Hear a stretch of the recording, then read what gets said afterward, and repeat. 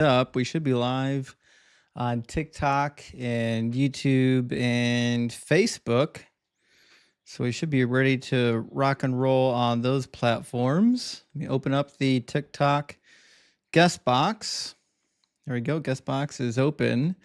And welcome in, friends. Happy Wednesday night. It's Wednesday, I believe, right? Yeah. Happy Wednesday night. I'm glad to be here with y'all. Let me grab a couple super chats and we'll get our first guest pulled right in. Oh, hold on.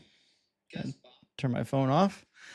Baz Kuda, good to see you tonight, friend. It says 1 Samuel 28:7. Then Saul said to his servant, "Seek out for me a woman who is a medium."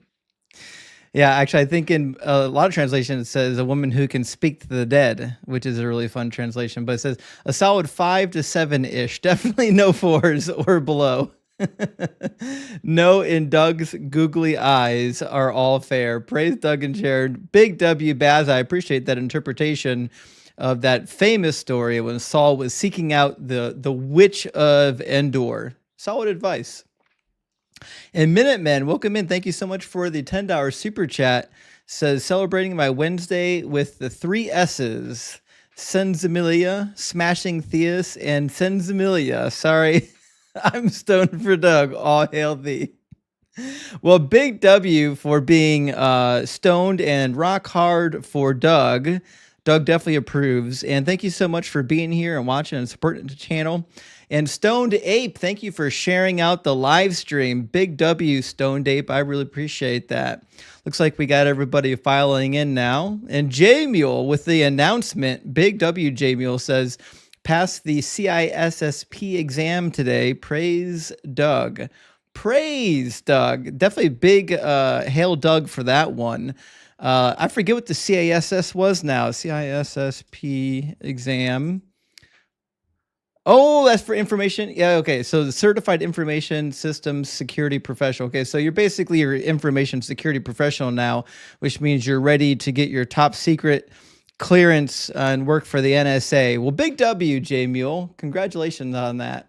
And Dexter sending out 5 subbies at the beginning of the show. Big W, Dexter. I really appreciate you supporting the channel and for being here every live stream. Thank you so much.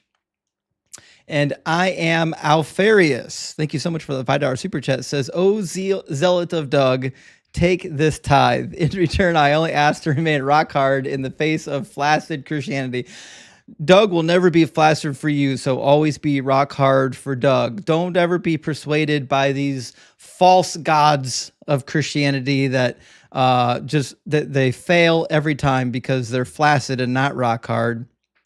And J Cal, thank you for the $2 super chat, says, "I've been laughing my F&A off watching Minar." Yeah, the Minar crash out video is my favorite. Guys, go to my YouTube if you haven't watched the Minar crash out video this week, and just watch out the Minar crash out video. It's chef's kiss, best video on the internet. And Jennifer Ganari, thank you for the $5 super thanks. I appreciate that, Jennifer. And last one from Keith, big W Keith, I appreciate the super thanks. And big hello from USA over to Europe.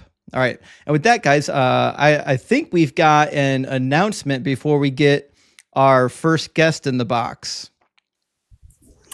Well, hi, Justin. It was so good to see you today over in our little church service on TikTok. Amen. Welcome in, Pastor and Deaconess. How are you? We're doing great. We're doing great. So did you judging on your background, I'm trying to figure out, you sent some tithes today in my live, and I'm just wondering, did you come to the Lord, or the background seems to think you still think Jesus was a liar? Well, you see, Jesus was a liar, and I do believe in the Lord. Lord is Doug, the rock hard truth. I rebuke this. The solid rock of foundation. The Bible tells you, just look what it says. It says, the rock, his work is perfect. All of his ways are just, a faithful God. God's a rock, guys. That's all there is to it. You guys that is just taking things out of context. Listen, this atheist words is so mean hard. words. He's hard. It's I am embarrassing how hard you are. I see how hard you I are right now. And I it's am rock embarrassing. I hard for see how Doug. hard you are too. I am You're so hard. I I hate am. how hard you are. It's making me a little uncomfortable how hard you are. Well, I'm gonna be listen, honest with you. You could be embarrassed. all I'm saying is you're flaccid because you don't believe in Doug. That's the problem. Well, Let, Doug let, don't know nothing about my God Yahweh. My but God Yahweh is all good and all loving, no, and He does everything right. Doug is Yahweh. It says, there is no one holy like Yahweh, no one besides you. There is no rock like our God, because God's a rock. It just said God is a rock. No way. I think God, that you God need to is, go back to That, the original Hebrew on that. You're that probably using some weird translation like the Message Bible or something. I would never use the Message. That's a cursed do translation. you do you do you read 1611 KJV? I have a 1611 KJV. I don't read it. You're never gonna find the right word rock for God in there. Amen. And you also need your Well, spiritual glasses on. You need to have the Holy Spirit in your heart before you can even begin to understand His ways are see, higher Amen. than that's our ways. that's why you guys aren't following Doug, is you don't have the spirit of Doug. If only the spirit of Doug was inside of you, you would see the error of your ways. Guys, I just want the It's audience okay, to know he guys. gave. Remove He, the no, Jesus blood blinding you. You have Jesus blood in but your eyeballs. Oh You can't even no, read the letters on the no. page. look at it. I want to Look at be him covered in His obfuscating. blood. He's That's that's the obfuscating problem. what I'm trying You're to say. drowning in blood. You can barely breathe. You Yeah, need more blood. Look at how pale you are. let me just tell you one last thing, and I gotta go. I have things to do other than to mess with Deconstruction Man Johnson. You have a story to It's finish, don't you? Well, that lady left, and that story will be finished here on my next live. But she didn't want to hear it. She was hard. You know, you're getting CPS called on you for leaving your 7-year-old in the house all alone by herself. Don't worry about me. You need to worry about your soul. Listen, all the The people. pastor is a good man. I just need you to know, Justin. He gave tithings today in my service, and He it's did. I because he saw. wants tenfold. I did. He wants tenfold. You know why? Even though he don't believe, he says he don't believe in my God, but he believes he's gonna get tenfold. That's what that proves. You want to know why? Because I'm showing the only one that can bring blessings is Doug.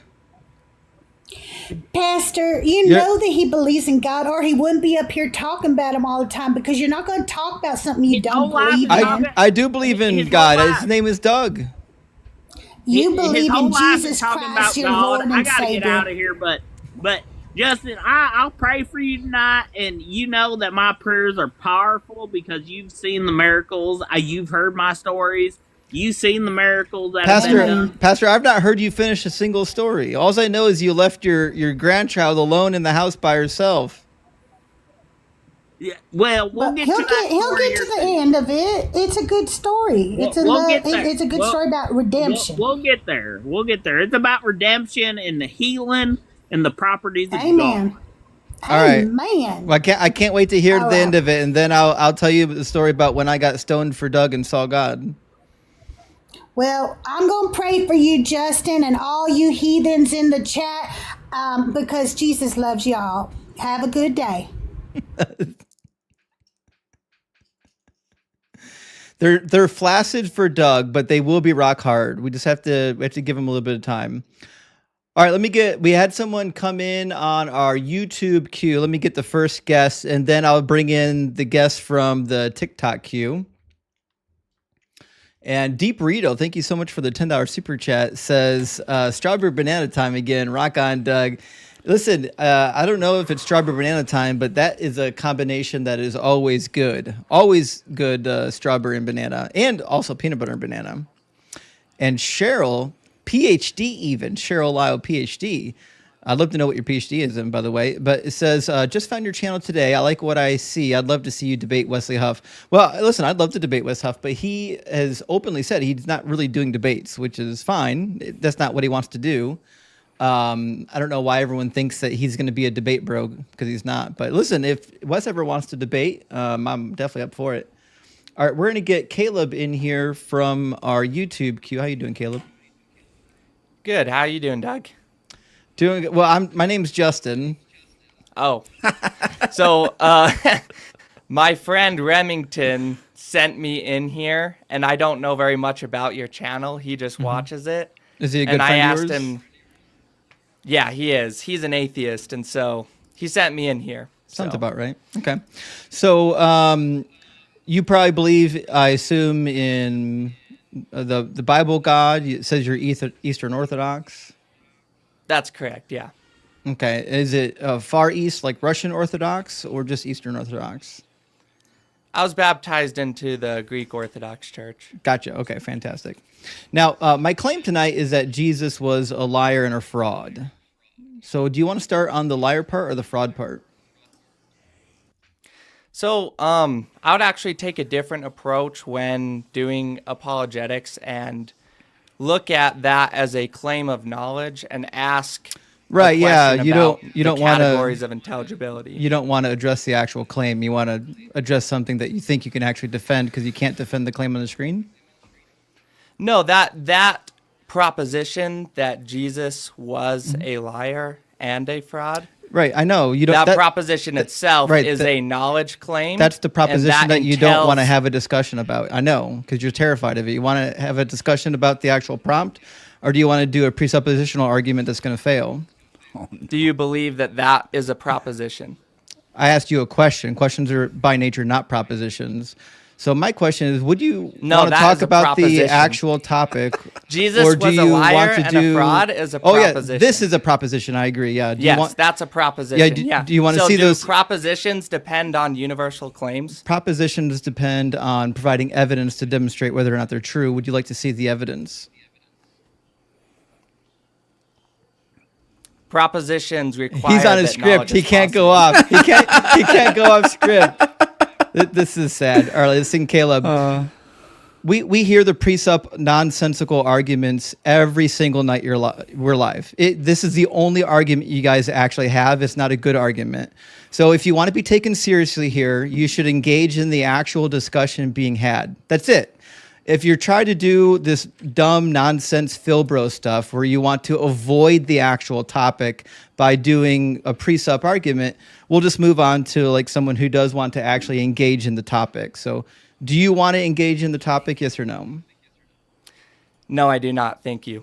Fair enough. I wouldn't if I was you either. That was At least that he was honest. Yeah, you don't see that very often. No, I do not. Presuppers literally only have one trick in their bag. That's it. And that trick does not include reading the Bible. All right, let me get our next guest in. That's a good one, at least. That was fun. All right, we're gonna get Defender in the box, and Jaws Incarnate. Thank you for the super chat. It says someone put that pasture out to pasture. Praise Doug. Well, inside That's great. a little bit of inside baseball. The pastor that was up here is a friend of mine. But anyways, I recommend following for a good time. And Joseph Schmidt, thank you for joining the Kraken crew. Big W. We're trying to get Defender in the box. We'll see if they can connect. Space Pirate, thank you so much for the $5 Canadian chat. That $5 in Canadian money might be worth more than U.S. money soon. Says, quick question. Who would win in a fight between Doug and Spanky? I'm leaning towards rock hard Doug. I don't think Doug is violent, though. I don't think Doug would fight it out. Doug is a pacifist and is peaceful. Doug would get stoned with Spanky. Yeah, that could be. And I said this earlier. I think this is a piece of wisdom we all need to keep in mind, which is that let he who is Doug be stoned. Amen. Oh, Defender dropped. I guess he wasn't ready to defend. So we had two callers so far, both very, very flaccid for the Lord. Not rock hard at all. All right. Well, listen, guys, if you're watching this on YouTube, there is a link in the description of the video. You can click the link and join the discussion. And if you're on TikTok, you already know how to get in. Just click that guest request button and we'll get you popped into the discussion. Now, J Mule says, calling the police on that on that murder. Oh, that kid who, hey, listen, at least he was honest. I'm going to give him some credit for being honest, because a lot of the Phil bros, they don't know when to quit, and they'll just keep trying to Phil bro in circles, hoping that you'll give in eventually. And, they don't realize how stubborn I am. But Kay, thank you so much for the $9.99 super chat, says, love you, Justin, and Planet Peterson. I love listening to your lives and videos. Well, I appreciate that, and we love Planet Peterson stuff as well. Peterson, your channel is going to be coming up shortly on 35,000. Yeah, I don't know. We're getting there. We're at 32 something like that. Yeah, I had a pop around 30,000. I'm starting to slow down. I think it's going to start crawling again after this pop. Yeah, it kind of does that. It really ebbs and flows. You know what I mean? Yeah. Something will set it off, and then it'll be not much will happen for a long time. Yeah, that's right. And Pat, big W for the super chat, says Caleb got his soul hurt by the topic of today. Actually, the interesting thing to me is, like, I know that the Orthodox bros don't want to actually look at the Bible. That they definitely don't want to do that. But that's the weird thing to me, because, like, if I was part of a religion and my religion had a holy book, you'd never shut me up about it. I want to talk all about the holy book, because it seems like it's the most, like, important thing that's tangible that you can reference. But anyway, Space Lord, thank you for the super chat, says an honest pre-sup was on no one's bingo card. Not at all on the bingo card. We played. I played bingo today on my on today's YouTube video. That's funny. It's been dang near a year since we did the Atheist Bingo live. I think we're overdue to make it happen. I got to put it on my schedule. Semper Fi, thank you for the 6-month subscription. I appreciate that. And Flodrius says cult statues. Statutes. There we go. Well, eventually I'm going to have to get glasses. I'm trying to put it off. Call statues. Did human beings literally spend thousands of years washing, feeding, and worshiping fancily dressed rocks? They did. In fact, you can even read about the process. Go check out, like, the Egyptian opening of the mouth ceremony, or check out the setting up of the temple for the goddess of the night ceremony, and you'll see kind of what they thought these idols were doing. The general idea was that they believed that once they made the idol and once they purified the idol, then they could do a certain incantation, and then the spirit of their patron deity would come and dwell inside of that physical form, which, crazy enough, not that much different than Christianity. We have roughly the same nonsense, where we just think something spiritual can inhabit something physical. But Lazarnaut, thank you for joining the Kraken Crew Elite. We had someone jump in the guest box on YouTube just now and jump out. This is the second time they did that. I don't know if they're having trouble with their equipment or what, but Master Machetier says, Doug is the rock that cannot be destroyed. Peter ain't got nothing on Doug. Actually, that's the New Testament trying to blaspheme Doug by calling Doug Peter. It's straight blasphemy. All right, our guest did come back. We'll grab our guest. Tally, thank you so much and he left again. I don't know. He's really confused about equipment. Tally, thank you so much for the 1999 super chat. Big W says, that was great. Hello to Eric, too. Yeah, big hello to Eric. I'm glad he joined us on a Wednesday night. Usually we don't get him till Friday. Yeah. But thank you so much for the super chat, Tally. We got, let's see, mental tieism? Mentality. Oh, mentality. Mentality is fine. Mentalityism? Yeah, queen mentality. That's fine. Fair enough. Mentality, are you a Christian or non-Christian? Yeah, I affirm the Nicene Creed and I'm a Christian. Cool. And you're at least 18? Yeah. And did you know that Jesus was a liar and a fraud? Where does it say that? Well, the Bible doesn't say he's a liar and a fraud, obviously, although Okay. I would say that Deuteronomy 13 comes pretty close to saying it. But my claim is that Let me just go to Jesus, Deuteronomy 13. my Go to Deuteronomy Jesus, 13. what's that? And then could you go to Deuteronomy 13? Oh, yeah, you want to read Quickly, Deuteronomy 2 seconds. 13? Yeah, yeah. We'll flesh this Yeah. out. So if you go to Deuteronomy 13, God gives you what to look for a false prophet. In fact, I'll put it on the screen. It says if Is there any prophet, specific verse you need to read from too? I'm in the NRSV. Yeah. Okay. If a prophet or Or one who those, foretells by yeah. I'll read it. It says, Okay, or yeah, those yeah. who divine by dreams appear among you and show you omens or portents, and the omens or portents declared by them take place, and they say, let us go and follow other gods whom you have not known, and let us serve them. You must not heed the words of those prophets or those who divine by dreams, for the Lord your God is testing you to know whether indeed you love the Lord your God with all your heart and soul. So that's what Jesus did. Jesus came and he gave omens and portents and drug a bunch of the Jews away from, well, not a bunch, a couple of Jews away from Yahwism, which is why the Jews stoned him according to Sanhedrin 43a. Okay. And is that what makes you think that he's a liar and a fraud? No. You want to see Hold on, so you want to see the part where he's a liar? Okay. We'll go over them one by one. We'll go over the I, liar. I first. asked you 10 times. Do you want to see me show you where he lies? Yes or no? Yeah, go ahead. I don't know why I have to ask it so many times. I never said Deuteronomy 13 was him lying. All right, give me. Oh. Sorry, let me get my internet browser back up. Okay. Isaiah 61 starts out, 61.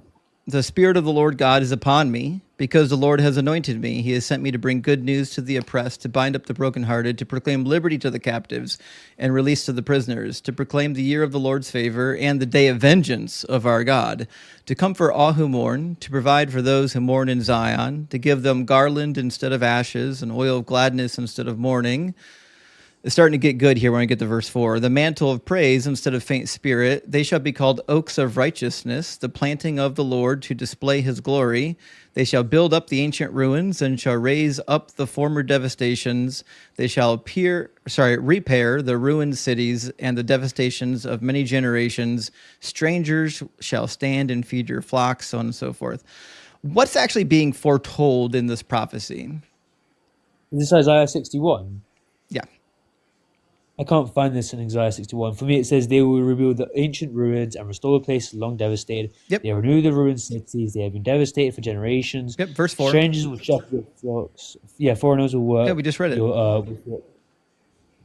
Okay. All right, so what's this prophecy about? I'm pretty sure it's talking about how they will rebuild. Israel. Rebuild Israel. Perfect. Right, because they got destroyed by who? I think let me just see. Is it? Second letter of the alphabet. It'll roll right off your tongue. Is it the Lord? Babylon. What? Oh, Babylon. My bad. Yeah, they got devastated by Babylon, right? So Isaiah 61 is being written right after the Babylonian captivity and is prophesying how they're going to be restored, right? Says that they're going to have the wealth of the nations. They're going to be rebuilt, right? So just a plain reading of Isaiah 61 is pretty simple. It's just about the restoration of the Israelites. Now, when we go to Luke chapter 4, Jesus has something very interesting to say about it. Says in 16, when he came to Nazareth, where he had been brought up, he went to the synagogue on the Sabbath day, as was his custom, and he stood up to read. And the scroll of the prophet Isaiah was given to him. He unrolled the scroll and found the place where it is written, the Spirit of the Lord is upon me, because he has anointed me to bring good news to the poor, he sent me to proclaim release to the captives, recovery of sight to the blind, although that's not actually in there, that part, to set free those who are oppressed, and to proclaim the year of the Lord's favor. He rolled up the scroll and gave it back to the attendant and sat down, and the eyes of all the synagogue were fixed on him. And then he began to say to them, today this scripture has been fulfilled in your hearing. Which is weird because we just kind of read the scripture and it was about the restoration of the Israelite people, which didn't happen at all when Jesus was around. I feel like when he's talking about this specifically, it says, "And he has anointed me to proclaim good news to the poor."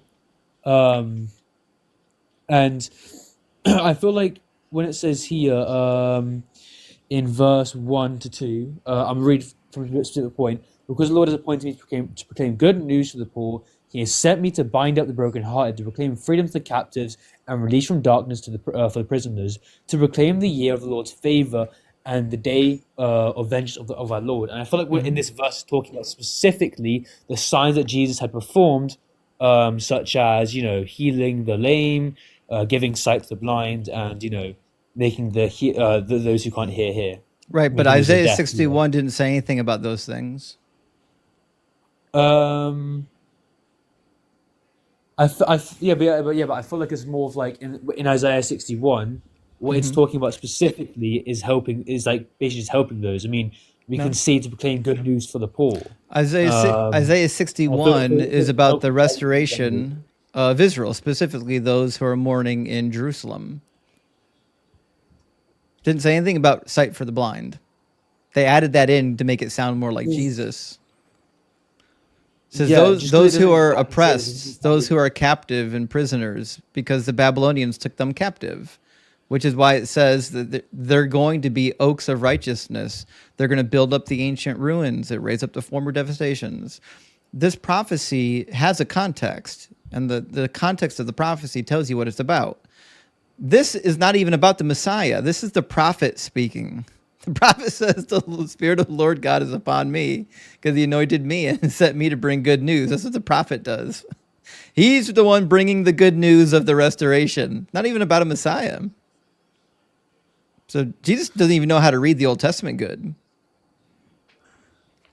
Yeah, so what I'm saying, though, is I'm saying that it doesn't have to exactly say, he gave sight to the broken. Oh, my God, he gave sight to those who cannot see, the blind, basically, or he gave, hearing to those who are deaf. It doesn't have to exactly say that. Well, it kind of does. That's how fulfilled prophecies work. Not really, no. So what part of this Jesus prophecy did he actually fulfill? Because when we read it, before you read Luke chapter 4, you read it with me, and you agreed that the prophecy was about the nation of Israel being restored and rebuilt. Now that we're reading it, you don't actually think that's what it's about. It's weird how your opinion of what the text means changes based on whether or not somebody else told you what you think it should mean. Not really, no. We were reading specifically verse 4, and I was thinking that verse 4, and then probably about a bit further on maybe, was about the rebuilding of Israel. It says they will rebuild the ancient ruins and restore places long devastated, but previously it's not talking about the restoration of Israel. It's talking about those who are, brokenhearted. Yeah. Where? And comforting those who are mourn. Where? Yeah. Perfect. Verse 1, it says. Why are they brokenhearted? Yeah. Why? Why what? Why are they brokenhearted? Because of Babylon. Yeah, because they got devastated by Babylon. The whole prophecy is about Babylon. It's not just about rebuilding Israel, It is. Yeah. It's not, because then why? Hold on. It literally is. It says, "You shall be named ministers of our God. You will enjoy the wealth of the nations. In their riches you shall glory, because their shame was double and dishonor was proclaimed for their lot." This is all about the post Babylonian captivity period when they get rebuilt. This all this is. It's not about a Messiah. Right. So if I comfort those who mourn, would I be rebuilding Israel? No. Is that a part of rebuilding Israel? Perfect. So it's not just about rebuilding Israel then, according to what you've just told me. No. It includes the rebuilding of Israel. That's the point of the prophecy. The point of the prophecy is that the prophet Isaiah is bringing the good news that Israel is going to be rebuilt. That's the good news. It doesn't mention a Messiah anywhere. I didn't hear what you said. Say it again. You think it's like a literal physical rebuilding? Yeah. Is that all there is? That's all this is about. This is about the post Babylonian exile period. It's not about a Messiah. You can argue that other things will also happen, but this prophecy has conditions, and you're offering us consolation prizes absent any conditions, and then saying You muted. I think your mic cut At out the for a very end second. there, sorry. Yeah, at the very end there. So You- yeah, sorry about that. But what I just said was you're offering these consolation prizes absent the conditions that are supposed to be fulfilled. Now, like it can come with other things, but absent the conditions, then we're just saying, yeah, well, it was legit because I'm just going to interpret what was supposed to happen as being different because different things happened, and this still fits. Okay, yeah. So I think this is like still like a fulfillment of the prophecy. What was fulfilled? Yeah, sure. Verse 3. Verse 3 is tied to verse 4. So what you're trying to do is you're Wait, trying to so say, hold on, listen, hold on, hold on, Menno. You're saying the part that I like, the part that sounds like Jesus, I'm going to say fulfilled, and then I'm going to ignore the rest of it. But that's not how prophecy works. The prophecy doesn't mention a Messiah at all. Yeah, verse 3 says, "And provide for those who provide for those who grieve in Zion, to bestow of them a crown of beauty instead of ashes, the oil of joy instead of mourning, and a garment of praise instead of a spirit And how of did Jesus despair." do that? Right, he brought the good news to the people of No, Israel. he that didn't. They was got Messiah. devastated by the Romans. They got wiped out by the Romans. Yeah. No, the Romans were oppressing them when. Yeah, When that's he right. came. The After Romans he were came. oppressing them when he was already there. They were already oppressing him. And then about 30 years after he died, they wiped him out. And then in 136, what was left of them got completely driven from their land. The opposite of this chapter. This chapter talks about a period of peace and restoration. What happened when Jesus came was the opposite. Right, and so what was the good news that Jesus came with? The good news was a lie. That's what I'm saying. If the good news didn't result in the restoration of Israel, then this prophecy did not come true. Okay, so but hold on, you haven't answered the question. What was the good news that was given by Jesus? The good news was a lie. It doesn't matter what you think it is. It doesn't matter if you're Calvinist. It doesn't matter if you're Torah observant. It doesn't matter what your interpretation of the good news is. If it's not tied to what this prophecy says is going to happen, then it's not the fulfillment of this prophecy. This prophecy is about the rebuilding of the nation of Israel. Okay, so if the good news, right, of Jesus Christ is that they will what do you call it again, that they shall not perish but have eternal life if they believe. That's not in the Isaiah 61. Yeah, that's Then yes, This That's is more the not, consolation it's not in prize. Isaiah 61. You haven't let me finish though. We already know what you're going to say. We've heard it a million times. Address what Isaiah 61 says. What was I going to say though? You're going to say that somehow Isaiah 61 verse 1 was fulfilled because Jesus is giving people the good news of eternal life, which has nothing to do with what Isaiah 61 actually That wasn't what I was says. gonna say. Isaiah 61 doesn't say anything about a Messiah. It's not a messianic passage. That's not what I was going to say though.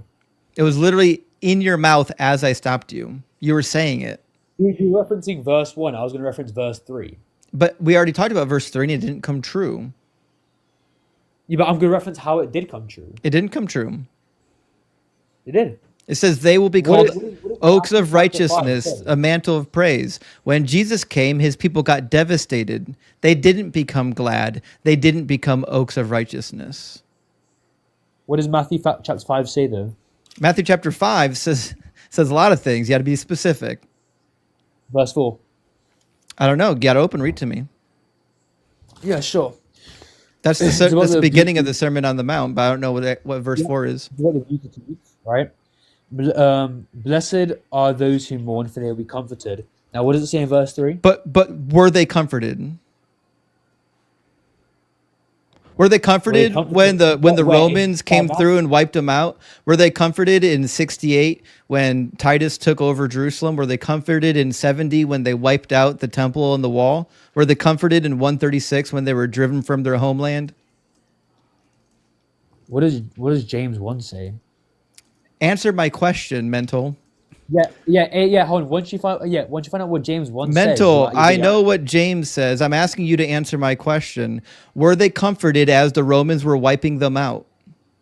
if they were Christian, then yeah, they would have been. No, they weren't. If you heard the word of the Lord, then yeah, they should have been. This doesn't say anything about Christians being comforted. This is about the actual people in Jerusalem being comforted because their people group and their cities are going to be rebuilt. Blessed is the one who perseveres under trial, because having stood the He's test, stuck that in a loop. person He shall can't be stop crowned with himself. life. The Lord has promised to those who love Him. The cognitive dissonance is thick tonight. I've Do literally just you answered your do you question. always lie to yourself, or just when you're like caught in a verbal spar? How am I lying to myself here? So I want to know why you think that this is being fulfilled in Jesus when the prophecy says that it's about the ruined cities being rebuilt.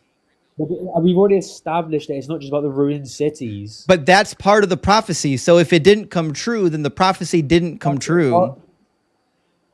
You're just saying it didn't come true. It didn't come true, but part of it came true. Then show me If- when Jesus caused it to come true. Find me that Bible verse.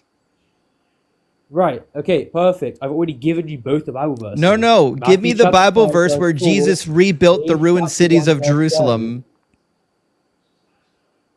Yeah. Hold on. So if these people who are mourning Mental. are being blessed, Hey, head case. Give me the Bible Yeah, verse. I- Give me the Bible verse where Jesus causes the ancient ruins to be rebuilt, because that's what the prophecy said. Right. Do you understand the difference between a literal? So I'm saying that. I'm saying that part of the prophecy. Meatball, the prophecy give that me you say the that you Bible think about verse it. that This says part of Jesus verse 4 rebuilt the is not the ancient prophecy that cities. was being Give mentioned. me that Bible verse. Verse 4 is not the point that is being mentioned by It Jesus. is verse 4. I know, because Jesus was a liar and a fraud. I'm talking about what He wasn't Isaiah lying. said. Isaiah said How that did they you will actually build say up that the one? ancient ruins. They will raise up the former devastations. They will repair the ruined cities, the devastation of many generations. Did that Right, and what happen? is- Yeah. Hold on. So it says, Did the it? Spirit of the Lord is on me because He has. I asked you an easy question, and it only requires a yes or no. I asked you, did Jesus rebuild the ancient ruins and raise up the former devastations and repair the ruined cities? Did he do that? That's not part of the prophecy. Yeah, It but is- listen, He has sent me to Well, claim freedom. Try this again. Did Jesus You're build? gonna continue muting me. Now, Did listen. Jesus? Because I need a yes or no out of your mouth. Did Jesus build up the ancient ruins, raise up the former devastations, and repair the ruined cities? Did he do that? This is a loaded question. It's not a loaded question. It's a yes or no answer. Did he do what verse 4 says was going to happen? Yeah. So the question. Okay. It's a Yeah, yes hold or on, so your question. Meatball, you're not going to get a fucking word in until you say yes or no. I will mute you every time until you say yes or no to my question. Quit being a coward and answer the question. Did Jesus do what verse 4 said was going to happen? It's a yes or no. It's crazy that he can't just say yes or no. It's a false premise that your question. Did he do it? What is the prophecy saying? I asked you yes or no, Fuck, motherfucker. We read it 3 times. Did Jesus, yes or no, did he do what verse 4 said is going to happen? No, It's on the screen. Did he do Verse it? 2. Did he do it? It's referencing verse 2. Did he do verse 4? It's referencing verse Did 1 he- to 3. This is your last chance, Meatball. If you don't give me a yes or no on verse 4, I'll cut you and you can go sit with the other cowards. So yes or no, What?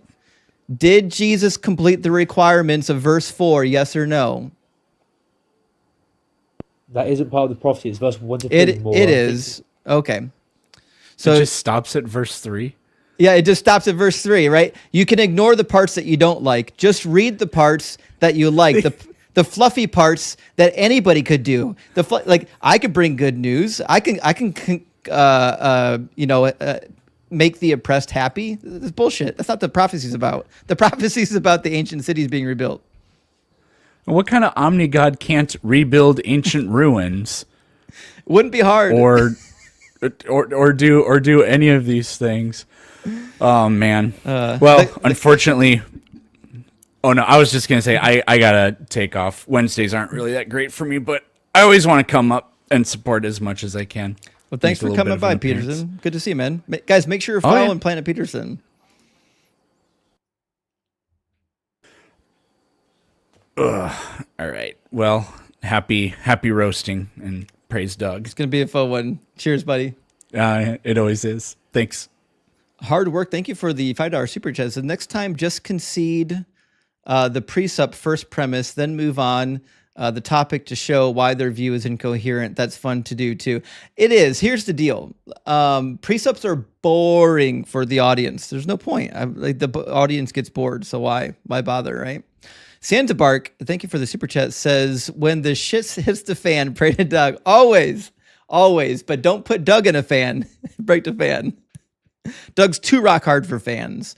Acme Hero, thank you for gifting 5 Deconstruction Zone memberships. Big W, good to see you tonight. I appreciate that. And Small Johnson said, have you tried the Holy Trinity chips? Listen, Small, I looked at the Holy Trinity chips and they look amazing, but they're also like $25 to ship to my house. And as much as I love chips, I don't know if I'm ready to spend $25 on chips just yet. Maybe if they get them on Amazon, I get some free shipping. I didn't check Amazon yet. I'll check Amazon, but listen, they look amazing. Definitely check out the Holy Trinity chips, guys. And Carlos, thank you so much, friend, for gifting out 5 Deconstruction Zone memberships. Big W, very generous. And we're going to hit 1,100 memberships tonight. I believe it. Larry Beck also gifting out 5 DZ memberships. Big W, Larry. I appreciate that. And Pedro in the house tonight says, I was about to play a video game all night, but you showed up. I like watching cook shows rather than playing. Well, thank you so much, Pedro. I appreciate that. And we are going to cook as much as possible tonight. That's what we're going to be doing. And Larry, again, with a super chat. Thank you so much. W666, Hail Nero, says, how do you get 2 of my cousins on there? Larry, I don't know who your cousins are, but Larry, if your cousins are on the show, let me know who they are so we can congratulate them for being related to you. And Jan Quinn gifting out 20 Deconstruction Zone memberships. Big W, Jan. I really appreciate that. That's very generous. And we've got Vinny Angel's Rock and Roll Bedroom with us again tonight. Big W. Good to see you, Vinny. Says, for Peterson, I may be the only one who gets them, but more Frank Zappa references, please. Rock hard for Doug. Actually, I haven't listened to Frank Zappa since like 2005. It's been a long time, but big W for the Frank Zappa references. Big W. And also big W for Not a Chance gifting out 5 Deconstruction Zone Zubs on TikTok. And last super chat from Steven Shepard. Big W. Thank you so much for the 1999, Steven. It says, I understand that you prefer the NRSV-UE. Could you briefly explain why? Cheers. Yeah, sure. Okay. So here's why I like the NRSV-UE. I don't think it is perfect, but here's why I like it. So the translation committee for the NRSV-UE is purely an academic translation committee. They don't have any sort of theological axe to grind. They're not denominationally specific. They're not adhering to any doctrine, nothing like that. They're not trying to translate Christ into passages. It's purely an academic translation, and they think the best thing to do is to translate the text and then let the reader figure it out. Whereas a lot of translations like the NIV and the ESV and certainly the King James, what they did was they tried to translate it in a way in which they were interpreting it for you because they wanted to preserve certain doctrines. And to me, that's just dishonest. I think the NRSV and the NABRE are honest translations, as imperfect as they may be. But how you doing, DWBB21? Hello, can you hear me? Yeah, I can hear you. Okay, nice. I'm doing nice. How about you? I'm doing well. Thank you for asking. DW, are you at least 18 and are you a believer? Yes. I'm 19. And Okay. yes, I believe in God. Cool. The Christian God? Yes. Okay, just checking. Okay. Are you aware that Jesus was a liar and a fraud? I mean, I don't really agree with that. I think that if Jesus sacrificed himself in the cross for all of our mistakes, I think that he wasn't really a fraud. I mean, we are all liars. What does that have to do with anything? Jim Jones executed himself. That doesn't make him the Messiah. Yeah, but we are talking about, like, you know, we all lie. So I think that Jesus maybe was a liar, and I kind of agree with that, and that's okay. He definitely was a I liar, yeah, think and a fraud too. that So that one I don't really okay, agree so, with. so But you agree with me that he's a liar, so we don't actually have to tackle that part. We can just go right into him being a fraud. Do you want to know why I'm claiming that he's a fraud? yes, I would be interested. It's because he claimed to be the Messiah, and he clearly wasn't the Messiah. Let me ask you a question. What were the requirements of the Messiah? I mean, if I don't really understand why do you think that that makes him a fraud just because he wanted to be someone else? I mean, Right. Okay. So if I said I was the Messiah, but I wasn't the Messiah, would I be a fraud? no, you'd be a liar. And a fraud. That's the definition of a fraud, pretending to be someone you're not. But I don't think that he really did that in that way. Well, he did. He claimed to be the Messiah, and he clearly wasn't. Mm. I mean, you know, he was a male, and A what? that's one of the requirements. It's To be a you man? need to be a Oh, no, shit. you need to be a male. I'm a man. That is Does that make me the Messiah? No, you need to be a descendant of the Jewish king David something. I But don't he wasn't. remember. He But wasn't. I think He wasn't descended from King David. The do only you the know only that? lineage in the Bible that we know of he says he comes from Mary, who was of the tribe of Levi, and his father Joseph, according to the story, was only his stepfather.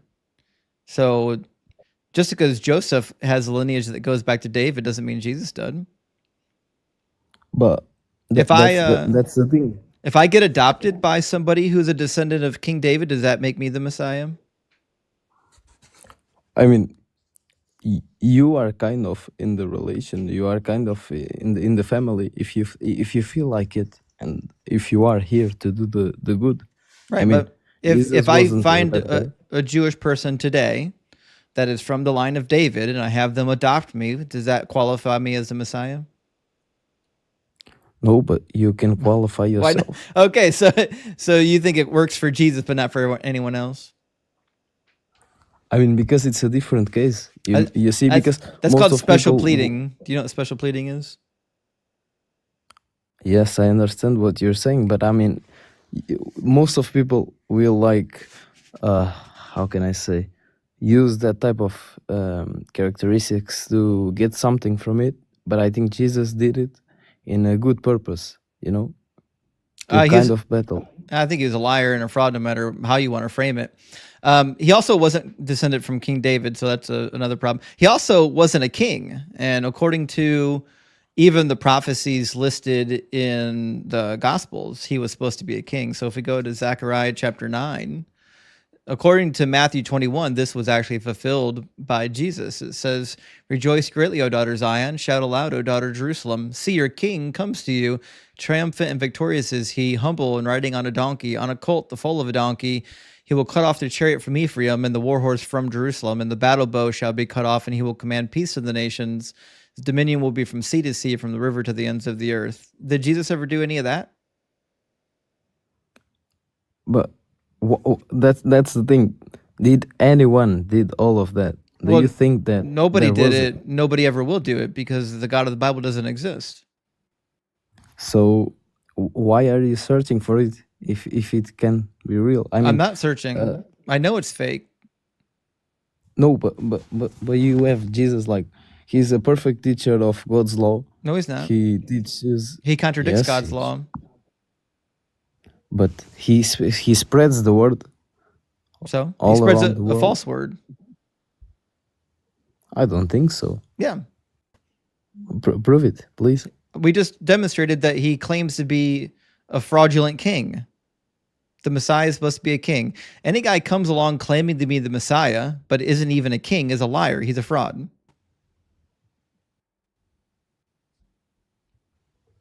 You can't preach the word of God by lying about it. The kindness. No, he didn't.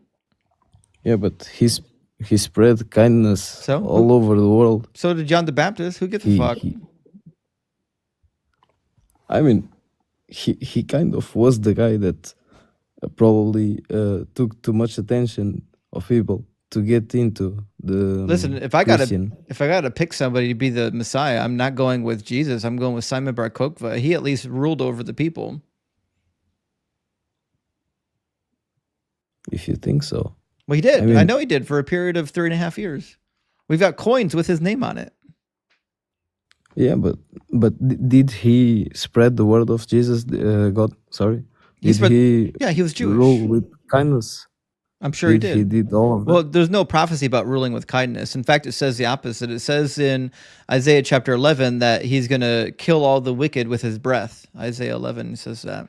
Did Jesus kill all the wicked with his breath? No. Oh, wait. There you go. wait. You don't have proof that he didn't do that. Oh, well, show me the proof where he did. That's the thing. You don't really have proof for everything, but that doesn't. Oh shit! Then I'm the king. I killed all the wicked with the breath of my mouth. I'm sitting on the throne of King David right now, the spiritual throne. Prove that I'm not. That's the thing. You have no argument. That's the thing. You can't do it, can you? I'm the Messiah. He can't prove that I'm not from the line of David. Okay, so there is literally something that blocks me from doing that. DW, prove that I'm not descendant from King David and sitting on the spiritual throne of King David. Even if I did that, you could have always say that you identify as it. DW, just do it. Just tell me. Prove me wrong. Prove that I'm not the Messiah. Well, I mean, are you a perfect teacher of God's law? Yep. Do you think so? I know so. I'm the Messiah. So I have to be. Doing this? The Messiah has to be a perfect teacher of God's law. So why are you saying that Jesus is a fraud? Because you're in a cult. Does that make sense to you? Yeah. It should make sense to you. Do you rule with kindness? That's not a prophecy. There's no prophecy about the Messiah ruling with kindness. It says the opposite. He rules over the humanity. Yeah. Doesn't say anything about ruling with kindness. It says with righteousness he will judge. That's what he's going to do. Doesn't say he's going to be kind.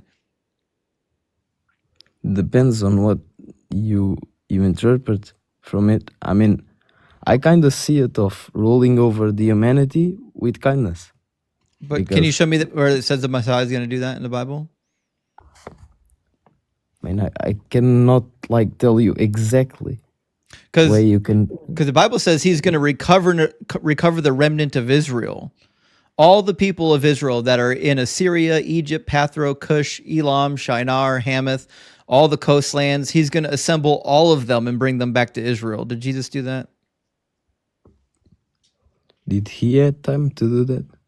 Did he do it? Did he did the wrong thing? That's the thing. But did he do the thing that the prophecy says? That's my question. But okay, it's a yes or no. Okay. Isaiah 11 says that. Yeah, there we go. It also says that there's going to be world peace. Did he do that? But there is a lot of things that don't happen. So that's it. Give me one messianic prophecy that actually did happen, or else he's just a liar and a fraud. I mean, I think that he's human. Yeah, but that wasn't my question. We all agree he's human. My question was, what did he actually do? Why would I believe that he's the Messiah? Well, he's a human. I don't care. I'm a human too. That doesn't make me the Messiah.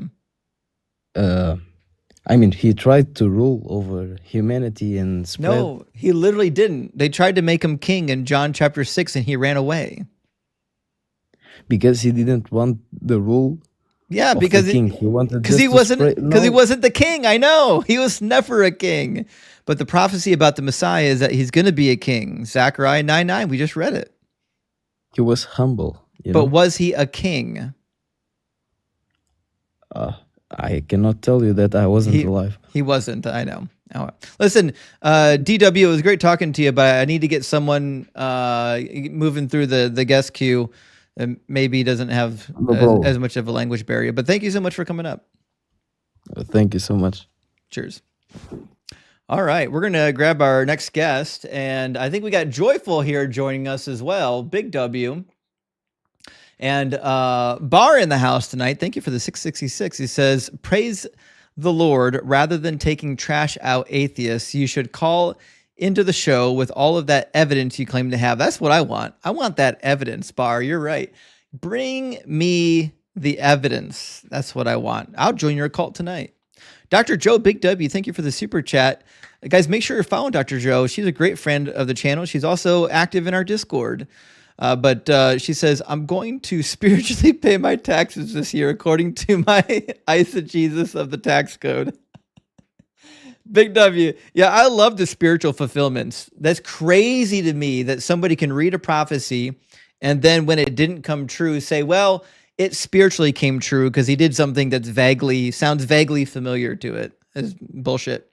Space Lord, thank you for the super chat. Says, the Lord spake, lo thy swivel like a mofo. Yeah. The pivot, the endless pivot. But I like the swivel like a mofo. That's a good one. And Fru Brews, it says Judas and Jesus were well, I don't know if that was the case. I think Jesus and John the disciple might have been, doing a little, and Big W for them. The problem is that they lived in a society where they had to keep it secret. That's the big problem. So if Jesus and John were in a relationship, I'd say more power to them. And SoCal Mikey, welcome to the Kraken Crew Elite. And Dr. Sophia, Big W for the super chat, says Rabbi Dr. Sophia Rothschild. Holy shit, that's quite a list of titles. But thank you for the super chat. I appreciate that. And Maximilian in the house tonight. Thank you so much, Maximilian. I really appreciate the 3710 super chat. It says, happy to see the man back in the kitchen again. We are always hungry for more. Go get them, brother. You are the best. Well, Maximilian, I really appreciate your support and your kindness and your generosity. And we're going to keep cooking. It is Wednesday night. It's the cook night. It's the chef in the kitchen night. So the griddle is hot. We're going to get everything going. All right, we got Joyful on with us. Welcome in, Joyful. Hey, I'm going to request back up here in like 5 minutes. I'm sorry. I have to run and grab my son really quick. Fair enough. Go ahead, bud. Go ahead. All right. We've got SB Real. How you doing, Real? I'm good. Can you hear me? Yeah, I can hear you. Yep. SB, are you at least 18 and are you a believer? Yes, I'm over 18 and I'm a believer. Cool. And I assume you're a believer in the Christian God, right? Yes, but I think the Christian God is, I could be wrong, but I think the Christian God is is the same God when we think of Allah but based on your face expression, you seem to think no. Is the Bible true? I think the Bible is true. There's a lot of things in there that are pretty complex, and then there are things in there that are, to me, can't be true. So it's only partially true. But I would say there's parts in there that I don't think Jesus would say that, would believe that, Okay, so the Bible is a liar. I wouldn't call it a liar.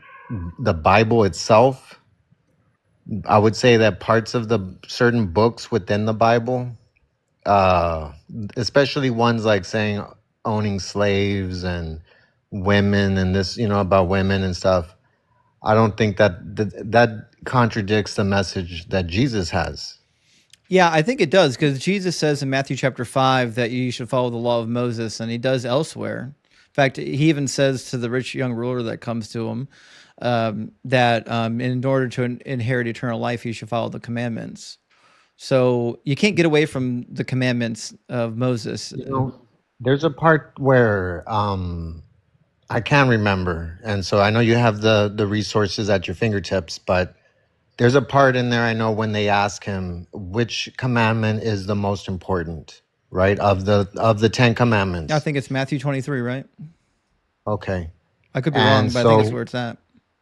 yeah, I think it's in one of one of those, right? Um so in there he says that to love, right? To love thy neighbor is and to love God, right? Those are the only commandments that you really need to follow. Because if you do, then there's no need for the 10 commandments. You don't need Matthew to- 22, and that's not what he said at all. Let me just Okay, pull well, it on the screen. It says, the Pharisees heard that he had silenced the Sadducees, and they gathered together, and one of them, an expert in law, asked him a question to test him. Teacher, which commandment in the law is the greatest? And he said to them, you shall love the Lord your God with all your heart, and with all your soul, and with all your mind. This is the greatest and first commandment. And the second is like it. You shall love your neighbor as yourself. On these two commandments hang all of the law and the prophets. So he didn't say that the other laws are somehow unnecessary or unneeded. He's saying that all of the commandments in the laws of Moses could fall into those two categories. So if when you love someone, you're not going to kill them, right? You're not going to murder them. If you love someone, you're not going to cheat on them. You're not going to steal from them. When did I say that the Bible allowed for stealing and killing? Those are the commandments. I And know. so I'm just and Jesus said to adding follow to the your- commandments. I know. So those are the two, right? No, they're love two. God They're, and- they're two of the 613. two of the ones that he said were the ones to listen to, right? Two of the many he said to listen to. Can you go back to that thing? Because I don't remember it saying many. Yeah. He It says, says, which commandment in the law is the greatest? You right, yeah. love the And then he told them the two greatest commandments. Did he say that these are the only two commandments? Well, he's asking him which commandment. Did he say in that these law were the is only two greatest? commandments? No, and I didn't say that he Okay. said that. Okay. So Those is are- he suggesting here that you should only follow these two commandments? What he's saying is that you only need to It's follow. those crazy commandments. how you won't say yes or no. He didn't say that. He didn't say you only need to follow these two commandments. That's not in there. He says, on these two commandments rest or hang all of the law and the prophets, meaning all the law and the prophets can be categorized into these two categories, loving God and loving man. He didn't say that you don't need to follow the other laws. No, you won't need to. You won't have to. No, you will. You won't have to. You You will. won't have to. You're wrong. No, if you You're wrong. love someone, you don't. You You're won't wrong. kill them, right? So I'll just read you Matthew chapter 5. If you love someone, but anyway, The more this you is talk, like the side worse. topic. The more you talk, the worse it's going to be. So it says, "Do not think that I've come to abolish the law or the prophets. I've come not to abolish, but to fulfill." So did he come to abolish the law? No, and actually, Okay, when so they sh- asked him so should about so if should he people pay- so what should about taxes, people they asked him. so should people follow the law? I don't know how to word this properly, but It's just a yes or we're- no. Should people follow the we're- law? You don't need people will follow the law. you don't need proper wording to say yes or no. Just say yes or no. Should people follow the law according to the word of Jesus?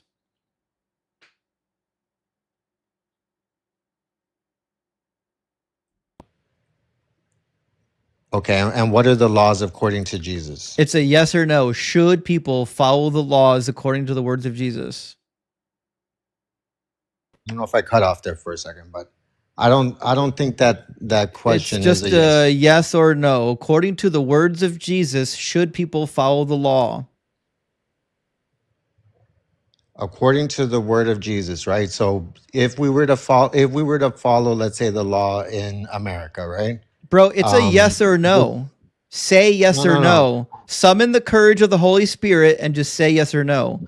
According to Jesus' own words, are following the law good or bad? According to Jesus is right, following those two commandments. Yes, those are the greatest commandments to follow. Which is why he says those are the two greatest. He's not the two only. He Right. says, I tell you, until heaven and earth pass away, not one letter, not one stroke of a letter will pass away from the law until all is accomplished. Therefore, whoever breaks one of the least of these commandments and teaches others to do the same will be called least in the kingdom of heaven. But whoever does them and teaches them will be called great in the kingdom of heaven. So following following the I laws think- following the laws right. of Moses will make you great in the kingdom of heaven, according to Jesus, right? So I think that it's a matter of semantics. It's not. Even in law, in law, right? it's They not. have to define what the words mean and what it means to answer those What's- questions. what is In- the law in and a the prophets? deposition. What is the law of the prophets? The law and the prophets. Okay, well, let's go to a different translation. What and are we the can- law and the prophets? We know what What- that means. What does it mean? Where does that come from? Where are you getting the law and the prophets? It's from the Old Testament. Are you this slow? You can't be this From the Old dumb. Testament. Okay. Well, I haven't even had a real chance to talk. So Just how can because you can't determine if focus. I'm- I need you to focus on the words coming out of my mouth and stay in the dialogue. The words. The Well, we law- can use the words law and the from pro- the Old law and the Testament if it's coming from a. The problem why you're struggling to keep up is because you think flapping your lips is helpful for this dialogue, and it's not helpful for this dialogue. If you want to have a productive dialogue, then stop trying to pivot and yap and just answer the easy questions. They're really easy questions. What are the law and the prophets according to the Bible? Have you read the Bible? Do you know what the law and the prophets are? It's just yes or no. It's all you need is a yes or no.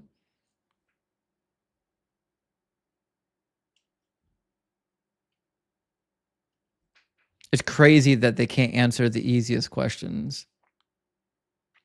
Look at Ryrie crashing out in the TikTok comments. Ryrie, listen, get the courage of the Holy Spirit and come up here and defend your God. Real, unmute yourself. Everyone's waiting for you to unmute yourself. Yoshi, thank you for the dragon. I appreciate that. Well, while SB Real is trying to pray to the Holy Spirit so he can figure out unmute himself. Oh, he figured it out. Okay. So do you know what the law and the prophets are? Do I know what the law and the prophets are? Okay, so you're forcing me to play the game. Motherfucker, Your game, right? it's a yes or no. Do you know what that word means? Do you know what the words mean when Jesus uses them? Yes or no? Look, let me tell you.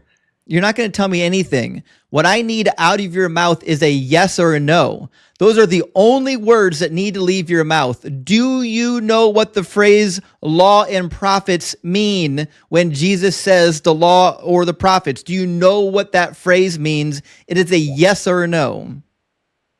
Do you know what it means? Yes, I'm asking you if you know what it Well, means. define it for me so I can. God damn it. I'm not doing a single thing until you say yes or no. Until a yes or no leaves your mouth, I will mute you and I will read super chats and I will insult you. Say yes or no. Do you know what that phrase means? All you have to say is yes or no. Do you know? Yes or no. Let it. No, I don't. There we go. Thank Not you. if I don't know That's all what you had to based on say. what- That's all you what had to on- say. Stop yapping. All you had to say is no, I don't know what that means. I'll help you since you finally said no. The law and the prophet refers to the writings of Moses. The first 5 books, according to the Jews in the first century, were all called the writings of Moses. That was the law. All 5 books, even though Genesis technically doesn't include laws, it was part of the law. The prophets are everything except for the historical books. Yeah, I'd run too. Yeah. It's crazy when they come up to yap and they think yapping is going to get them somewhere. I have no idea why they think yapping is going to help. Anyways, we'll get the next one right in here. Space Lord says he's not the Messiah. He's a naughty boy. Jesus is a naughty boy, wasn't he? He really was. Jesus was a naughty boy. And Dingleberry Cheesecake, W for the name and W for the super chat, says, what's a reverend exorcism? It's when the demon is trying to get the priest out of the priest out of the child. Ding, ding, ding. We got a winner. That's a good one. That's a good one. And the Raging Tomato, thank you for the 999 super chat, says, hi, sent you a debate request. I think would interest you, IG and Discord. I don't know why you think. Oh, you sent me a message on Instagram and Discord. Well, I'll check my messages on Discord. I'm sure tonight, maybe tomorrow morning or something. So, but I assume you're the one that wants to debate. I don't know. But listen, if you want to debate, I'm literally live right now. All you gotta do is request and get in the box. I don't know why everyone's so hell bent on getting into a debate when I'm literally debating 20 hours a week. Maybe you think a moderator is going to help your case. It's not. Jeff, thank you for the super chat. Says, what are your thoughts on Ezekiel 45:22? I've heard some people try to dodge it and say that the prince was not the Messiah. Well, it clearly is. The prince is the Messiah. So, we don't have time to go into the whole theology of Ezekiel, but the Messiah / prince is always the prince in this particular chapter. At a minimum, the prince is the leader of Israel. This is why Bar Kokhba was referred to as the prince, because he was the leader of Israel. So yeah, the prince is always the leader. That's how they refer to the leader of Israel in the time period of Ezekiel. So I don't know. We could do a deeper dive on that, I'm sure, but. David Moreland, thank you so much for the $20 super chat. I appreciate that. Very generous. It says, does the situation in Numbers 5:29-31 imply a miscarriage caused by the bitter water would be adultery, therefore death sentence? Well, I think what you're asking is, in Numbers chapter 5, the curse of the bitter waters, when it says that her thigh will fall away, is this implying a miscarriage or adultery or what? So it's a little bit of both. So the question is whether or not she's miscarried or whether or not she's committed adultery. And the reason why you might suspect randomly or become jealous that somebody committed adultery is maybe, I don't know, they got a little bit of a bump going on. And so the idea is like, hey, if you suspect that your woman has been unfaithful to you, but you don't have evidence, there's no witness, well, congratulations, you're in luck, because we can do the trial by bitter waters and they will determine if in fact she was sleeping with another man. Now, whether she's pregnant or not, I think is irrelevant, because the trial is going to happen whether or not she's pregnant or not, right? So it doesn't say whether or not she's pregnant. I think we can assume easily that either scenario would fall into the curse of the bitter waters. If in fact she does, she theoretically was guilty, then it says her thigh will rot or her thigh will fall away. Well, the thigh idiomatically is commonly referred to when speaking of the genitals of somebody. Like they don't have a word necessarily for genitals in biblical Hebrew. So they use different idioms like the thigh. And so when it talks about the thigh falling away, it's referring to the uterus or, the miscarriage happening, falling away. And so if there was a baby in there, then yeah, the baby would be dead. It'd be a miscarriage, which means God would get rid of the baby. And he's okay with that. God will kill illegitimate children at the drop of a hat. Deuteronomy 23, verse 1 or 2, just tells you. I'll pull it up on the screen. Says, those born of an illicit union shall not come into the assembly of the Lord, even to the 10th generation. None of their descendants shall come into the assembly of the Lord. So listen, if all you've done was to get born to the wrong woman, God is going to kick you and your whole lineage out. He don't care about you. Not at all. Not at all. He only cares about purity, specifically female purity, because he's a pervert. And Pat, thank you for the super chat. It says, Justin, that's the thing. Greatest answer ever.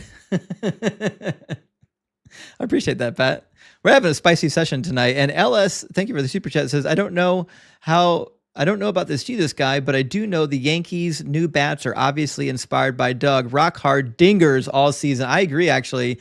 The new Yankees bats are definitely inspired by Doug. And those bats, look a lot more like Doug than they did in years past, don't they? They can only mean one thing. Welcome in, Jerry. Yeah, what's up, man? Not too much. Jerry, No, Jerry, yeah, go ahead. Oh, I think you're good now. You were muffled at first, but now you're okay. So, Jerry, are you at least 18 and are you a believer? Yeah, of course. Yeah. Cool. And do you know that Jesus was a liar and a fraud? No, I didn't. Okay. You want to start on the liar part or the fraud part? Yeah, I just kind of want to address what you were just talking about when you were saying that God will do this, this, and that. But like you understand that everything God does is justified, right? It's all just. You might not agree with it, but you are nobody. You are nothing. You have no authority to question God. So okay, so the word just doesn't have any meaning? No. So you can't. Jerry, does the word just have meaning? Yeah, it does. Of course. What does it mean? To be just, Mm-hmm. to mean everything is justified. So that means that there is no that like essentially in like by God's power and knowledge of everything, that everything that He does is correct, no matter if you agree with it or disagree with it. Okay, so anything God does is then just, because God wouldn't do anything that's unjust. Correct, exactly. Okay. No matter what you is it say, ever you just? are nobody. You have no judgment. I know, Jerry. I'm nobody. I listen. I'm scum. I'm like the dirt between your toes. Okay. So is it ever just to, I don't know, say like if a man commits a crime, we should have his wife raped for it as punishment? Did God say that? I asked you, is it ever right if that would happen? No, I'm asking you, did God Jerry, say that? don't be a coward. Just answer the question. La Paquette, thank you for the Aprils. I appreciate God that. said it, then it is just. Okay, so if God said that if a man everything that he does is justified, yes. if a man commits a crime, then everything that he yes. I don't know why you keep yapping. It's not going to help you out here. Okay, so in your worldview, Jerry, stop. No, and not my worldview. It's not my worldview. Don't say your world. Just shut the fuck up so I can talk. So in your worldview, you're saying that anything God does is by definition just. So I'm giving you an example, and I need your input on my example. Okay? Yeah. You follow so far? So my example so far was if a man commits a crime, and then the punishment for the crime is that his wives have to get graped as punishment, even though they didn't commit the crime. I'm asking you, would that be a just thing to do? Why are you asking me? I'm asking you your opinion. Would that be a just thing to do? My opinion is not justified. I'm asking you, is it justified to do? My opinion means nothing. Well, we've already covered this. I don't know why you can't say yes or no. Just answer the question. Would it be justified to have a woman raped for the crimes of her husband? Would that ever be justified? Can you tell your mods to stop muting me, please? I'm muting you because you won't answer my question. So would it ever be justified, yes or no, to have a woman raped for the sins of her husband? And keep in mind that it's a one-word answer. It's either yes or no. That's not how this works, buddy. That is how this works. So I ask you again, is it ever justified to punish a man by having his wives raped? Is that ever justified? Bro, I'm not the just one. I'm asking you your opinion. You have access to the divine truth, so I need you to summon the power of the Holy Spirit and tell me yes or no. Is it ever justified to punish a man by having his wives raped? I don't have an opinion. Oh, you don't have an opinion, so you don't know? Nope. I don't have an opinion whatsoever. That's crazy. I don't are you married? Yes. Okay, so if you committed a crime and God said, listen, because you committed a crime, your wife... make that call, buddy. Jerry, I need you to actually listen. If you Are committed... you married? Well, I know you aren't, actually. If you committed a crime and God said, listen, Jerry, because you committed a crime, your wife is now going to get raped, do you think that would be a fair punishment? I already told you. I don't have to say that call at all. Say yes or no. Would it be a fair punishment? I don't have to make that call. I'm not asking you if you're making the call. I'm asking you, would it be a fair punishment if God told you that for your crime, your wife has to get raped? Would that be a fair punishment? Bro, we can move on. No, we can't move on until you say yes or no. Stop being a coward and say yes or no. Yes or no. Would it be a fair punishment if God said that your wife needs to be raped for your sin? Yes or no? Don't be a coward. Say it. Bro, I already told you. Answer the question, Jerry. Yeah, We're not moving on. It. You do have to answer it. You're on my stage. You play by my rules. It's a yes or no. Would it be a fair punishment if God said your wife is getting raped for your sin? Would it be fair? If God said it, Keep going. is that what you just said? I've said it 5 times. Answer the question. So then, if Motherfucker, you're going to say yes or no. I'm going to keep muting you. Yes or no. Would it be fair if God told you that your wife is getting raped for your sin? Would that be a fair punishment? did God say it? That's the analogy, motherfucker. Yes, I've said it 5 times. Exactly. Would So it would be justified. I need a yes or no out of your mouth. Yes or no, would it be a fair punishment? Would it be a fair punishment for your wife to get raped for your sin? Yes or no? It would be justified. Would it be fair? It would be justified. Would it be It's not about fair? and unfair. Justice is fair. Life is unfair, buddy. Justice Life is fair. unfair. Okay, so Life is unfair. So you're a piece of shit. You think your wife should be raped for your sin because you're an absolute piece of shit. The worst kind of people on the planet think that women should be abused for the crimes of their husbands. You're sick. You need help. You need to check yourself into a counseling facility. You need to get a padded room. You need to get one of those straight jackets with the locks that you can't get out of. You got to check his hard drives, check his basement. This is bad. All right, listen, Jerry, I think we already know what you're about. So you're about God being okay doing the most horrific shit, and God can do what he wants. and you'll justify it. You'll justify it. So let me ask you a question. If God gives you an instruction, is it always the right thing to do to carry through the instruction? Yes. Okay, so if God told you to go to the orphanage and round up all the babies and then grind them into Whatever meat you paste ask. and then Discretion, whatever ground you them say. into meat paste If and God says it, then yes. so if God told you to ground up all the babies in the meat paste and then roll them out into strips and cut them into strips and put them in your air fryer and make baby paste jerky and then use that for your snacks at lunch, would that be the right thing to do? Yeah, he definitely tells people to do it. Show me that verse. I never said he did. I said, would Show me that verse. theoretically, would that show be me. the right? I want to see it in Jerry, Scripture. stop being a coward and answer the Show me it question. in Scripture. Motherfucker, I didn't say it was in Show people scripture. how- I gave you an analogy. If God told you to do it, would it be the right thing to do it? Answer the question, Jerry. You're a joke. Jerry, You are a joke. answer the question, coward. Would it be the right thing to do if God instructed you to do it? Answer the question. Bro, do you sit here and do this all day? Answer the question, yes or no. Would it be the right thing to do? You're going to answer the question or I'm going to keep muting you. It's a yes or no. The only thing that needs to leave your mouth is a yes or no. Dude, are you married? Yes or no. Absolutely not. I know you won't. Okay, so you're not going to answer the question because you're a coward? Hey, have you ever held a woman's hand? What a coward. What a coward. He's so afraid of answering the question. Jerry, just answer the question. Stop being a coward. Thanks, Summon the power of your Holy Spirit and give me a yes or no. Would it be Have the you ever right held a woman's hand would it be the right thing to do? ever Would in it your be life? would it be the right thing to do? I didn't think so. I held your mom's hand last night. This is what I'm sure you did. I'm sure you did, buddy. Yeah. You've never talked to a female. We had a, so we had a you're great bitter. time. It's okay. You're bitter because you've never talked to a female ever in your history of your life.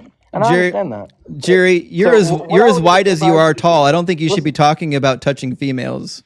Yeah, I'm sure, man. I'm sure. Yeah. So what I would advise you to do Do your pants double go to as the gym. do your pants double Go as to a the tent? gym, and then maybe you would possibly Jerry- get a girl in your life Jerry, ever in your history. And Jerry, you wouldn't be as bitter. I could bench You're trying press to blame you. things on God. I could It's bench on press you and your It's mother. fault. It's your fault, deconstruction. Jerry- If your parent, like, it's your. Jerry, I don't know why you're yapping out. Jerry, Your fault. I could bench press you and your mother at the same time. I'm sure you could, I can. but So, Jerry, One so thing. you're delusional and you're a coward and you can't actually handle dialoguing about the point that we're on. Do you actually want to? Do you actually want to answer the question, or do you want me to kick you now? you haven't made a point yet. Do you want me to? Do you want to answer the question, or do you want me to kick you now? Are you going to bring up scripture? Are you going to answer my question? Are you going to bring up scripture? Not until you answer my question. If not, I'm not talking about your weird hypothetical. Okay, then you can My go. Bye, demented- bye, child. God is not sending his best, and he's certainly not sending anybody who's rhetorically gifted. That is not happening. That's not happening at all. All right, let's grab some super chats. We do need a words don't mean words counter. You're 100% correct, J Mule. And Dade in the house tonight. Good to see you, Dade. It says, have you read God's Problem by Bart Ehrman? If so, what do you think? Hail Doug. So I read God's Problem by Bart Ehrman when I was in Bible college, when it first came out. And I thought it was a good book. It was actually the first book I read on theodicy that I thought was well thought out.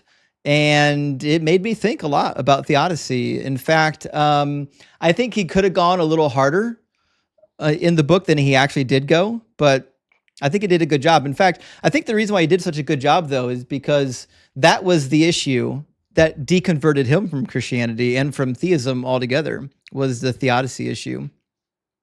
Satan, good to see you tonight. Hail Satan, says, hi, Justin. They may call me the father of lies, but it ain't no lie when I tell that my type is Christian girls. They're wild in the sheets. They are. They really are. Trust me, they're wild.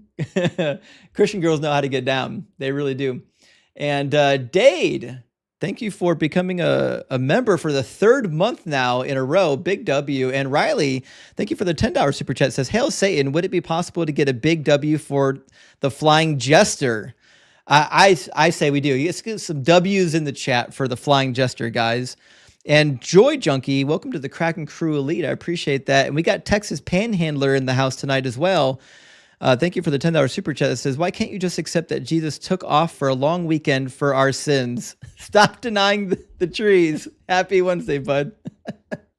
Well, thank you so much, Panhandler. I appreciate that. Yeah, funny, every time I look at the trees, I don't see God. It's the weirdest thing. And Ghost of Cody says, it's wild that Christians say God is number one in their life and how it's so important to spend eternity with him, but can't be bothered to read the book. That's the weirdest thing to me. And I thought that was really weird when I was a Christian, and I still think it's weird now. It's really weird that people believe God literally wrote a book for them and then they won't read the damn thing. Or the fact that they can't actually engage in honest dialogue. That's the weirdest thing. And Natural Ghost Herder, good name, says, I will believe in the first religion whose churches don't get passed by 100% of ambulances on the way to the hospital building where real healers are. Actually, a good point. If there is a religion out there that came through and was like, listen, we're going to be healing motherfuckers, and then they did, like they just walked into the hospital and took everybody out of it, I'd follow that guy real fast. And Matthew Davis, welcome to the chat, says, hey, guys, Longingus here. To set the record straight, when I stabbed Jesus with my spear, I'm not talking about my weapon. He was pierced, apparently. He was pierced. Just not the type of pierce you were thinking about. Blood may have come out. I don't know about water. And the Raging Tomato says, I am a host moderator. Okay. Well, listen, Raging Tomato, I believe that you are. So I'm sure we'll have a debate sometime with somebody. I don't know. Justin, can I clarify something? Sure. Yeah, Jesus was just a squirter. That was all. Yeah, I'm sure he was. Do you ever hear what sex was like during the Old Testament period?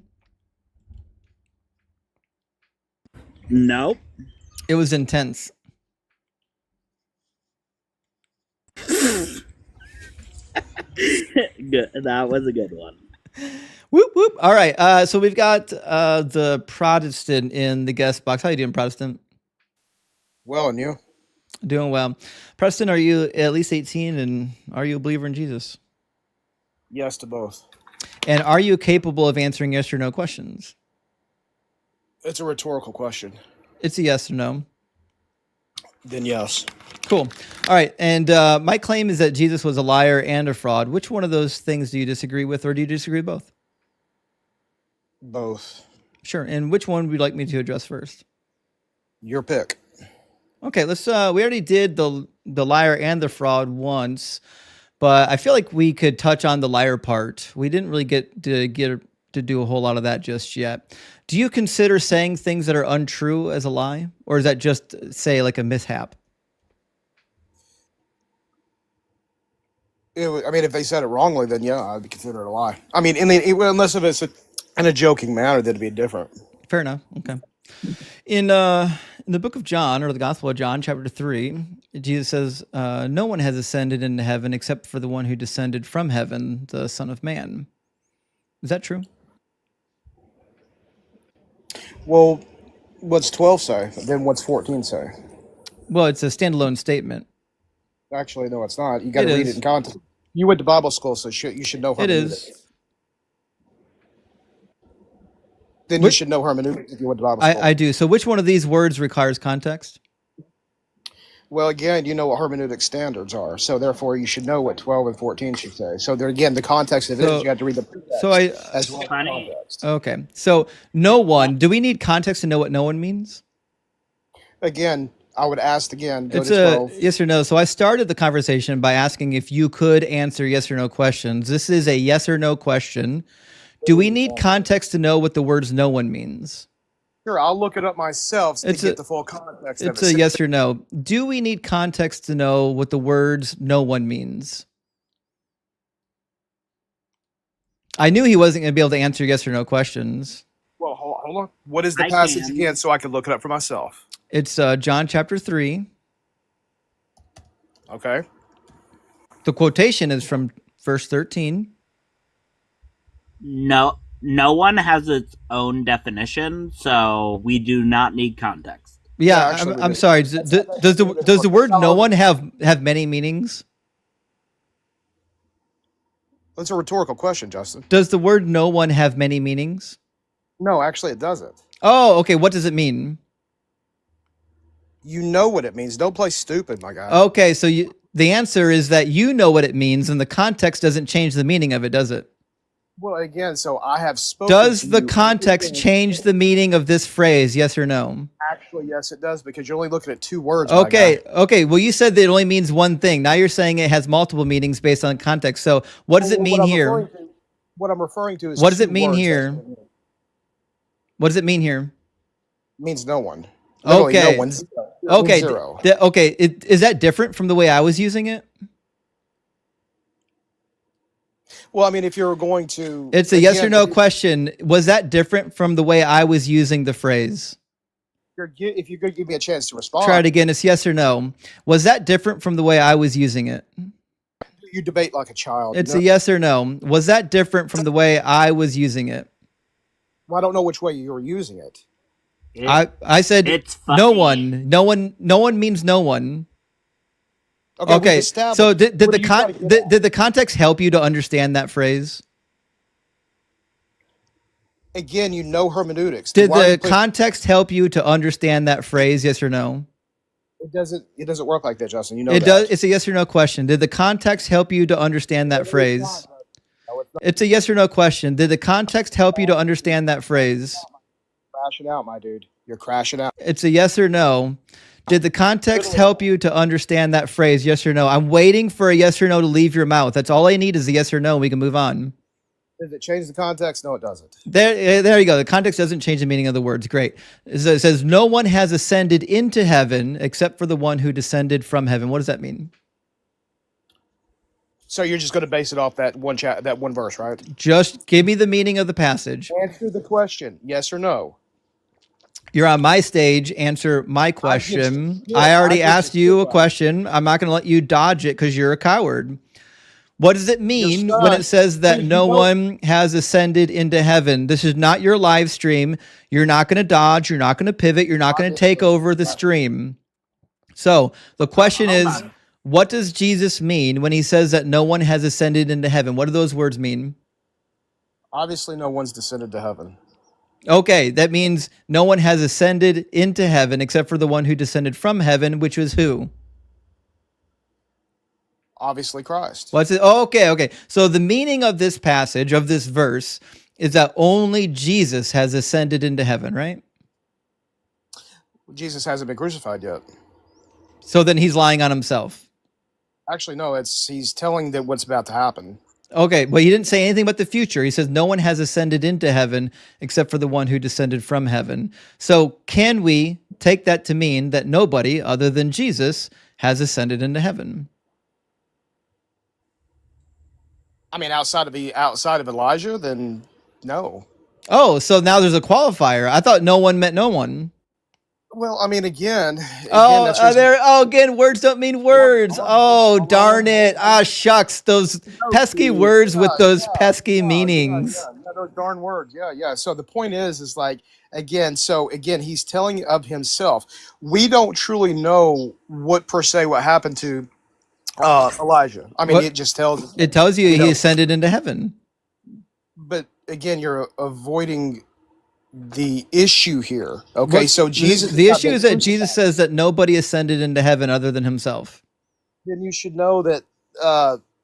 Then that right there would be interpreted as an investigation on that part of it. You know what I'm saying? So, for example, you think Elijah was the very first one in heaven? I mean, just answer the question. Enoch ascended before Elijah. So Jesus is wrong twice. He's wrong about Enoch and he's wrong about Elijah. In fact, at the time of Jesus, they believed Enoch ascended into heaven and became the archangel Metatron. Yeah, I disagree with that one too. I mean, well, you'd be wrong. No, you would actually be wrong. So, because no, you'd be wrong. In any Bible that does not say anything about that. It's in the Talmud. I said the Jews believed. I didn't say the Bible said. Listen, put your listening ears on. Put your listening ears on next time and actually listen to the words that are coming out of my mouth. What is the Talmud? You know what the Talmud? The Talmud is the oral tradition. It's the teaching. It's the teaching of the Jews. It's the teaching of the Jews. You know what it is, and I know what it is. So I didn't say that the Bible said it. I said the Jews believed it. And the reason why they believe it is because they wrote about it. And they believe that Enoch ascended into heaven and became the archangel Metatron. It's just fact. It's just historically true. No, actually, it's not. According to your world, which means Jesus was wrong twice. He was wrong about Enoch and Elijah. He's twice a liar on this. Okay, so real quick. Speaking of that, did you know anything? Have you heard of Tertullian? Tertullian, you mean? That's what I said. You said Tertullian. I'm sorry, I'm sick. I'm sorry. Yeah. Have you, Justin? Have you heard of Tertullian? You heard of Tertullian before? I had a pet chinchilla when I was a kid, actually. Jesus. Okay, so Tertullian, have you heard of him? Yes or no? Obviously so. Tertullian, yes. Again, I'm sick, so I'm not sounding correctly. I'm sure you are. Yeah, literally I am. So therefore, okay, so do you remember reading in the Prescription Against Heretics? Did you ever read that one? No, I didn't read a ton of Tertullian. Okay, so chapter 15 alone says heretics are not allowed to argue from the scriptures. I don't give a fuck. Well, you should. Why do I care what Tertullian said? Because he's an early church father. You should. I don't give a fuck. I'm not a Christian. I don't care. You made the claim that you went to Bible school, so I figured you I did. You know what I'm saying? I did go to Bible school. You know what I studied? Not the church fathers. Well, I went to Bible college. I'm sorry. Do you think that everyone in Bible college studies the New Testament and the church fathers? Is that what you think? Yeah. I mean, that's no. That's inherited. Yes, it is. No, it's not. I mean, it's like Deconstruction arguing that the Christians were not. This guy's crazy. So I went to Bible college and seminary, and I studied the Old Testament, specifically the ancient Near East and the Semitic languages, which is why I talk a lot about the Old Testament. Now, a lot of my friends at seminary studied the New Testament. I didn't. I was concerned with the Old Testament. So I wasn't required to really engage with the church fathers a lot because the church fathers weren't really relevant to what I was studying. That being said, I'm mostly familiar with the writings of the church fathers, and I don't actually think they're helpful because the church fathers can't even agree on their own theology. They were slapping each other at councils and burning heretics. It's kind of a useless endeavor for me.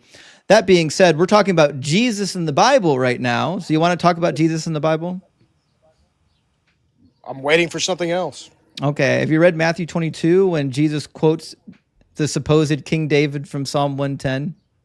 Yeah, let's pivot to something else real quick. You said earlier to a different guest that funny how I asked you a question and you ran away from it. Have you read Matthew 22 where Jesus misquotes Psalm 110? Let's talk about his birth. You want to talk about that one? What about pivoting Perry? Yeah, he's definitely a pivoting Perry. We could talk about his supposed birth next. So in Matthew 22, it says, while the Pharisees were gathered together, Jesus asked them this question: what do you think of the Messiah? Whose son is he? And he said to them, the son of David. I'm sorry, they said to him, the son of David. He said to them, how is it then that David by the Spirit calls him Lord, saying, the Lord said to my Lord, sit at my right hand until I put your enemies under your feet? If David thus calls him Lord, how can he be his son?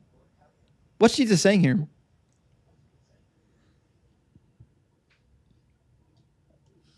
Well, you just read it. Well, you tell me. I know what he says. I'm getting you to commit to an interpretation so that I can cook you on it when we actually go to the Psalm 110. So according to you, coward, according to you, according to your interpretation, what's Jesus saying? I haven't interpreted it yet.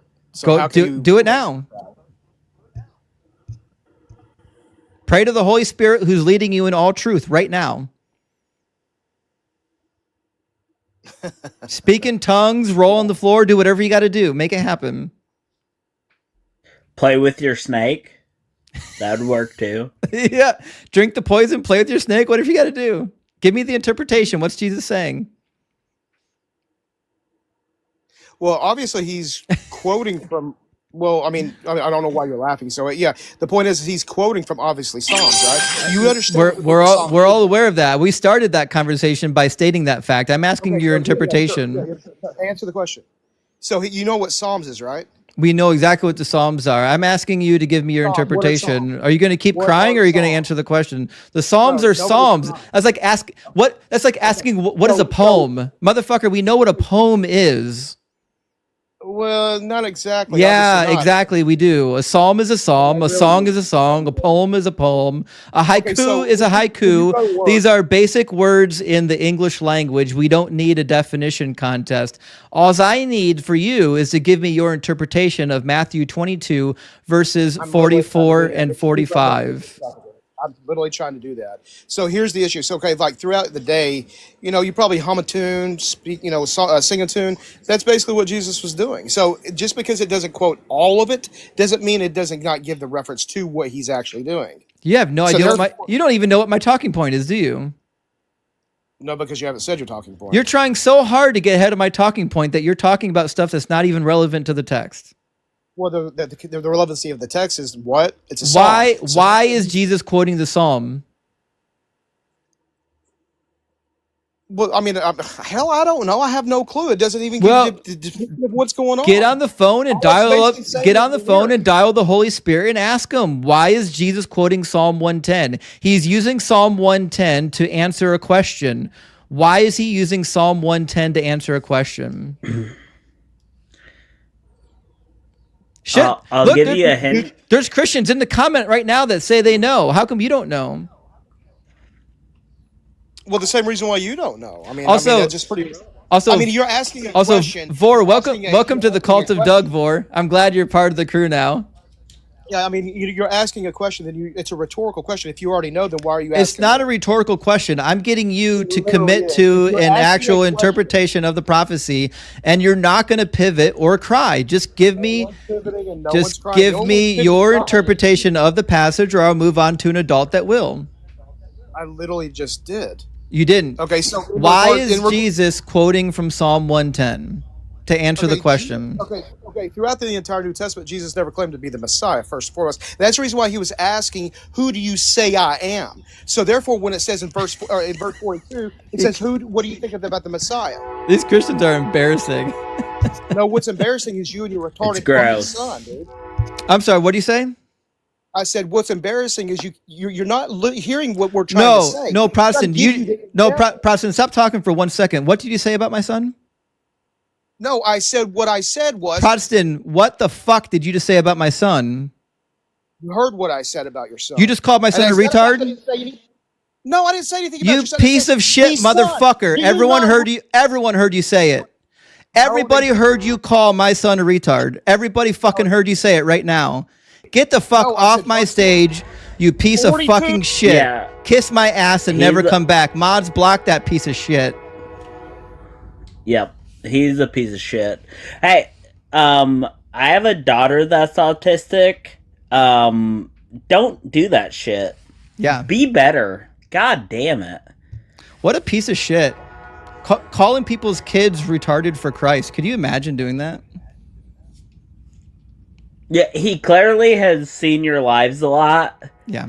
And I was just waiting for the crash out to see what he would say against you, and that was just like way out. That was way beyond what I imagined he could possibly say. Yeah, I've been pretty open about the topic of autism, being that my son is, and a lot of people in our community are affected by autism. But the idea that you would get on somebody's stage and refer to their autistic child as the R word is unbelievable.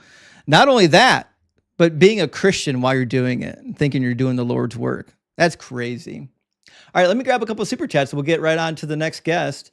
Jam and Jay, good to see you tonight, says, if Christians own guns, is that proof they don't trust the protection of God, or is his choice for their fate? I fammed this FB pic of Bible. I don't know what that means, but I think you mean you have Facebook. I don't know what any of those. I'm too old to know what those abbreviations mean, but I appreciate the super chat. And you're right. So like, I actually have, I have an aunt who is a real Christian. Like, I mean, a real Christian. And I had a conversation with her once because her neighbor, she's getting older, and her neighbor wanted her to get a gun for protection. And she's like, why? Why would I do that? And they're like, well, I mean, in case someone breaks into your house to steal stuff. And she's like, let them steal it. Like, what if they want to do harm to you, or like, knock you off? She's like, then I'll go to heaven. What do I care? And so like that to me is like the true Christian position is like if you want to go to heaven, and it's not a bad thing. Seems like you wouldn't be fighting it so much. But Space Lord says, bitter water, seltzer, ick. Old Testament God really was evil. He really was. Weird to me how obsessed he was with female virginity too. And Jamil says, the word just as in Justin sounds like God to me. Actually, that's originally the name Justin originated from the same root for justice, at least according to legend, or at least that's how they did it in the Roman world, according to how my parents told me they came with my name. But Breeze, I don't know if that's true. I don't know Latin. But Breezy, thank you for the $9.99 super chat. Says another aspect of Numbers chapter 5 is if the man traveled far away, since it took a while to travel places, if he came back and his wife was pregnant, she probably cheated. Actually, so that was kind of the point that I was making earlier too. And I agree with you that like, it's probable that the reason why the man might be suspicious and jealous was because he was away, or something happened where he wasn't there, and he came home and saw his wife, with child, and was like, what is happening here? But it's definitely not like you could find text messages or something, so he had to have some sort of sign. So It would make most sense to me that there was like something like, you're gaining weight. Right. That would be my suspicion there. You could say that kind of thing back in these times too, because women had no autonomy, like they just or voice. But Nerd Unleashed, thank you for the 666 on Venmo, says, how do people feel so confident leaving things in Jesus' hands, knowing full well that he's got holes in them? That's a great one. And W. Jason Steiner for the $5 over Cash App says, hell doesn't exist, and Jerry's going there anyways. Yeah, we agree, actually. Big W, Jason Steiner. I appreciate that. All right, let me get our next guest loaded up here. Sorry about that, guys. And Dade, welcome to the chat again. Dade says, "Judge not ye that ye." Oh, I'm sorry. Judge not. I think you mean lest ye be not. I think you're misquoting it, but I'm going to read it. Judge not that ye be not judged. No Christian follow this edict. Yeah. So. I agree. This is actually a really interesting teaching that Christians don't seem to want to follow, do they? Anyways, we're going to get our next guest in here. This is a new name. I haven't seen this name before. Let's see if they can connect. Give them a second. They haven't been in the guest box for too long, so I don't know what the whole if there's a problem here.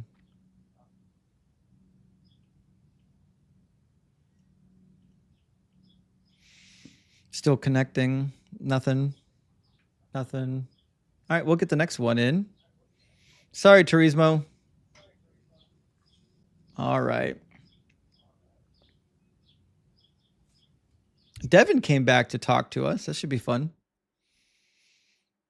And Keith, thank you for the super chat. Says, for all the interpreters, you should have Revelation 22:18 on a sign behind you. Yeah, Revelation 22:18 would be a good one to put behind me. Unfortunately, my green screen would ruin the ability to like. I mean, I could put it on the screen like using my software, but if I put it behind me, I got a green screen behind me, right? So nothing would really work out. But I get what you're saying, yeah. Grumpy, I think, connected and then immediately teacupped. I don't know if that was on purpose. Grumpy, did you mean to teacup? Are you here on purpose or an accident? What's going on? Accident. Okay. Get the next one. All right. Bean Dogs, thank you for the super chat. It says, spicy AF tonight. I love it. You might need a little Kraken. We do an IPAs over here. Well, big W for the IPA. I might need some Kraken. You're right. I actually ran out. I was supposed to get some Saturday. I brain farted and never did. So I'm currently out of Kraken. This may get me like, yeah, people might not like the APAs are disgusting. I hate them. Don't do IPA, please. I like most brews, but I would say my least favorite would be light beer, and my second least favorite would be IPA. But that's very subjective, you know. But we've got Lamar with us now, and I love your background, Joyful. D. Lamar, how you doing? Doing fine. How are you? Doing good. Thank you for asking.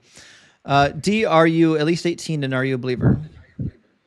Yes and yes. Okay. And are you capable of answering yes or no questions? Yes. Cool. And do you know that Jesus was a liar and a fraud? I do not. I don't believe that he was a liar or a fraud. Fair enough. So we can start, I think, with maybe a combination of both. We tried to get the last guest to engage with it, and he wasn't able to, but maybe we'll have better luck this time. In Matthew 22, it said, while the Pharisees were gathered together, Jesus asked them this question. So this should be a good question. What do you think of the Messiah? Whose son is he? They said to him, the son of David. And he said to them, how is it then that David by the Spirit calls him Lord, saying, the Lord said to my Lord, sit at my right hand until I put your enemies under your feet. If David thus calls him Lord, how can he be his son? What's your takeaway from this passage? I don't know. I don't. So I certainly don't have the time to decipher that. But I'm not going to try to give an intelligible answer to that at this point.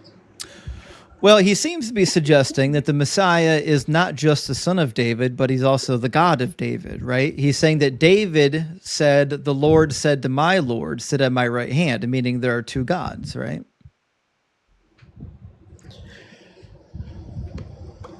I don't believe there are two gods. I believe in the Trinity, God the Father, God the Son, and God the Holy Spirit. But I'm not sure if that's what he's saying in this particular text.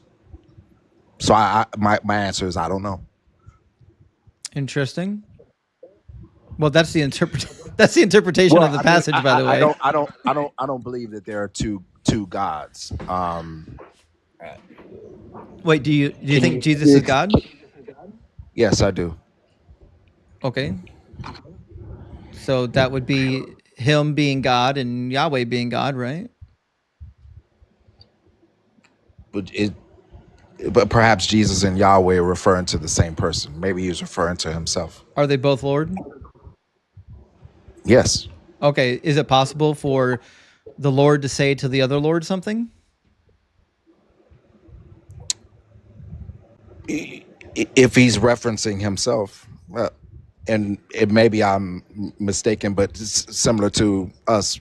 Like I'm a father, you know, I can have a conversation with someone referring to myself as a father as well as a son in the same sentence, but I'm also referring to myself perhaps in two different roles. maybe that's what's happening here. So he's saying that David is imagining a scenario where God is schizophrenic and talking to himself. I wouldn't go as far to say schizophrenic. I would say that he's referring to himself in two different in several different roles. Him being one God, I believe there's one God, and he's talking to David in the sense of him being represented in different aspects, like a father, son, friend, that type of thing. We'll just break this down slowly. Okay. So Jesus says that David said something, and the words that Jesus thinks David said is, "The Lord said to my Lord." Right? That's why he says, if David calls him Lord, how can he be his son? Referring to the Messiah. Okay. So Jesus is saying that when David wrote Psalm 110, he is speaking of the Lord and the Messiah both as Lord, right? That's the way it looks like, yeah. Yeah, that's the whole point of the passage, is to say that the Messiah is not just a son of David, he's also the Lord. Right. But I agree. I mean, I don't think that he's talking. Are you saying he's saying there are two separate entities? The entity is not a problem right here. The question is, who is David talking about? Okay. So who's David talking about? He's talking about Jesus. Okay, and Jesus is what? Jesus is God. The Lord. The Lord. Right. So when David says, "The Lord said to my Lord," he's saying Yahweh spoke to the Lord, right? So David has two lords, Yahweh and Jesus, right?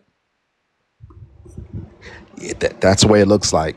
And again, I don't have enough knowledge to I guess dissect that on the level that you're doing, but that's the way it looks like. Yeah. To answer your question, yeah, that's the way it looks like. But again, I guess I'm referencing back to my personal beliefs that there's one God and Jesus represented, God the Father, God the Son, God the Holy Spirit. Yeah, I mean, that's obviously what Jesus is getting at. And I bet, let's see what it says here. Yeah, so in my study Bible, it says Psalm 110, the first Lord is God, the second Lord is taken to be the Messiah on Matthew 22. Right? That's what Jesus is doing here. He's saying that there are two Lords, and one of them is the Messiah, and I'm that Lord, basically. Or he didn't say that explicitly, but he's implying it, right? Right. Okay. Now, the problem I have with this is that when you actually go to Psalm 110, it's pretty clear that David's not even speaking there. It's a prophecy about David being given by somebody within David's court. I'll pull it up real quick.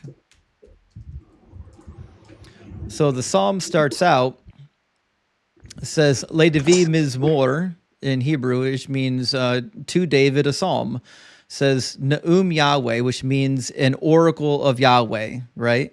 So it doesn't say anything about Yahweh speaking. This is not even a verb. This is a noun. The fact that they translated it as the Lord said is a lie. It's not what it says. It's not even a verb. It just says an oracle of Yahweh. If you look this phrase up in the Old Testament, it shows up all the time when there's a pronouncement of a prophecy. So it says an oracle of Yahweh, la'adini, to my master, to the king. So this is somebody from the court of David giving a prophecy of Yahweh to the king. And it doesn't say the Lord said to my Lord. It just says an oracle of Yahweh to my master. That's it. So there's no two lords here, which means Jesus couldn't actually read Hebrew. He was reading it in Greek. In the Greek Septuagint, they cover up the name of Yahweh using ha-kyrios, meaning the Lord, just like we do in English. In English, we write the Lord instead of Yahweh because it's like a sign of respect for the divine name, right? So in the Greek Septuagint, they started doing this as well. In the Greek, when they translated Naum Yahweh, they put Kyrios for Lord instead of Yahweh. And when Jesus read it, he didn't even know why the Greek Septuagint was doing that. and just pretended like there was two gods in there and he was one of them, which means not only was he a liar and a fraud, he's just not smart.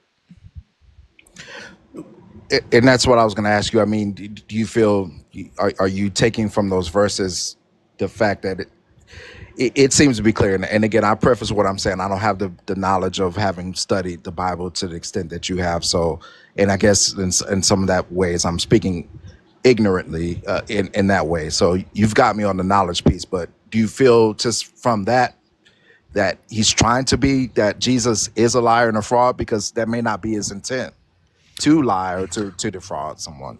Well, first because of all, it's not clear. First of all, I don't think Jesus even said those words, to be quite honest. I think if Jesus actually existed, I think he would have been able to read Hebrew, and I think he would have spoke Aramaic, and I don't think he would make these kind of dumb blunders. I think these are people putting words in Jesus's mouth is what I really think. Okay. But understood. But if that's the case, like if there really was a Jewish teacher in the first century named Jesus who was going around teaching, and people are just putting words in his mouth, not really inclined to believe much of what's said about him. Yeah. But he would know Hebrew if he was a real rabbi. So are you saying that because of this and maybe other examples that you have, that's the reason why you have converted from your Christianity? Because me personally, I'm a believer. I used to be a pastor in the Pentecostal church. I'm sure you know what that is. Mm-hmm. And I still believe. There are times, I'll be honest with you, I struggled, with my faith, not from a granular level like you are, as far as knowing the scripture, verse by verse, but just more so of God's presence in my life. But it appears to be inconsistencies, but is that the reason why you've walked away from your faith because of this, because of examples like this? Well, I think this is one of many. And I think the biggest issue for me was that none of the messianic prophecies were fulfilled in Jesus. Like if you go back and even just read the ones that are quoted in the Gospels, he clearly didn't fulfill them. Half of the ones that are quoted aren't even prophecies. The ones that are prophecies are not even about the Messiah. There are two prophecies that are actually about the Messiah. He clearly didn't fulfill them. So like Matthew 21 says he fulfilled Zechariah 9 when he rode the donkey, but that prophecy was about an actual king who puts an end to all of Israel's enemies, which he didn't do. And then the other one is in Micah 5:2, where it talks about a ruler inside of Israel who's going to actually rule Israel. And it doesn't say he's going to be a god. It just says he's going to be a ruler and that Yahweh would be his God. But certainly that couldn't fit Jesus because he was never a ruler in Israel. And theoretically, Yahweh isn't his God because he is Yahweh, which means he doesn't fit. So like to me, there's not a single thing that Jesus did that would qualify him as a Messiah.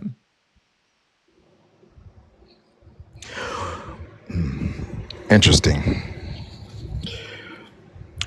If there were evidence or proof that Jesus did raise from the dead and he was alive, would you believe that?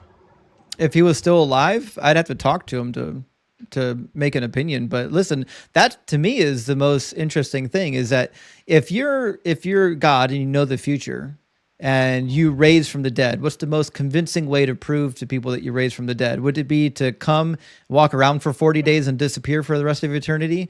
Or would you just stay on the earth forever? I think staying on the earth forever would be much more convincing than just claiming he appeared for 40 days and then evaporating. Yeah, that's an interesting point.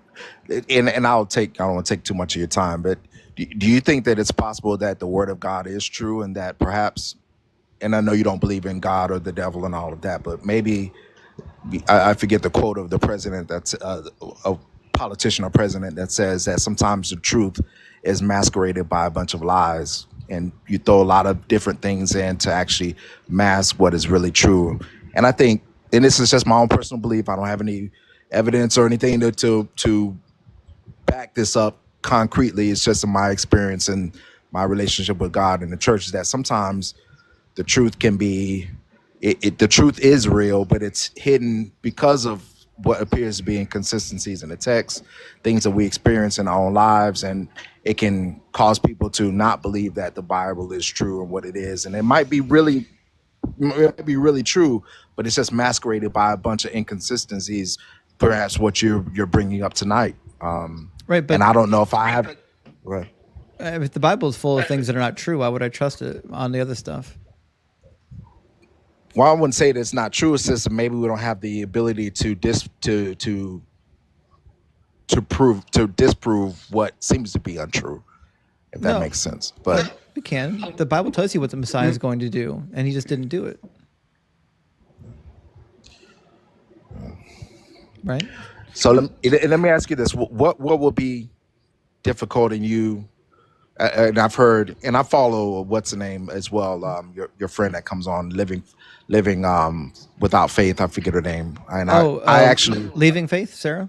leaving faith. Yeah, I'm a Christian, but at the same time, I do like to listen to these points and things like that, and other sides, because I think it's healthy, and I'm not a person to just blindly say, hey, I'm open to listening to what these arguments are, because in a lot of ways that you raise a lot of valid arguments, she raises a lot of valid arguments, and I just don't know that if there's anyone that is on this earth that can really has the ability outside of perhaps God himself. And then the question could be, why doesn't he just come down and make himself plain and evident to everyone that I am God and I am true?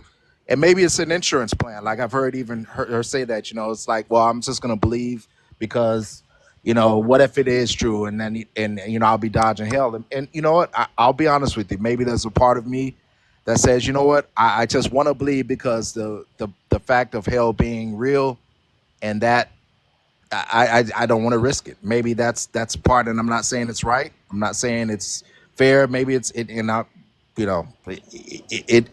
probably doesn't make sense. But why not take that perspective versus it's just saying that the Bible is completely a fraud, and why not take that as a possibility that maybe one day this could be true. Hey, Justin, I have to drop. I just got another warning for being sexually explicit. They're mad at you for putting that picture up. They're so mad. They're mad. So I'm gonna drop, but thank you for having me up. All right, thanks, buddy. Come back if you get the ability to. They didn't ding my live, so, but people got really butthurt over that picture. So I guess the question I would have though, like, even if there are some true things in the book, one of the true things is not that Jesus was the Messiah, right? So like I could say, yeah, it's true theoretically, that it tells some factual history. It talks about the invasion by the Babylonians. It talks about the Assyria invasion. There's a lot of history in the book, but like I don't see the fact that I got a little bit of history right, why I would believe the God claims of the books. The same reason why, like, you believe like a lot of the Egyptian history that's written on the pyramids is probably true, but you wouldn't believe in the Egyptian gods. Yeah. I mean, you make valid points, and I'll say this, and I'll sign off. I listening to your live, you was talking about your aunt being a true Christian, and I personally was raised around a lot of people like that in my entire life, where they're true Christians, and they may not have all of the knowledge or the education to be able to refute, from a theological standpoint, a lot of the points that you're making, but in their heart, somehow they just know, like, man, this resonates as truth for me. And I guess I'm one of these people, that I can't really stand on the stage and convince you, or I don't have the education. Well, I wouldn't say I'm educated, but I don't have the Bible education to refute some of the academic claims that you're making. But there's a part of me as a person that just knows that this is the truth. And I look at it like this, and I'll be done. That at the end of the day, there are a lot of terrible Christians out there. One of those being the guy that called your son what he did. That was terrible. And there are a lot of terrible representations of Christians out here in this world that should not be carrying the title of Christian.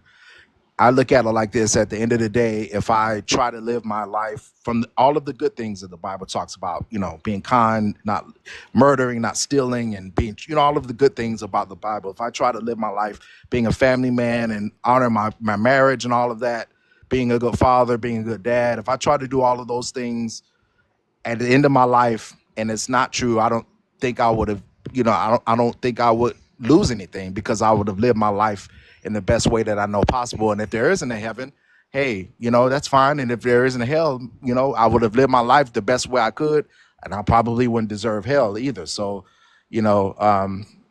I enjoy your perspective. I like listening to your points of view, and it actually helps to educate me. And God bless you, man. I wish the best for you in all of your endeavors. All right, D. Hey, I appreciate you coming up and being nice. Make sure I have a good night, okay? All right, thank you. Cheers. I usually don't let the callers preach, but he was so nice, I didn't mind. We had a string of horrific guests, so we'll let the nice ones do their thing, Beandog. Oh, sorry, we got that one already. Pat says Jerry is a piece of work. Jerry is. Damn it, Jerry. At least Jerry's not Kevin. And SF, thank you for the super chat, says the bootlickers are wild. God can whatever evil thing he wants. Who are we to question? We are scum. Abuse me, Sky Daddy. Yeah, you nailed it. Isn't that weird? And it's weird to me that anybody would take that position, that God can do the most horrific thing. I wanted to actually get around to asking him, if God was evil, could you know it? And I didn't think he was ready for that conversation. But Clam Cluter Cloaca, thank you for the super chat, says there can only be one Jerry. Hail Carija. Listen, I don't know what any of that means, but thank you so much for watching the live stream and for supporting. I do appreciate that. And I'm sorry I got a little bit backed up on the super chats. We had some crazy super chats fly in. Otter says, instead of a T, Jesus should have been crucified on an L, since his followers collect them like Pokemon. That's good. That is really good. That's a good joke. I appreciate that one. And Baz, thank you for the $5 super chat. Says, unlike our good friend Small Johnson, Goliath had a shaft like a weaver's beam, but he was defeated by a smooth pebble. Praise God. That's right. Listen, rock hard pebble took out a man who had a shaft like a weaver's beam, because at the end of the day, Doug is rock hard and powerful. Powerful. And Jake, thank you so much for the 666. Hail Nero. He says, the guest brought microwave doctrine, but the host brought cast iron clarity, and the sizzle was righteous. Praise Doug. Well, thank you so much, Jake. Guys, my friend Jake is starting a new podcast called The Exodus Brothers. Make sure you follow his podcast and listen to him and his brother talk about how they left the cult. I've already listened to the episodes. Cranky Old Cuber, good to see you tonight. He says, damn it, Justin, you made me groan out loud with that awful dad joke. It was beautiful. I appreciate that you appreciate my dad joke. I've earned it as a dad. There's nothing you can do to say I didn't earn it, and you can't stop me. You cannot stop a dad from telling dad jokes. You might as well piss into the wind. It's not going to happen. And Jacqueline, thank you for the 666. Hail Nero. Hail Satan. Says, how do people put everything in Christ's hands with such confidence when they know full well they got holes in them? Actually, we had that joke already tonight. I hate to tell you, Jacqueline, but thank you so much for the double joke. We appreciate that. Almost as rock solid as the double donkey prophecy. James Aida, thank you for the super chat, says, Christianity is a mental illness. What's the market for jarred babies pace? Thou shalt not pivot. Praise Doug. Actually, we need to make that one of the commandments of Doug is thou shalt not pivot. But that's all they got is pivots. They got nothing in them. But he was going to double down on the baby pace. They always do.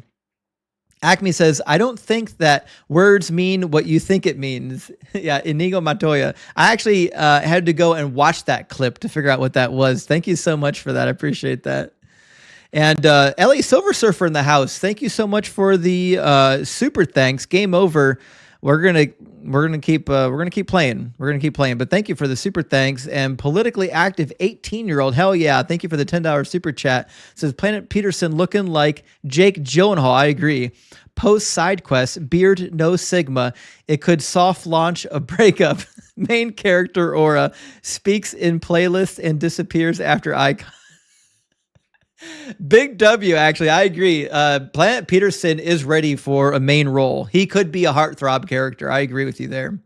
And Master Machedier, thank you for the super chat, says true Christianity showing their colors. They are out in droves tonight. They are being honest about their vile religion. And Reverend Ricky Skaggs, good to see you. Welcome in tonight. Thank you for the $5 super chat. It says my son has ASD1 and so does my wife.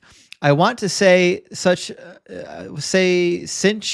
of things that get my account banned. I think you say many things that will get my account banned. I'm sorry that dude exists. Keep fighting, bro.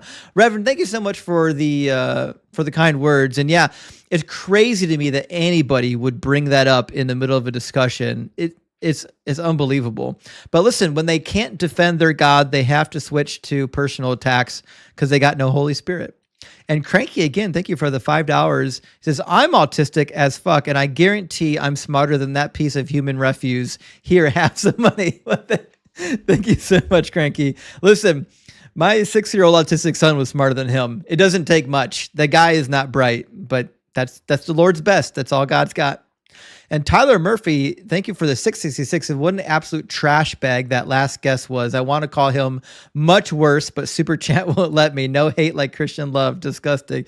You're right. Listen, who needs hate when you got Christian love? And Carrie, thank you so much for the $5 Super Chat. Says, my 7-year-old grandson is level 3. Yeah, mine too. Level 3 autistic. How dare anyone say such disgusting things? Yeah. And that was a Christian. That was a man of God is what that was. And Kakarudu, thank you for the $10 super chat, says, as a father of a son with autism, your son is not the R word. I agree. When are we getting the without eternal afterlife? There's no Christianity stream. Oh, without eternal afterlife, there's no Christianity stream. Interesting question, actually. I don't know. Let me think on that one. That would be a good topic. I'm working on a Paul versus Jesus topic right now. So that's going to be the next one I roll out. It should be a lot of fun. And Goblin Brain, thank you so much for the $20 super chat. I appreciate the support and the generosity. It says, calling a kid the R slur makes you a personification of a cancerous posterior discharge. Amen to that. Calling any child that word makes you a real POSFF. Really does. And Judas, thank you for the 666. Is between the last guest crash out and Ian's car yanker guest, Christians are hitting a new low. They really are. Listen, the Christians are on fire tonight. Literally, they're going to hell. They're all on fire tonight. And tired of liars, I'm with you. Thank you for the $10 super chat. It says, on numbers and fidelity, most likely that the wife was a conquest of one type or another and not in love with her husband. Thus, there was likely a lot of infidelity as soon as physically possible. That's a really good point because Deuteronomy allows you to go kidnap wives. And if you're going out and kidnapping wives, and guess what? The high probability that that wife is inclined to not be faithful. You know, what's the worst that can happen? You know, if she gets killed, well, she almost died in war already. Dave Lewis, thank you for the $10 Euro chat. Says, hey, Justin, I have ASD. That caller was an arse. I'm sorry, but since autism came up, have you heard of the pod Christianity on Spectrum? There's a ton of cool insights. Sorry if insensitive, not insensitive at all. And I've not actually heard of it. Now I actually want to hear the podcast Christianity on the Spectrum. It sounds like something that would be interesting. And I think I've talked to a lot of believers on the spectrum, and a lot of the reasons why they leave the faith is because they're willing to look at it for black and white and not say words don't mean words, and they just call the spade a spade. I think people on the spectrum are really honest about what they're reading. And Sansabark, thank you for the $5 super chat. It says maybe the Trinity is like three-headed knight in Monty Python and the Holy Grail, maybe, or the Knigget from Monty Python. It's been a minute since I watched that. We need to make a movie night and watch the Monty Python and the Holy Grail. It says, I am the big cheese. Thank you for the $10 super chat. It says Christian callers are supposed to follow Matthew 5:37, but can't answer basic yes or no questions. Remember, the Bible says, let your yes be yes and your no be no. They can't even say yes or no. They crash out and behave abhorrently when they supposed to follow 2 Timothy 2:24. That's it. Remember, the Gospels say, or Paul wrote in his letter, said, outdo one another in love and kindness. Make it your goal to outdo one another in love and kindness. And they out here doing horrific shit. And Steve Nash says, if I believed there was a book that contained the words of God, I think I'd read it like every day and memorize it. These Christians are weird, man. I agree, Steve, 100%. In fact, when I was a new Christian, a young man, I was sleeping with the Bible next to my pillow. When I became a Christian, nothing separated me from that book. I was reading it day and night to learn what was in it because it was the most important artifact of my faith. And last one, Cassander Pan, thank you for the 1999 big W. I appreciate that. Says the mean Christians are out tonight. Easter is close, so maybe they feel emboldened. Praise to Doug. That's what it is. That's what it is. They're thinking, listen, Jesus is going to resurrect soon. We're going to be on top. Finally, we're going to be vindicated. If I'm mean a little bit now, it's going to be okay. Jesus is going to come and make things right. But that's not going to happen because your God is fiction and he didn't rise from the dead, but that's fine. Doug, however, Doug's always been here. He's never left us. All right, let me grab, we've had somebody waiting on our YouTube queue. So we're going to get our YouTube guest pulled in and then we'll move back to our TikTok queue. Hey, what's going First of all, I came in late. My daughter's autistic. When I was hearing about it, I'm like, I just made me fume. I made me fume because my daughter's autistic. My parents are Christians and they would never, they're like the nicest people, my grandfather and everything. So kind of give me a little stir up some things. It gave me a little, so it's like, just want to like punch something in the screen or something. Because I have two daughters, one is autistic. I'm like, it's gross. Christians are gross nowadays. I don't know why. But I just came in, kind of say, I mean, I left the church over 20 years ago. But my whole point was maybe it's just that their version of Jesus is completely wrong, and that's why Jesus is looked at as a liar, fraud. Because I always thought, even from reading, that's just a good guy that came along to say, hey, Jews, you guys are being like not good people. Maybe, just maybe, you should start being good people. That's always been my perception of what the real Jesus is. I think everything else was kind of added into it. But he just seems like a guy would be like, yo, man, you should probably do good things and not be a bad person. Like the guys that call in or say some things about your kid, because I have a kid, I have two. I'm like, kind of angers me. Right. But I think that's why, because they have the wrong Jesus completely. They made him into a man God. But if you see him as, I've been reading like the historical Jesus. I read some books on it. It's just a guy who's like, hey, be good. Right. Hey, you're being bad. Be good. Remember, you're supposed to be children of God. So maybe, just maybe, you should act like it. That seems to be like his whole message. Well, I think there are two possible historical Jesus. There's like the Jewish historical Jesus, where he thinks he's the Messiah of the end times, an apocalyptical prophet, and then he's just wrong. Or there is the Jewish reformer Jesus, where he's doing more or less like what John is doing, trying to call Israel back to their maker. But either way, I think the Jesus that Christians are following is kind of an amalgamation of both those, and they're kind of picking and choosing the parts that they want to follow and ignoring the others. But I think you and I can both agree that whatever Jesus was like in real life, I don't think the Bible portrays him correctly. No, and you can see it because he contradicts himself. Can't say, right. Even when he's supposedly talking about the Pharisees, it's like technically that sounds more like he's talking to the Sadducees, because the Sadducees actually believe in this. That's not the Pharisees. And when you try to tell people this, they're like, oh, you're just blah, blah, blah. And I'm like, no, you need to understand what the Pharisees believed in the Sadducees. The Sadducees worked with Rome. Rome was pagan. They liked money. So the Pharisees were fighting the Sadducees. And like they don't care about any of this stuff. They don't care about truth. It's all about their feelings. Oh, what I'm feeling. And I'm like, no, it doesn't make any sense. If you could tell he's a Pharisee because he said these words, and that's something that Pharisees believe. And then it's just nothing breaks into them at all. It's all about their feelings. All about, if you try to, that's why I left, even from an early age. When I was in the church, I was going to Bible study, I would be like, yo, you're wrong. That's not what the Bible says. Immediately, it's an attack. Right. Immediately. On the defense. I'm like, yo, I'm just trying to have a conversation. Right. I'm like, what's the point of this book if you don't want me to read it? I was even told reading the Bible may lead you astray. And I'm like, what are you talking about? What do you mean reading the words of God are going to take me away from God? That's the part that I was like, Right. Well, listen, Alex, I got to get another Christian up here to debate, but I Yeah. appreciate you coming through and talking to me. I appreciate you man, and hanging out. And you know what? I'll pray for your kids. May not believe in this Jesus on there, but I believe there's a God, good person out there. I believe pray for your kids. You know, somebody who's an autistic kid, you know, that actually hit home really hard, and I was disgusted by it, and I was like, that's gross in every single way, completely gross. Yeah. Unacceptable. I can't imagine myself doing that when I was a Christian. Like, I can't even imagine doing it as a heathen. It's just weird to me that anyone would think that was acceptable.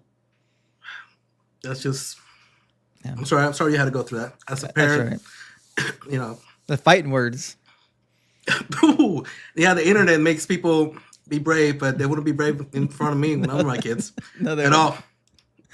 Well, I appreciate you coming through. Good to talk to you, Alex. All right, man. Cheers. W for Alex, for finding his way out by reading the book. Big W. We're going to get Devin and then Zane and then Seth in here in that particular order. And I agree with you, Andrew. Thank you for the super chat. Andrew says only the creator of hell deserves hell. And I agree. I agree with that wholeheartedly. Anyone who thinks torturing somebody for eternity is the one that deserves torture. And Flanker, thank you for the 420, says dad joke for you. Okay, good. What kind of bees make milk? Boobies. Hell yeah, they do. W for that dad joke. I appreciate that. Holy shit. That's a great dad joke. I'm going to use that tomorrow at work, see what happens. Canna, thank you for the $5 super chat. Says these lives are the best thing to work out. I know, right? Nothing more distracting than listening to Christians sweat and crash out. It'll get you motivated. It'll get the blood pumping a little bit as you're listening to the crash outs. And Adam says Newman. Announce Jerry like it's Newman from Seinfeld. Yeah, Jerry. Yeah, Newman's the best. I love Newman. Did he? Am I correct in remembering? Did he pass away? Newman from Seinfeld. Is he still alive? He was in the news recently. I forget what it was for. Is he still living? I hope he's still alive. I loved Newman, especially on also on Jurassic Park. I know his name in Jurassic Park wasn't actually Newman, but he's always going to be known as Newman because of his role in Seinfeld. But welcome in, Devin. Hello, can you hear me? Yeah, I can hear you. Welcome back, Devin. So, Devin, the claim tonight is that Jesus was a liar and a fraud. Do you agree with that claim? Well, I agree that he's a liar. Oh shit! All right, we got one down. Okay, so the next question would be then: do you agree that he's a fraud? No. Okay. I do believe like he's like the way, you know, the way, the life, blah blah blah. Even though he's a liar? Yeah. How could he be the Messiah and be a liar? Because I think in human standards, right, through our perspective, what he said, like there's so much contradiction. There is lies, right? Logically makes zero sense. So but if you bring is the Jesus idea, God? Okay, he's the way. But Yeah. is he God? He is, yeah, 100%. He says, "I and the Father are one." Can God tell a lie? No. Oh, so then he's not God if he lied. Right, but that gets into semantics, right? I don't think it does. This is words have meanings. If God can't lie and Jesus told a lie, that means he's not God.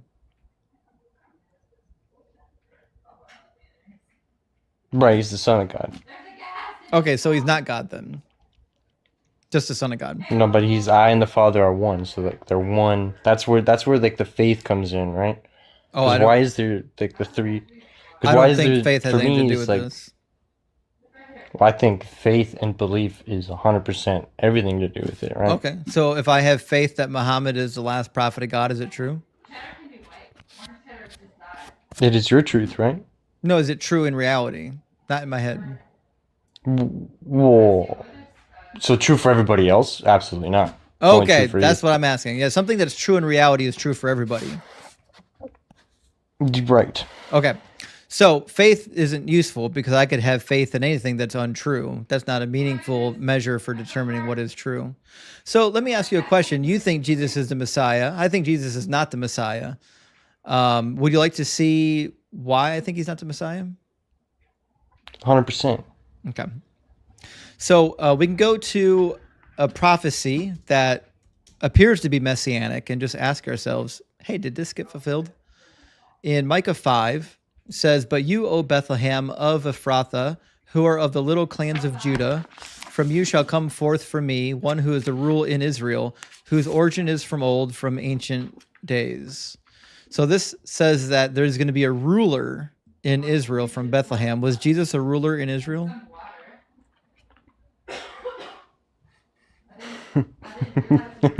No. Also, I know. Listen, all you Daddy J Dyer guys in the comments, if you want me to debate Jay, you go and get him in the stream. When you crash out in my comments yelling debate Jay the whole night, all you're telling us is that you're too much of a coward to do it yourself. So thanks for telling on yourself. Also, if you keep spamming that, we'll eventually just mute you. So wait. if Jesus wasn't a ruler in Israel, then he didn't fulfill this, did he? Well, when he was alive, right? But through the resurrection, he was made the ruler, right? Because did we not crown him? And then he was literally, they put up a sign saying it's the king of the Jews to mock him. Yeah, they were mocking him, but he wasn't a ruler. Jesus Christ. So they technically crowned him as the king of the Jews, but it was in a mockery, not so much right. A literal sense, right? So I do think he, right then and there on the cross, he was crowned king. He wasn't. He was but mocked. Not through his, but in that period of time. But nowadays, everyone sees him as like the Lord. Did he ever sit on that throne? Not yet. Okay, so he's not a king yet. That's where the fate. Well, definitely not. Right? I think that's when he comes back. He comes back as the one true king. Right? Is that not in Revelations? I haven't fully explored all this. I'm new. That's why I'm watching you, man. But because, Revelation, like, you're so in depth. Revelation didn't come true yet. Right. That's what I'm saying. Isn't that where the faith and the belief comes in? No. Why would I believe in something that didn't come true yet when nothing in the prophecies came true yet in the first place?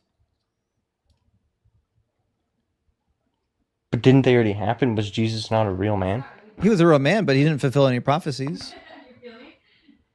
That's what we have to decipher, right? Right. Through all these translations which you've studied. Right. We have to decipher if he actually did those. Well, theoretically, he fulfilled Micah 5:2, but when we read Micah 5:2, it's clear that he didn't because he wasn't a ruler in Israel. And it also basically says that it's implying here that he's going to be from the line of David, which is why it mentions Bethlehem and Ephrathah. These are the ancestors of King David, right? Yeah. So was Jesus a descendant of King David? It so says. But who? Right. Who's his father? Well, that's God. Well, then he wasn't descended from King David. You have to have a patrilineal line going from King David to yourself. Yeah, Mary and James, what's his name? Mary and Joseph? Were Joseph, yeah. Were they not under the rule of that clan? Am I wrong in my recall? Mary was a Levite, according to Luke chapter 1. And according to Luke chapter 3 and Matthew chapter 1, Joseph came from the tribe of Judah, but he wasn't the father of Jesus. No, that's right. That's God. Now, it's also true that both of the lineages have problems. Like in the lineage from Matthew, it says that it goes through a guy named Jeconiah. And according to Jeremiah chapter 22, verse 30, Jeconiah was cursed. I'll read that one real quick with you. So God curses Jeconiah. Yeah. He says, thus says the Lord, record this man as childless, a man who shall not succeed in his days, for none of his offspring shall succeed in sitting on the throne of David and ruling again in Judah.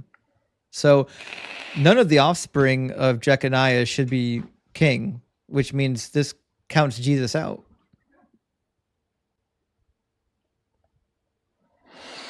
So this is the law that everyone knew prior to Jesus coming to quote unquote being the Messiah and prophesying for 3 years, right?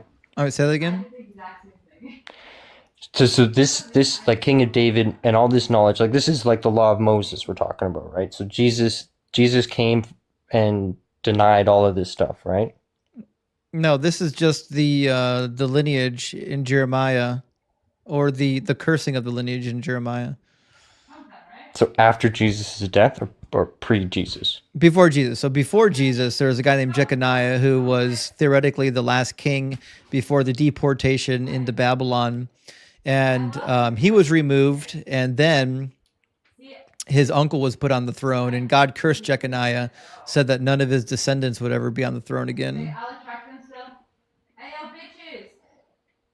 Well, then I think Jesus holds a special exclusion, being God's one and only Son. You know, because he's only because then we're getting into the will and what's God's will, right?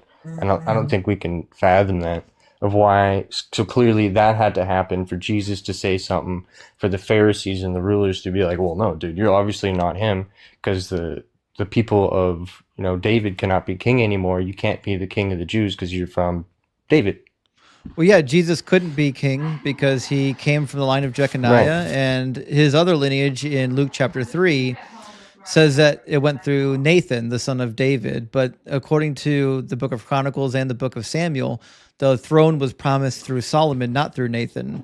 So neither one of the lineages gets Jesus anywhere close to being a king.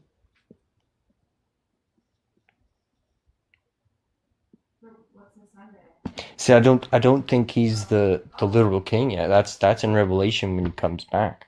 Right, which means he didn't fulfill the prophecy. Until he's a king, he didn't fulfill anything. Okay. So you don't think that the crowning on the cross could have been that symbolic fulfillment of the prophecy? He was made king there, king of the Jews. What's the symbolic fulfillment? And established. Can I symbolically fulfill the prophecy by putting a Burger King crown on my head? I mean, if you died for that Burger King. Well, the prophecy didn't say anything about the king dying. Didn't it? No. Yeah, I could swear that like that's why everything happened. There's no prophecy about the Messiah dying. So how do you do it? When I say I'm going to press go, it's when you hit TP? Or when you see my name? Well, all right. Yeah. Well, Devin, thanks for coming in and having a chat with me. I think this is our second time chatting. But yes, come back anytime. Cool, bro. Cheers. Appreciate it. Hey, I love what you do. Oh, sorry, I cut you there at the end.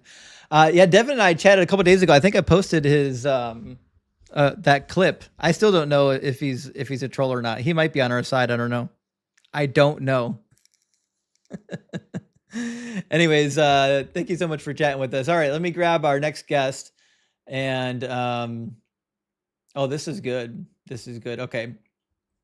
Jamil says, whenever I'm going to have Zex, I always assume they have herpes. That way I don't have to tell them about my herpes. Oh God, no. No. You can't say that kind of stuff, Jamil. You can't. I mean, no one knows who you are in real life, thank goodness. But hey, I mean, now, fair warning. You let everybody know. Let everybody know. And KN 2000, thank you for the 666. Hell Nero says, as a new dad, I got a joke. Oh, I can't wait. Why should you knock on your refrigerator before opening it? There could be a salad dressing in there. Okay. Listen, be careful. There could be undressed salads getting dressed in your fridge. Fantastic. Just amazing use of words. Amazing use of words. I appreciate that. And Mature Gamer, thank you for the $5 super chat. Says, this is Alex, but the caller made me believe that hell is needed, in my opinion. Interesting. That hell is needed. I don't know what it's needed for. Maybe for God. Send God there. I'd send his ass there. Space Lord, thank you for the $5 super chat. It says, I and the Father are one. If true, then Jesus prays that he and his followers become one and all Christians are God. Yeah, so in John chapter 17, Jesus prays that all of his followers would be one as you and I are one, which means if the Father and I are one means that Jesus and God are part of the Trinity, then that means he's praying for everyone else to be as well. And GH says he didn't sit on the throne. He was stapled, nailed at least. I wouldn't call it a throne. It was made of wood, though. It was made of wood. And Dr. Pizza, thank you so much for the $20 super chat. Good to see you tonight, my friend. It says, I locked my keys in my car. I prayed to Doug to save me. And lo, in my hand was a rock to smash the window and retrieve the keys. Praise Doug and his hardness. To honor him, I drove to the dispensary to be stoned. Hell yeah, praise Doug. The miracles of Doug are endless. It's overflowing. The miracle, the cup that holds the miracles of Doug overfloweth. And TB still crying about his daddy. Debate Jay Dyer. I told you, bring him into stream. I'll be happy to debate Jay Dyer. Evan says, if you die at Burger King, then you are king. What? Listen, he said it, okay? I don't know if that's the right way to be king, but he claimed that I could be king if I died at Burger King. And Cora Rose, thank you so much for the $10 super laugh. I really appreciate that. Big W, Cora. Good to see you tonight. And last one from our friend Jay Mulligan says, knock, knock. Who's there? 911 or 911. 911 who? You said you'd never forget. I can't believe I've never heard that knock knock joke. That's an amazing knock knock joke. I appreciate that one. 9/11 who? You said you'd never forget. You know, and the political people don't want you to forget. The people in politics for about a decade, that was all they talked about on the campaign trail, try to drum up sympathy for votes and whatnot. Anyways, welcome, Austin. How you doing? I'm good. I'm going to turn your volume up a little bit. You're a little bit quiet. Hold on. Oh, sorry. No, Is that better? You're okay. You're okay. Okay. So, Austin, are you at least 18 and are you a believer? I am. Is my camera not working? It's not on right now, no. Darn it. I was going to do a face reveal tonight. We've talked a couple times before in the past, so. It shows that you've got a USB video device plugged in, but it's not showing. It must not be active. I don't know. Oh, well. It's active. I just have many issues with this one cable. It's okay, though. Yeah, sure. Okay, so Austin, my claim tonight is that Jesus is a liar and a fraud, which technically is kind of two claims. Do you disagree with both of them? I mean, hearing some of your arguments, yes and no. I guess I can kind of pull from C.S. Lewis's argument, Jesus being either a liar, fraud, or Lord. Like liar, lunatic, or Lord? Thank you. Sorry, that was the one. Mm-hmm. Yeah. Which claims that if Jesus was lying and he knew about it, then he was a liar. If he wasn't lying or if he was lying that's how it was. I think that was the trilemma. Let me see if I'm correct on that. Mm-hmm.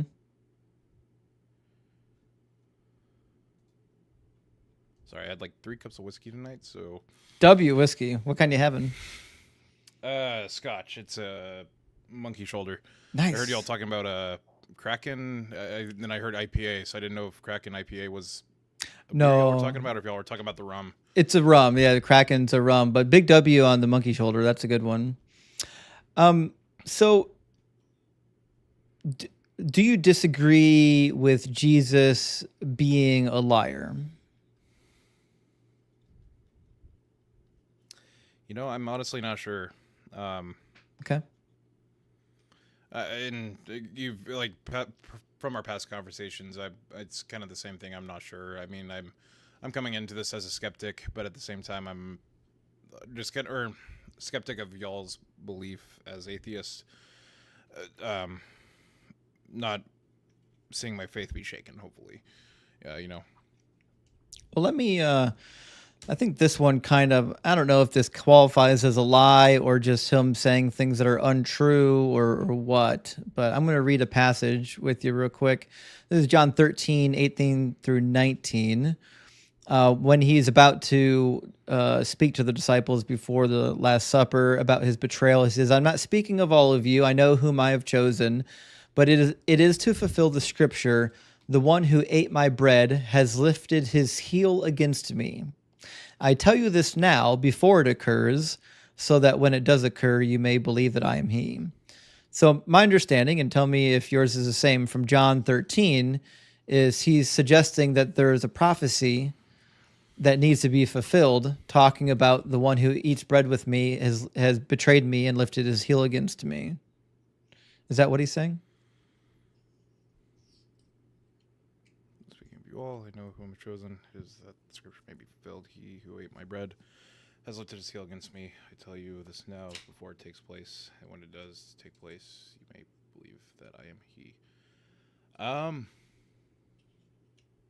You're saying John was the one reading or saying this? Well, Jesus is saying this in John, right? And Jesus is saying that the scripture must be fulfilled. And what does the scripture say? It says, the one who ate my bread has lifted his heel against me, right? Right. I think it kind of goes into the betrayal of Jesus with Judas, right? Right. Okay, so he is saying that this is a prophecy. His betrayal is a prophecy based on the text that he's quoting? Yeah. Okay, cool. Now, the problem I have with what Jesus is doing here is I don't think he's being honest with the text. If I remember correctly, this is a quotation from Psalm 41. It's either 41 or 69, but I think it's 41. And also, before our debate ends tonight, by the way, I do have one dad joke for y'all. I'm sorry. Okay, yeah, sure. Yeah, whatever y'all want me to, just towards the end. All right, yeah, we'll end on the dad joke. Cool. Okay, so Jesus is quoting from Psalm 41, and Psalm 41 starts out, says, to the leader, a psalm of David. So it seems to be a psalm that David wrote, and it says, happy are those who consider the poor, delivers them in the day of trouble. You know, the Lord protects them, so on and so forth. He even says, as for me, I said, O Lord, be gracious to me, heal me, for I have sinned against you. So this is just David speaking so far, right? Yeah. Right, and he's kind of lamenting his own troubles. When we get down to verse 8 and 9, he starts talking about his enemies. He's saying, they think that a deadly thing has fastened on me, that I will not rise again from where I lie. Even my close friend in whom I trusted, who ate of my bread, has lifted the heel against me. So the problem I really have here is that there's no actual prophecy in the text. So why would Jesus say that this is a prophecy? That's a good question. I mean, they both kind of point towards that issue with Judas, or with the story with Judas going against Jesus when he denies him 3 times. So that's the only way I can interpret that. Right. Right. We know how Jesus in the New Testament is interpreting it. Also, Fen, thank you for the double galaxy. I just saw that now. Thank you so much, Fen.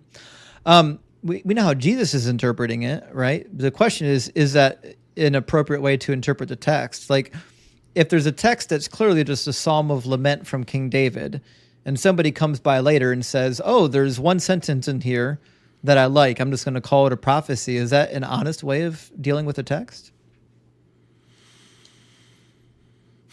In a sense, because I think you also have to consider conspiracies, because it could also be interpreting it from eyewitness accounts too. Like you have the eyewitness accounts of, I think it was Matthew or Mark, and then also Luke, when they were describing Jesus being blindfolded by the guards, and you have one phrase saying, never saying he was blindfolded, but then you go into Luke saying he was, which kind of shows those two narratives of both authors of those gospels. So I think that's something you kind of have to take into consideration. Sorry, I said conspiracles. I'm sorry. Like I said, I'm on like 3 or 4 shots of whiskey, Pablo. Fair enough. Yeah, but my question is, like, Jesus is reaching back into this Psalm 41, and saying that there's a prophecy here. But if we just read this psalm without knowing what Jesus said about it, there's no way we would have thought that was a prophecy, would we? True. Right? So it seems like what's happening is the author, or Jesus, one of the two, are just reaching back into the Old Testament, finding anything they can that sounds like what happened to Jesus, and just calling it a prophecy. But I mean, that seems kind of weak. Like, anyone could do that. I could go into the Old Testament and find things that are completely out of context and just call it prophetic. Like, would that make me the Messiah if I did it?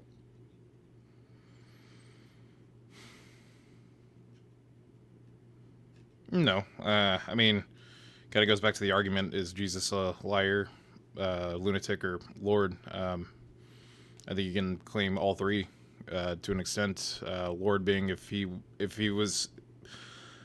I'd prefer the latter one. I think he's Lord because you go into the argument if he was lying, I don't think he would have taken it that far to the point of him being crucified. Well, I think he was a lunatic is what I think. I think he was delusional. In fact, in Mark chapter 3, his own family goes out to capture him because they think he's out of his mind. Although I can't really say that I trust much of what the gospel says about him. But nevertheless, I mean, if he thought that he was the fulfillment of Daniel chapter 7, and if he said the things that he actually said in the gospels, then I think he was out of his mind. Yeah, it's very well possible. I'm not going to deny her. I'm not going to deny that argument.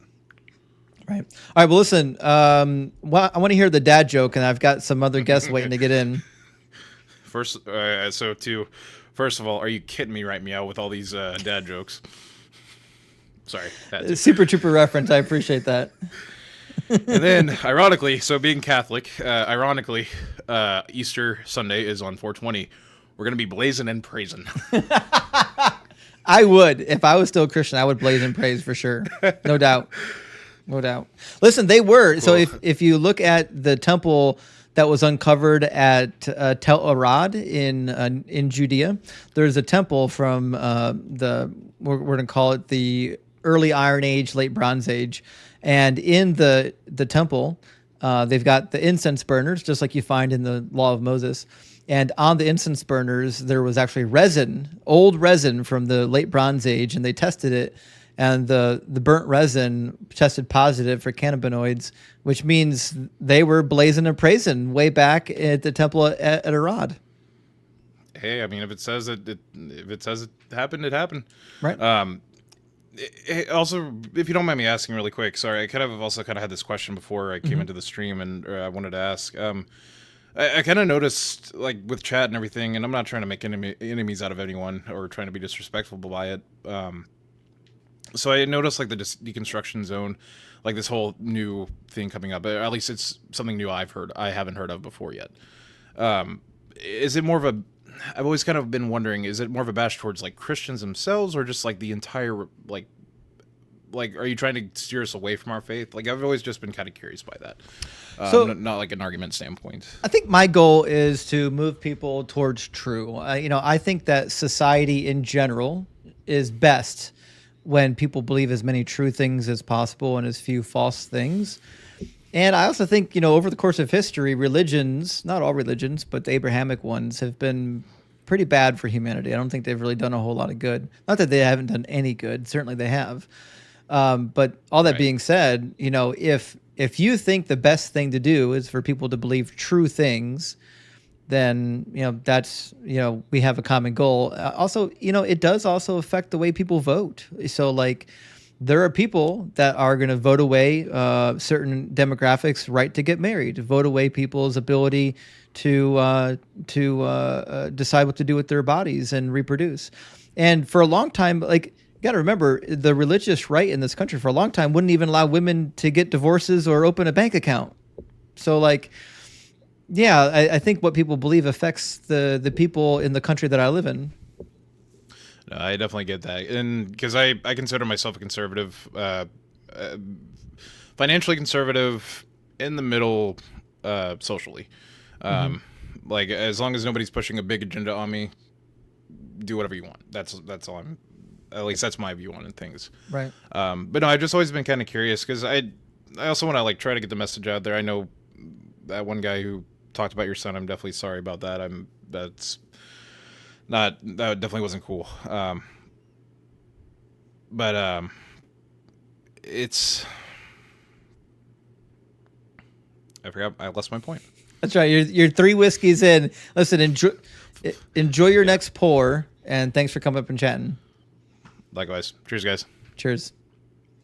W. Austin. Listen, I've done a little bit of cracking and chatting before, and eventually the brain gives out. You start to lose track of what you're talking about. So he did really, really good, I think.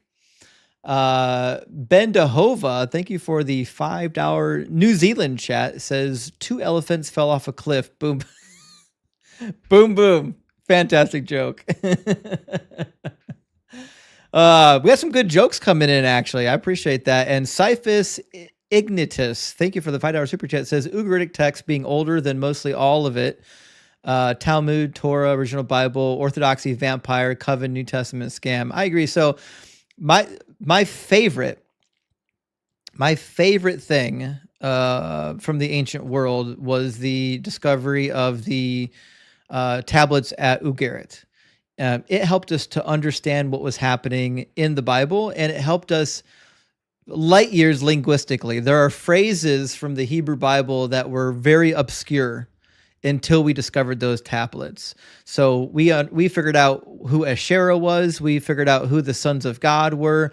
We figured out who Elohim was. We figured out who Baal was. We figured out who Anath was. There were so many figures that show up in the Bible that we didn't know who they even were until we discovered those tablets. So the tablet collection discovered at Ugarit was absolute fire. All right, we're going to get Zane, Seth, and then Mr. J in that order.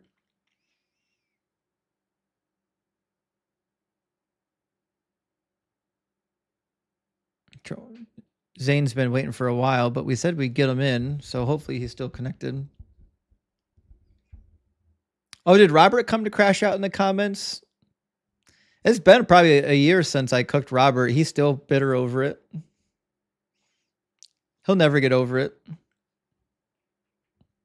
Well, I don't think Zane's going to connect. We'll give Zane a second. We don't want to give up on him just yet, but we'll move on to the next if he can't connect. Arya Denarf, thank you for the $5 super chat. Says, why did Popeye kick the Pope's ass? The Pope went to Mount Olive. If it was biblical, it would say the Pope went into Mount Olive. But yeah, if the Pope is Mountain Olive, you've got a problem. Only Popeye gets to Mount Olive. All right. They didn't connect. We'll grab Seth and get Seth in the box. Seth was asking to come in. Welcome in, Seth. What's up? Seth, Hello, are you sir. at least 18 and are you a believer? Beyond 18 and I'm not a believer. Oh, so another religion or an atheist?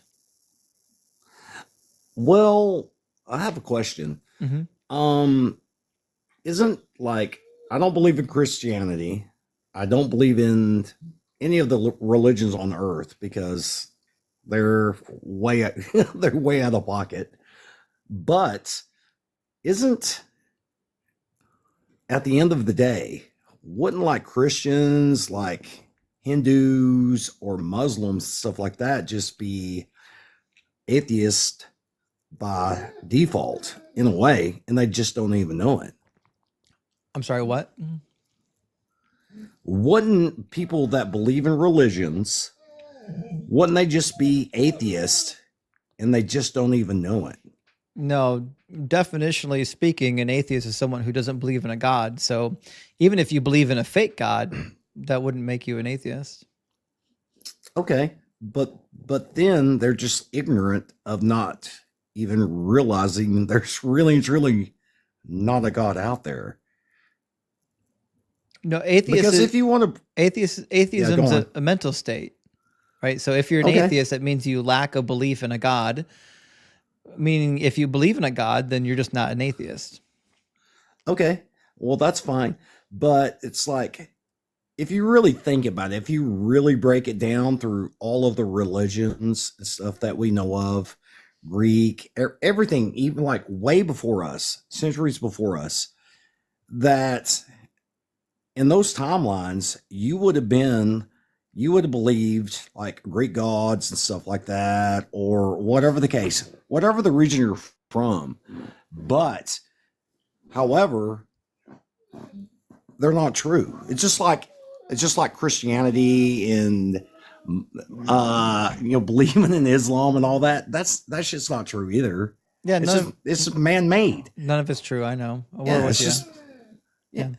All right, well, listen, just Seth, man-made. we gotta get a believer on the stage, but I appreciate you coming up. But yeah, big W for atheism. Okay, well, I appreciate it, but yeah, hey, big spiritualism. Perhaps. All right, have a good one. Is he Buddhist if he believes in spirits but not God? Now I got questions actually. Lewis says, imagine someone telling you a story of a magic trick and being as impressed as you would be if you actually saw the magic trick. Interesting point, actually.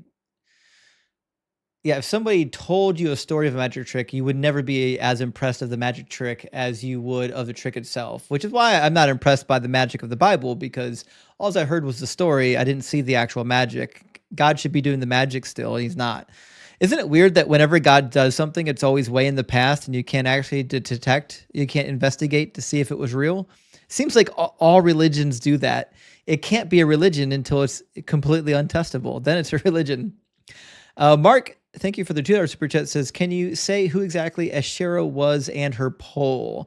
And so Asherah was a goddess from ancient Canaan, and she is associated with El. She's the consort of El. She's also referred to as Atherot. She had 70 sons, Baal being the most powerful of them.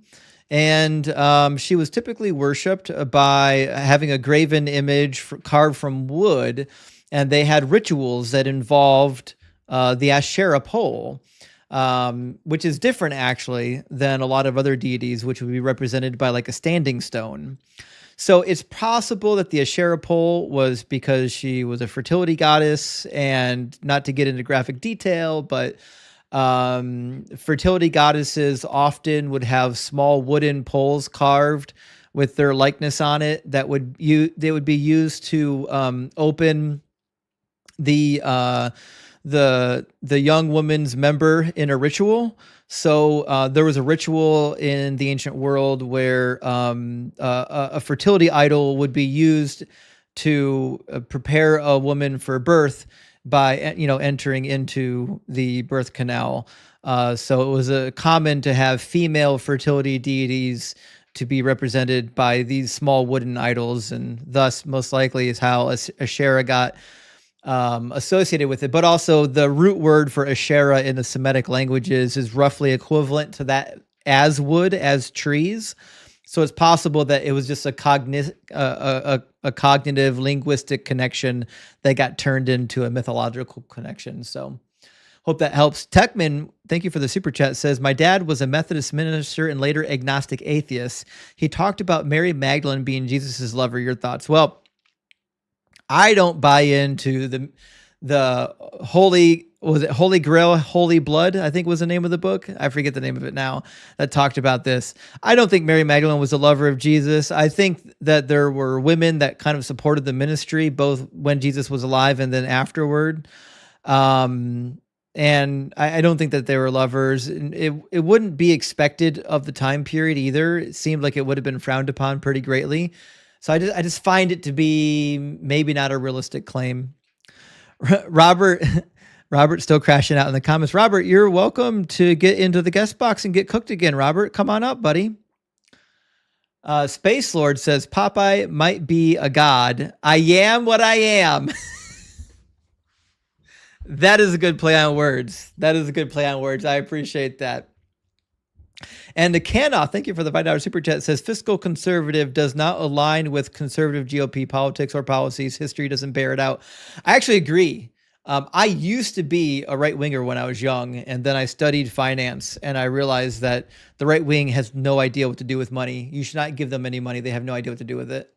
Hizzle82, welcome to the Kraken Crew Elite, and Eldritch Zora, thank you so much for the $4.99 super chat. Says saying only big spiritualism before leaving is hilarious. Yeah, it was fun. At least it was fun. Big spiritualism. I don't know what we would call that. I think he was rooting for spiritualism as opposed to religion, which I think I could get behind. Spiritualism doesn't really seem to lead people to like do horrific things. But welcome in, Mr. J. Oh, hey, Justin, how are you? Good. How are you doing? Good. I know you want a debate. I was hoping you could answer a question for me. Yes, I'm over 50, and I have a quick question for you. I am deconstructing. I love your show. I was wondering if you could help me in how to respond to someone when you bring up Matthew 16:28, which I think is related to your topic here. So if you bring that up to someone and their response, and just for the listeners, I don't have it in front of me. If I swipe out, I don't think you can hear me, I'll but get it. if you want to. So if you bring that up with someone, what I've heard people try to justify it is that they say, oh, well, he was talking about the transfiguration, or that was really what he was talking about is the destruction of the temple. How do you respond to that? Yeah, so I'll give you what I think is probably the best response, and we'll start by going through some of the claims. So the claim that Jesus is going to come back starts as early as Matthew chapter 10, says when he sends the disciples out to, or the apostles to go preach through the towns, he says, when they persecute you in this town, flee to the next. For truly I tell you, you will not have finished going through all the towns of Israel before the Son of Man comes. Now, the coming of the Son of Man is not a generic reference. This is a reference to Daniel chapter 7, where it says that one like the Son of Man basically came on the clouds and all the kingdoms of the earth were handed to him. That's what he's referencing. That's what it means to be the Son of Man in Jesus' time period. The Dead Sea Scrolls and the Book of Enoch and the Apocrypha really flesh out what this title means before Jesus starts using it. So there's a little bit of background there, but we don't have to waste time in the background. That's what he's talking about, is coming on the clouds. Okay. Which is why we see in Matthew 16:27, it says the Son of Man is to come with his angels in the glory of his Father, and he will repay everyone for what has been done. Truly, I tell you, there are some standing here who will not taste death before they see the Son of Man coming in his kingdom. Now, the honest Christian knows that this is a problem, which is why they want to say that it's about the transfiguration, because that solves a problem. It solves a problem in that it happened immediately, meaning while they were still alive. And so you can't say that, you know, that it just didn't happen. Well, it did happen. It just isn't what you think it is, right? The problem is it clearly isn't about the transfiguration. It's about the coming of the Son of Man in the glory of his Father to judge mankind. That's what it says. And then he says that this is going to happen. And you're going to see the Son of Man coming before some of you standing here have not tasted death. So anyways, the long and short of it is this couldn't be the transfiguration, because if you go to Matthew chapter 17, there's only 6 days between this speech and the transfiguration. 6 days later, Jesus took with him Peter, James, and his brother John and led them up on a high mountain. So a couple things. Nobody died. None of his disciples died in those 6 days. And the passage says that some of you will not have passed away, right? So if you go back to Matthew 16:27 through 28, he says, there are some standing here who will not taste death before they see the Son of Man, meaning some of them have to die, which means it couldn't have been within those 6 days. Plus, it's not about Jesus like getting glory on a mountain. It doesn't say anything about that. It says coming in the clouds, or coming with the angels in the glory of his Father. Jesus didn't do any coming on the mountain. He just walked up the mountain and then walked down the mountain. He didn't come from anywhere. He just walked up a hill. So like language is kind of important. And then when you couple this with Matthew 24, And this is all the signs of the end times. He tells you, he says, immediately after the suffering of those days, the sun will be darkened, the moon will not give its light, the stars will fall from heaven, the powers of heaven will be shaken. And you could take this metaphorically. A lot of Christians do. Like if you're a preterist, they'll say, well, he's not saying this is literally going to happen. It's metaphorically, which is fine. You can say all that. And I don't think any of that matters. It says, then the sign of the Son of Man will appear in heaven. So this is up in the clouds, right? The Son of Man is going to appear in heaven, and all the tribes of the earth will mourn. And they will see the Son of Man coming, meaning descending, on the clouds of heaven with power and great glory. He will send out his angels with a loud trumpet call. They will gather his elect from the four winds, from one end of heaven to the other. Now, none of this happened. This is the end times that's told about in the next chapter, Matthew 25, when he talks about how he's going to separate the sheep from the goats, and he's going to judge people and send some to everlasting paradise and some to everlasting contempt. But it says here about the timing, it says, from the fig tree, learn its lesson. As soon as its branches become tender and puts forth its leaves, you know that the summer is near. So also, when you see all of these things, you know that he is near at the very gates. Truly, I tell you, this generation shall not pass away until all these things have taken place. So we keep getting these passages that say the same thing. Jesus is coming back imminently. He is going to be within this generation while they haven't all completely died. And then it just didn't happen. And even Paul kept pushing it out. In 1 Thessalonians, he says in chapter 4, Paul speaks in chapter 4 as though he's still going to be alive. He says of the second coming of Jesus in chapter 4, he says, for this we declare to you by the word of the Lord, that we who are alive and who are left until the coming of the Lord will by no means precede those who have died. He thinks he's going to be alive when Jesus comes back. So they really do have to stretch to try to make it mean something else. It's just words don't it mean was words. obviously the second coming. So okay, Seems pretty well, obvious, yeah. I really appreciate the help. I'm like I said, been deconstructing for a couple of years, and your show has really helped me quite a bit. So keep doing what you're doing. I appreciate it. Thanks, Joe. I appreciate you coming up. Come back anytime. Thank you. Cheers. Let's get some W's for Jay. Deconstructing's not easy, nor is it fun. So he's doing the hard work, and I get it. It's not easy. The Cake is a lie. Good to see you tonight, friend. Cake says, hi, Justin. What do you think of the gospel authors? I'm sorry. Why do you think the gospel authors did such a bad job with the prophecies? It seems to me that it would have been easy to doctor the narrative so that at least some prophecies fit better. So here's my opinion.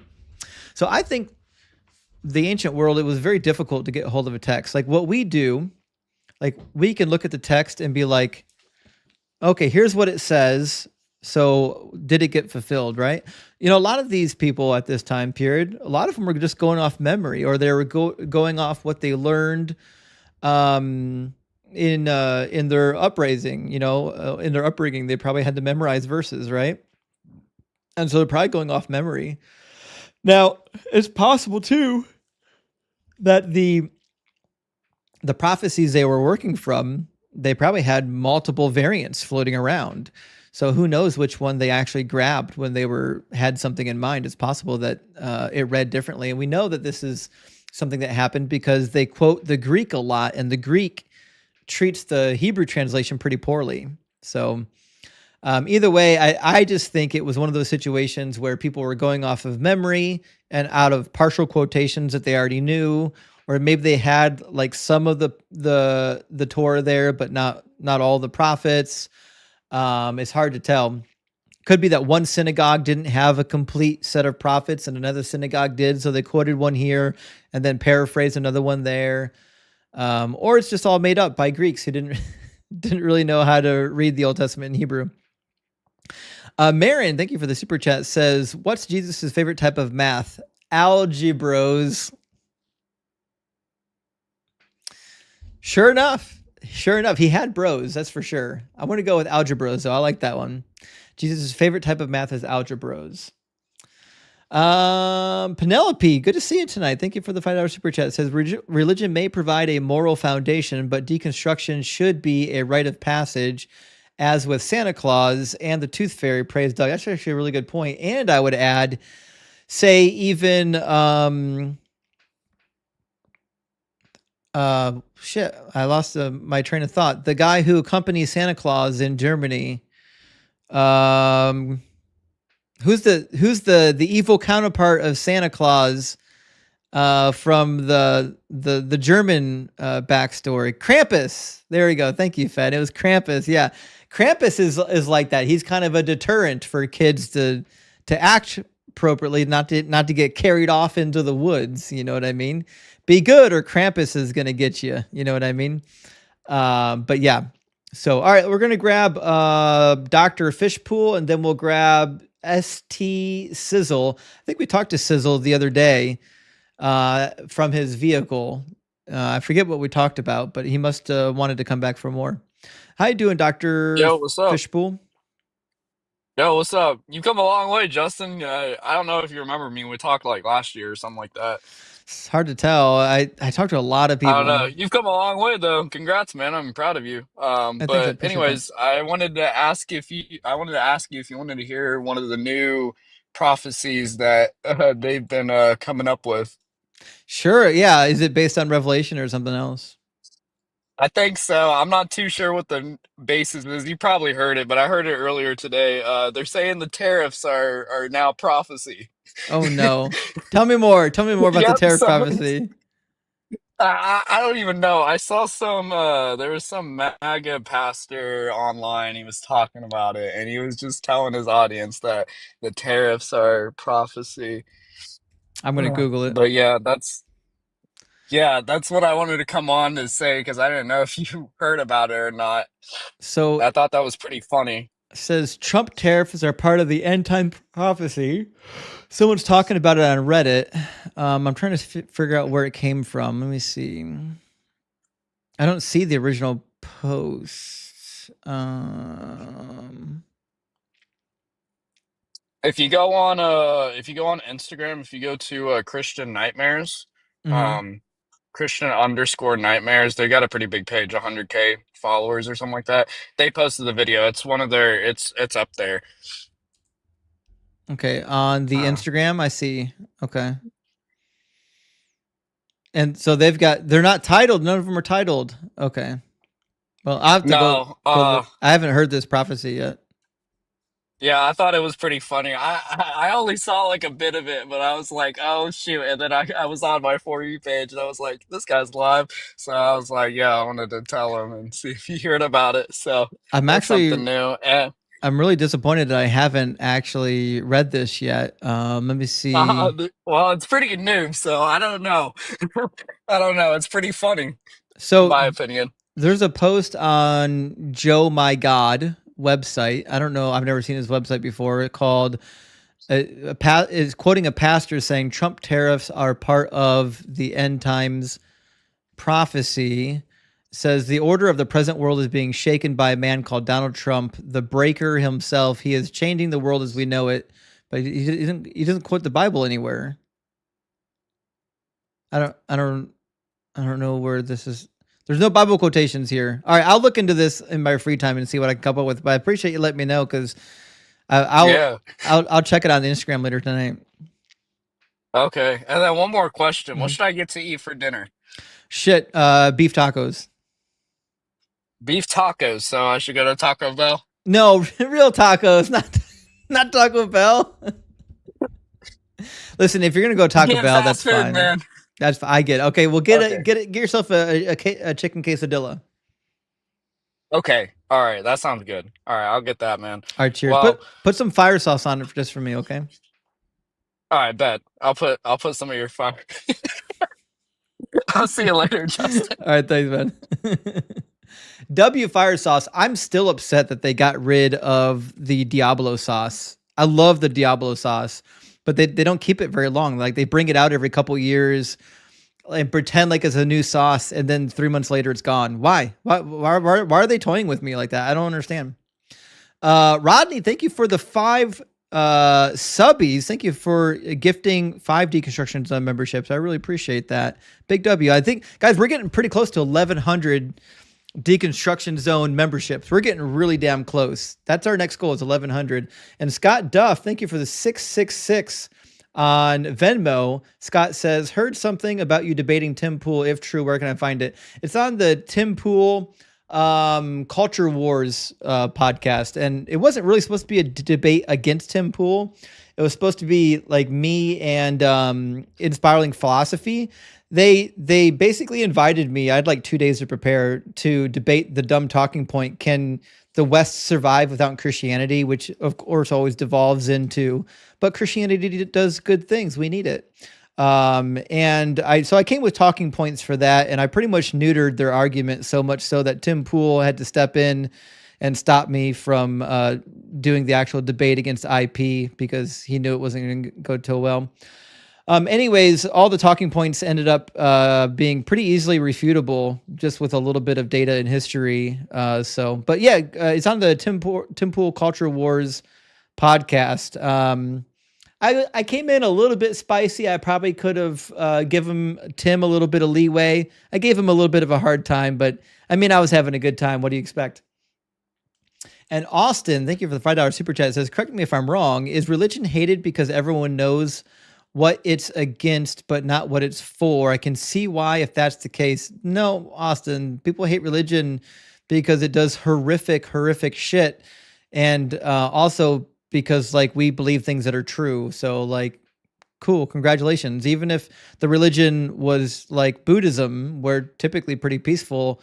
It's not technically religion, but like even Hinduism, I don't give a fuck about Hinduism. I don't care if they're peaceful or not. It's not real. Those gods don't exist. Doro, thank you for the $10 super chat. I appreciate that. It says, every time you say Jesus was a liar and a fraud, I sing it to the tune of Jesus is a friend of mine. I love it. I love it that you sing that to that tune. Now I'm going to start doing that. I appreciate that, Doro. All right, we got Sizzle with us. How you doing, Sizzle? Sizzle, you got your microphone muted. There you go. Yeah, it's a little echoey though. Can you plug in some headphones or something? I could do it on my laptop. I don't know if that'd be any better. Yeah, I might have to. All right.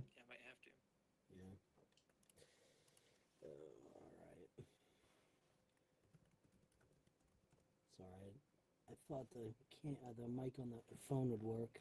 Well, the microphone does work.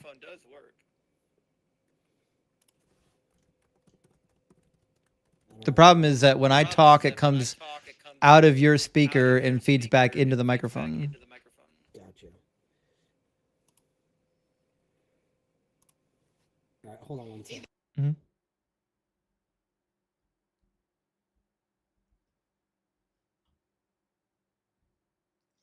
Jesus is a liar and fraud. We need, you know what? I should see if I can get you get the AI music writer to write that song. We need a Jesus is a liar and fraud song, actually. Yeah, Crow, you're right, actually. You're 100% right.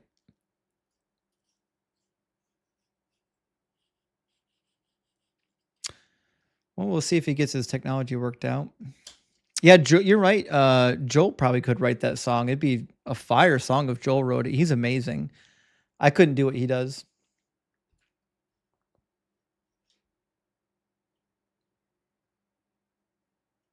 All right, we'll try this. See if this is any better. Well, we'll see if he gets his technology worked out. I was doing the same thing. Yeah, you're right. Joel probably could write.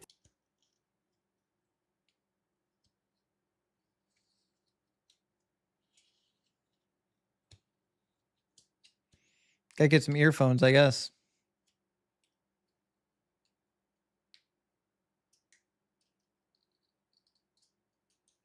Guys, I don't know if you saw my latest TikTok video. Joel's part of the religion of Doug now. I had it playing in the background. Oh, I think you're right. Yeah, it's working right now.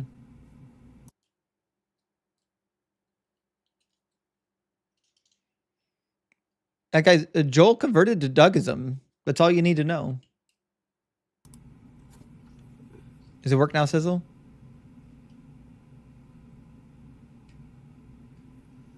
I don't think he can hear me.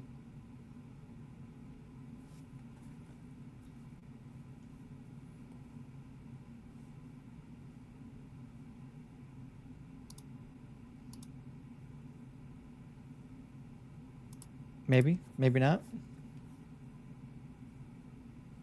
Well, while he's figuring that out, let me bring Yaakov up. What is going on, my good man? Yaakov, how you doing? What's up, my brother? How you doing? It's great to see you. It's always great to see you. Hey, I just want to share something with you shortly. So I checked earlier, and today is my 500th day of being subscribed to you. Holy shit. Which is incredible.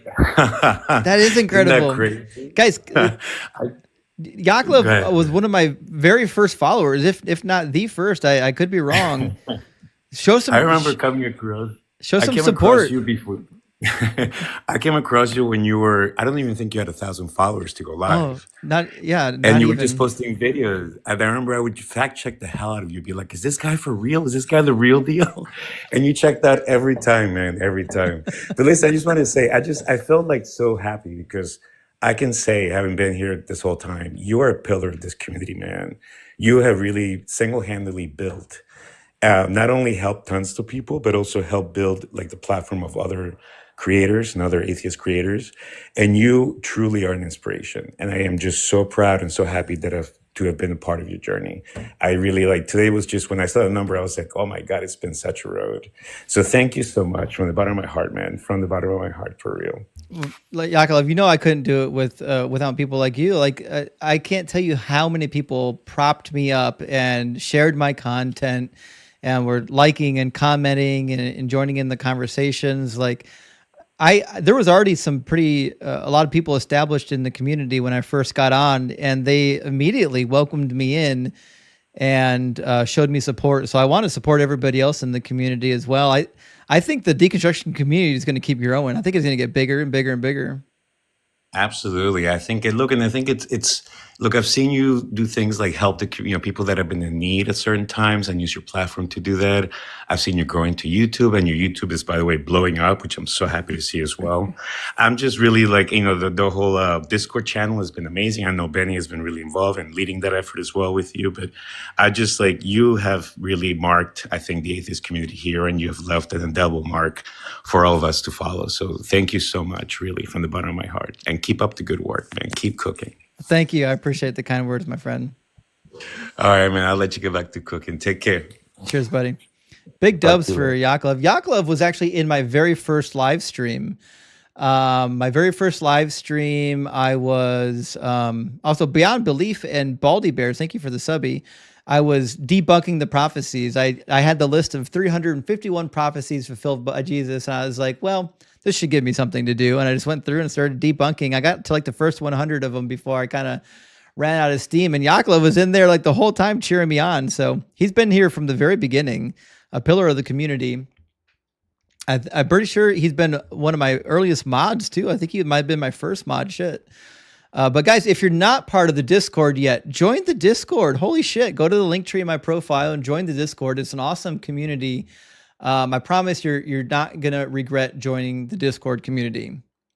And Flanker420, thank you so much for the super chat. Says, went to the doctor the other day and he told me I had to stop masturbating. And I asked him why. He said, because I'm trying to give you an exam. Damn it.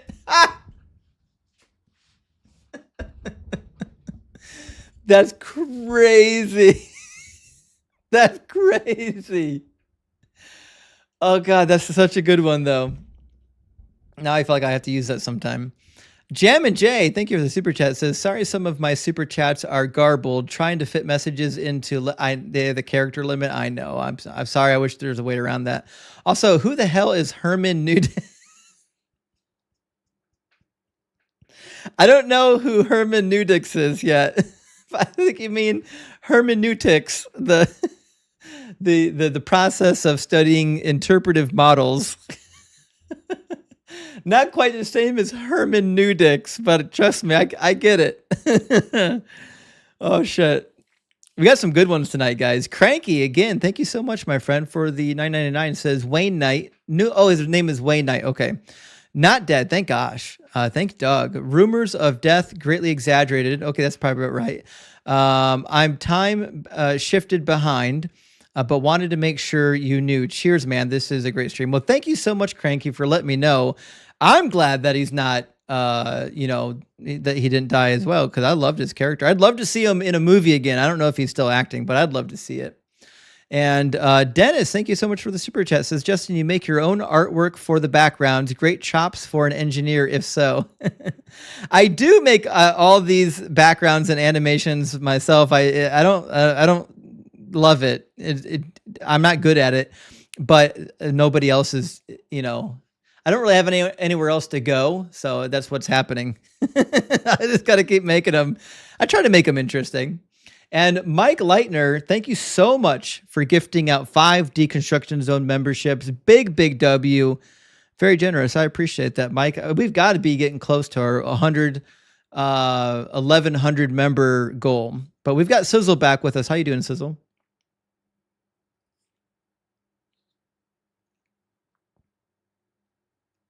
Sizzle? I don't think Sizzle can hear me, or else he'd be unmuted.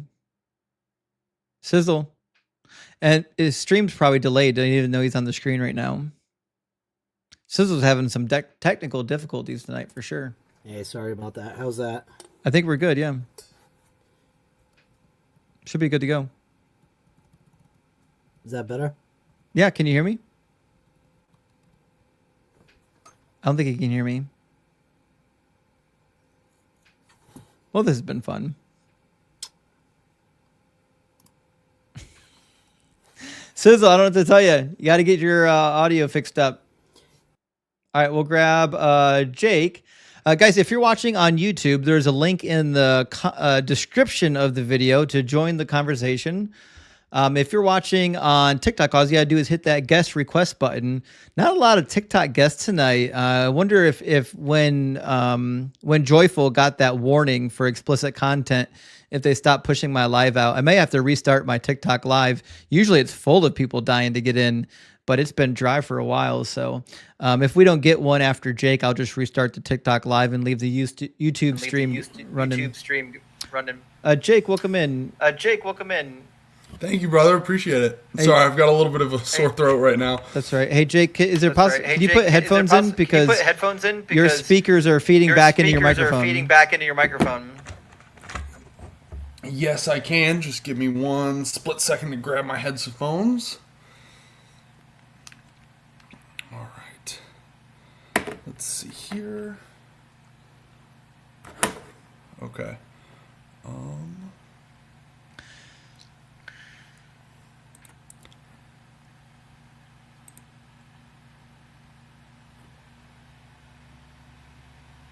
right. Sorry. Should be connected in just a second.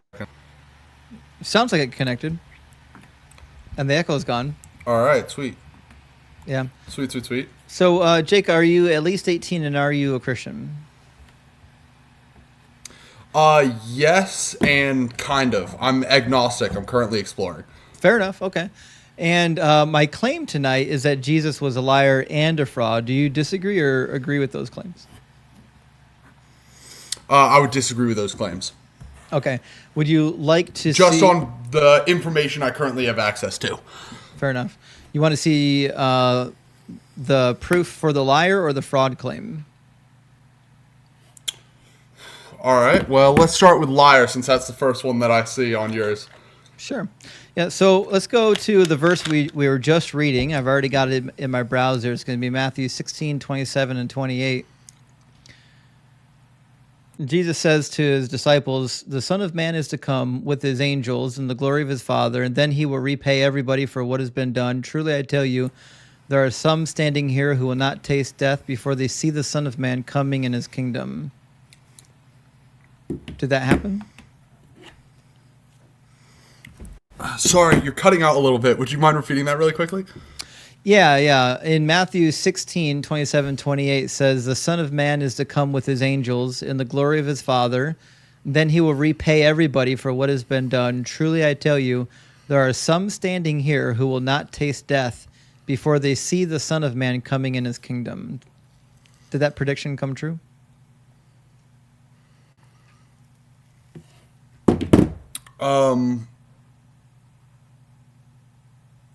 Kind of. I would say yes to the immediate context. because of 6 days later, I believe it was Matthew. Is that Matthew 17? Jesus takes Peter, James, and John to the mountain and is transfigured. Right. So And which of they his, see his divine glory. which of his disciples died in the 6 days? I don't know. None of them did. So that can't be the fulfillment, because he says, there are some standing here who will not taste death before they see the Son of Man coming in his kingdom. So he didn't come from anywhere in the transfiguration, and nobody died. Yep. So that can't be it.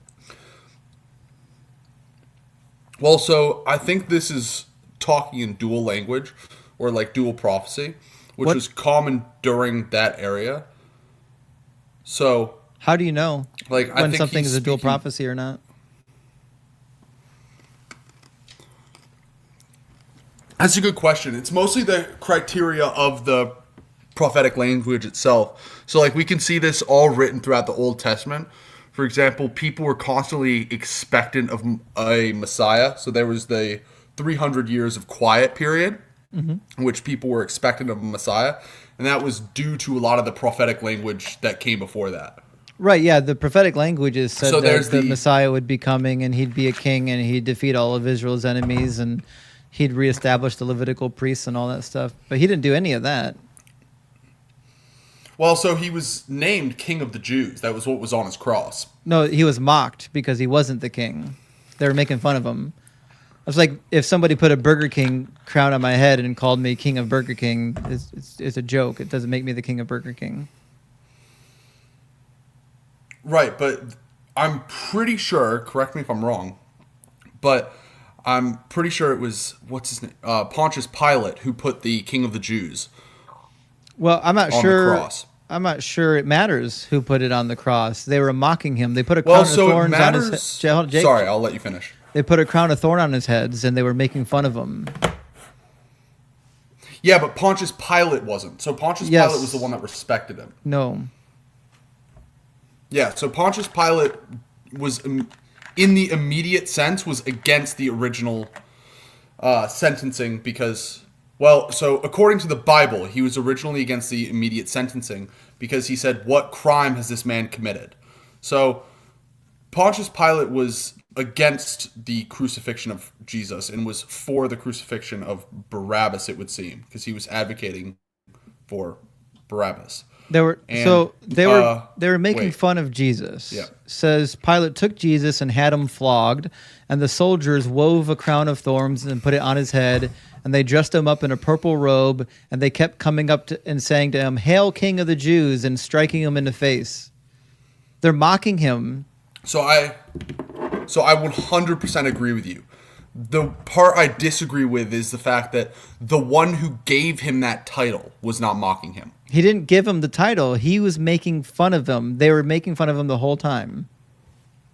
So yes, you're correct. The Jews and the Romans that were there were completely making fun of him. But again, correct me if I'm wrong, but I believe Pontius Pilate was the one that put King of the Jews on the cross. Yes, to make fun of him because he wasn't the actual king. Pontius Pilate, if he actually admitted that there was another king other than Herod, would have been filleted by the Romans.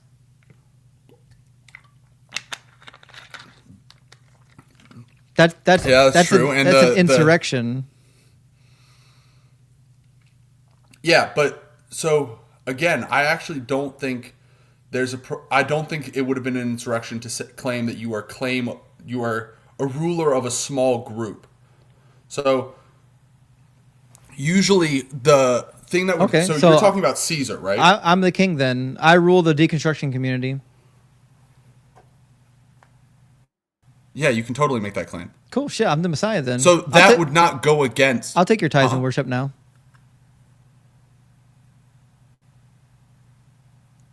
Sorry, I'm confused about the leap. So what I'm saying is, if you claim to be a king right now, that would not be an insurrection against whoever is currently ruling as a authority. Yeah. If it's over a small group. So claiming that you are a religious leader is different than claiming you are a So claiming someone is a king of the Jews Okay, would be a religious figurehead. Okay, so the head of the Sanhedrin was a king too. Caiaphas Sorry, was what? so Caiaphas was a king as Sanhedrin? well. I'm not familiar with who that is. I'm sorry. Caiaphas- That might just be because I'm new to all this. Caiaphas was the head of the Sanhedrin. So he was a king as well. Okay. I don't know. Well, you just said anyone who's possibly. anyone who's leading a group of people is now a king. So John the Baptist was a king too. You could argue that, but I would disagree with the claim that John the Baptist was a king because he himself did not claim any sort of he did not claim authority, so he bowed before Jesus. So he said Jesus is the authority. Oh, so when it comes to religious authority. Okay, so just claiming that you're a king makes you a king? No, people have to obey that authority, and people did. People believed Jesus was the Messiah. When, for example, so if you claim to be a king and people agree with that, sorry, go ahead. That's not how kingship works. Okay, so when King David was on the run while his son Absalom was chasing him, who was king? Saul. No, try again.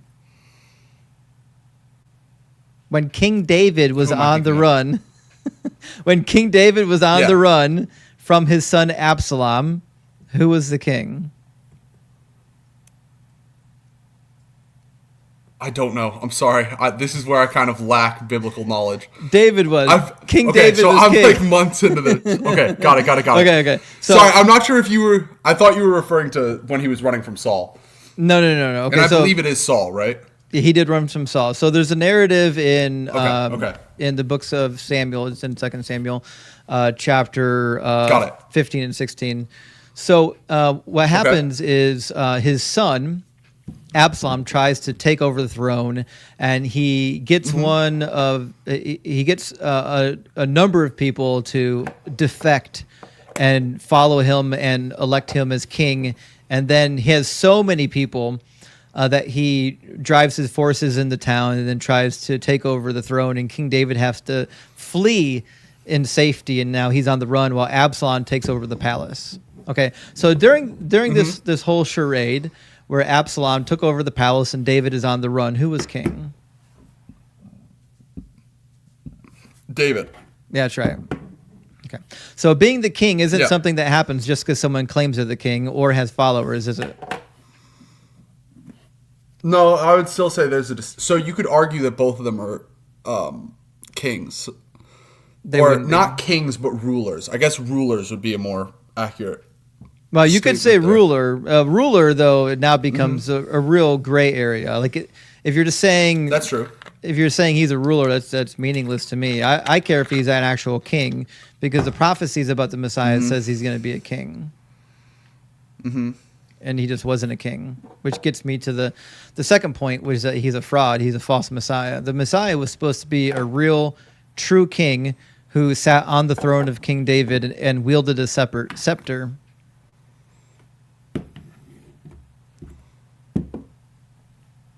No king, no Messiah. Yeah, you're right. I don't have an immediate response to that. I'm sorry. Right. So the fact that somebody mocked him. A solid case. Yeah, the fact that somebody mocked him. Well, to me, again, I doesn't still matter. disagree with that claim. Right, but listen, just mocking somebody as being a king doesn't fulfill the requirement of being the Messiah. Because Simon Bar disagree with the Kokhba, mocking claim. I agree with the other bit. Simon Bar Kokhba was an actual ruler in Israel for a period of 3.5 years. Why isn't he the Messiah? Because Jesus fulfilled a fair amount of dual prophecies. Like what? Let's see. So there was several in Isaiah. I believe there was some in Deuteronomy, and I believe the one. Well, pick your favorite one, and we'll talk about it. Go ahead. Okay. I have it saved. I assume Just give me 1 second to find it. Isaiah 7 or Isaiah 9:6 or Isaiah 53, one of those prophecies. I think Isaiah 7. Yeah, Isaiah 7 is let me see if I a can common find it on one. my phone. Yeah, 7:14. Yeah, let's read it. Probably. Would you mind? Do you have it there while I'm searching for it? Yeah, I got it. So Isaiah 7 starts out. It's while the king of Judah is under attack by two other kings, King Rezin and King Pekah, one from the Arameans and one from the northern Israelites. Because the northern Israelites made an alliance with the Arameans, and they want to replace the king of Judah with a king that's favorable to the alliance. So they're under attack, and King Ahaz from Judah is freaking out, shaking in his boots.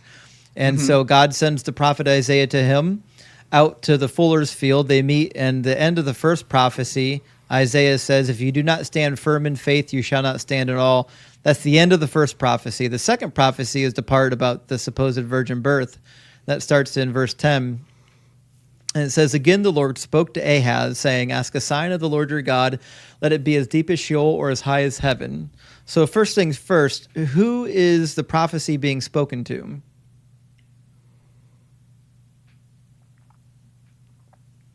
I believe it's speaking to. Are you saying who's it speaking to, or who is it talking about? Who's being spoken to in verse 10? It says, again, the Lord spoke to Ahaz. Yeah.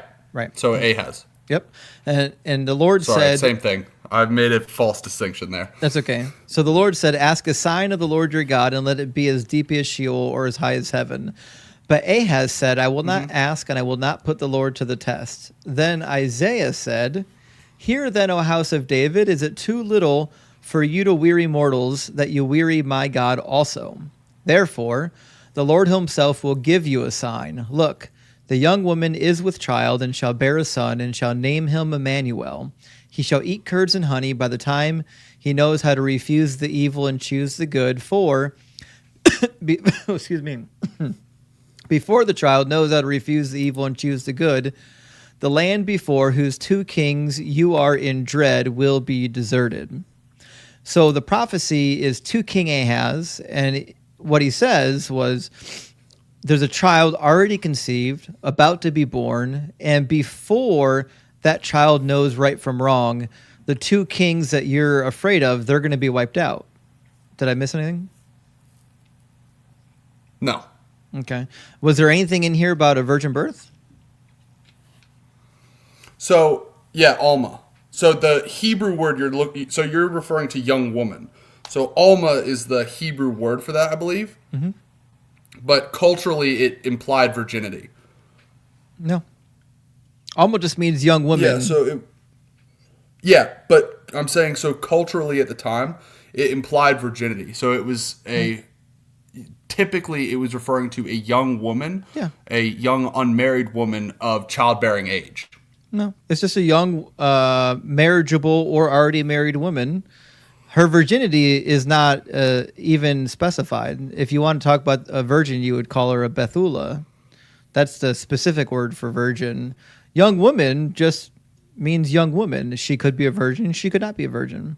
Now, if she's unmarried, then it's expected that she's a virgin, obviously, because she's not married. If she is married, then she wouldn't be a virgin, obviously. And here, it's clear that she's not a virgin because it says that she is chara, meaning she is with child. It's an adjective. She's pregnant.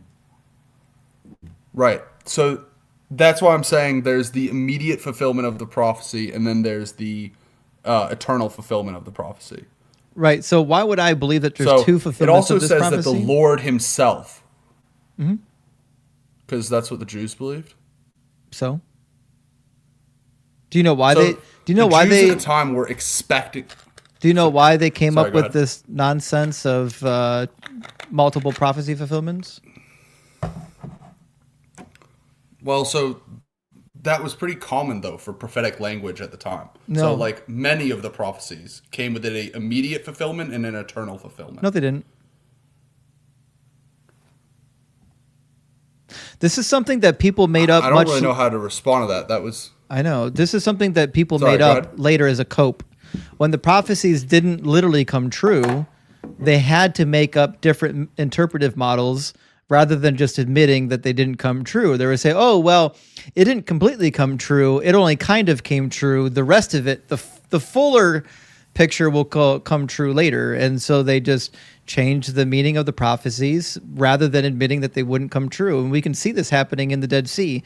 The Dead Sea Scrolls, they go through Habakkuk and some of the other prophets in the Bible, and they just rewrite it. They're like, oh, this word actually means this now, and this word means this, and this people group is actually this people group. And they just rewrite everything for their own time period, even though Habakkuk wasn't writing about their time period, because Habakkuk said things that didn't come true.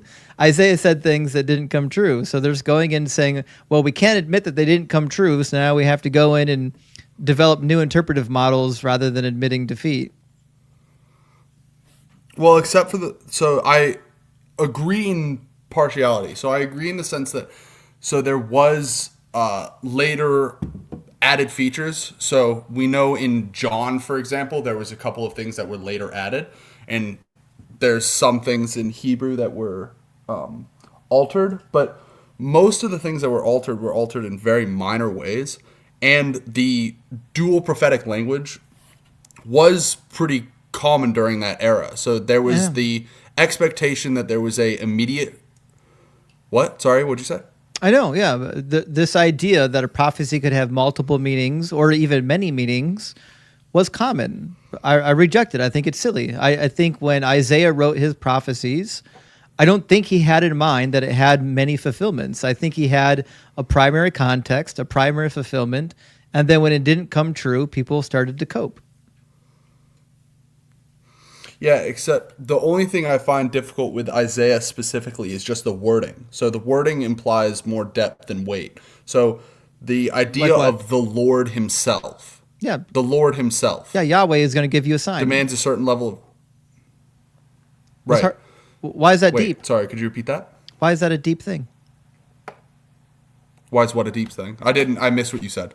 You said the Lord himself will give you a sign is somehow deep. I don't see why. The Lord himself is talking to the prophet, who's in turn talking to Ahaz, and he's telling Ahaz, ask for a sign. Why is Yahweh telling Ahaz to ask for a sign? I don't know. Because he wants him to stand firm in his faith during the time of war. The end of the last prophecy was, if you do not stand firm in faith, you shall not stand at all. And then the very next thing, God sends the prophet again and says, listen, ask for a sign. He's trying to shore up the faith of Ahaz.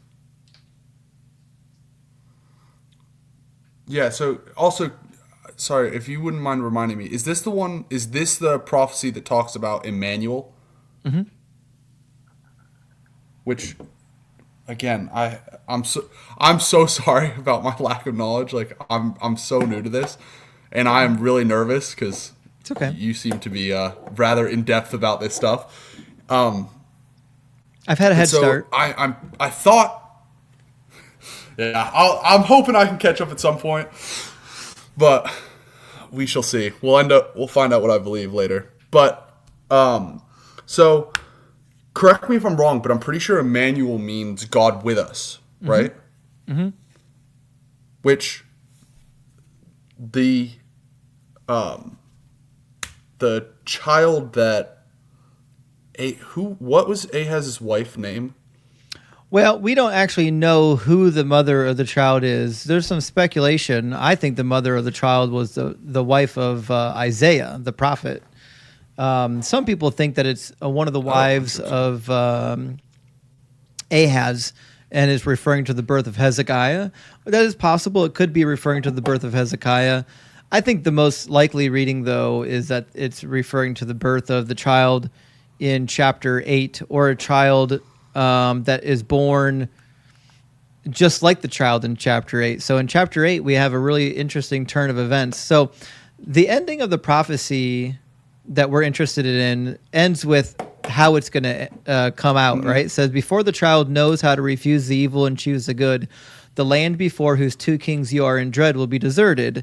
Well, how is that going to happen? It says, the Lord will bring on you and on your people and your ancestral house as such days as have not come since the day that Ephraim departed from Judah, the king of Assyria. On that day, the Lord will whistle for the fly that is at the source of the streams of Egypt and for the bee that is in the land of Assyria. So he's saying, I'm going to bring the army of Assyria down, and he's going to beat these two kingdoms up, and he's going to take his turn at you as well. You're not going to like it, but you're going to get through it. Now, this begins to come true in chapter 8, actually. So if you go to chapter 8, the prophet goes into his wife, has a child. In fact, he names the child. It says, I went to the prophetess, and she conceived and bore a son. Then the Lord said to me, name him Maher-shalal-hash-baz. For before the child knows how to call my father or my mother, the wealth of Damascus and the spoil of Samaria will be carried away by the king of Assyria. So again, there's another child with a prophetic name, and it says of the child, before he's old enough to be able to do something, God's going to deal with these two kingdoms. Damascus was the primary city of the Arameans, and Samaria was the primary city. Samaria and Ephraim were the primary territories of northern Israel.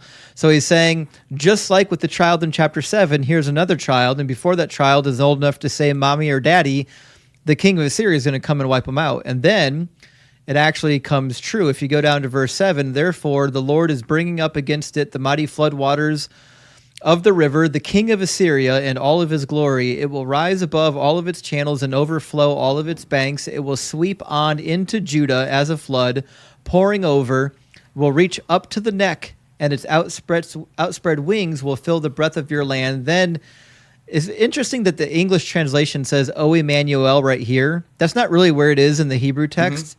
In the Hebrew text, it includes it at the beginning of take notice. It says, O Emmanuel, take notice, you people, and be dismayed. Listen, all you far countries, and gird yourselves and be dismayed. Take counsel together, but it shall be brought to naught. Speak a word, but it shall not stand, for God is with us. So the prophet is telling you what it means, what Emmanuel means in the context of the prophecy. Emmanuel means that God is with them during the war. Right? The same way that the name of the child in verse 3, Maher-shalal-hash-baz, means the wealth of Damascus and the spoil of Samaria will be carried. What does that mean? Blah, blah, blah, blah, blah. What does that name mean again? Blah, blah, blah. Anyways, I'll have to look it up later. But so all of his children have prophetic names, or at least titles, right? I agree with that bit.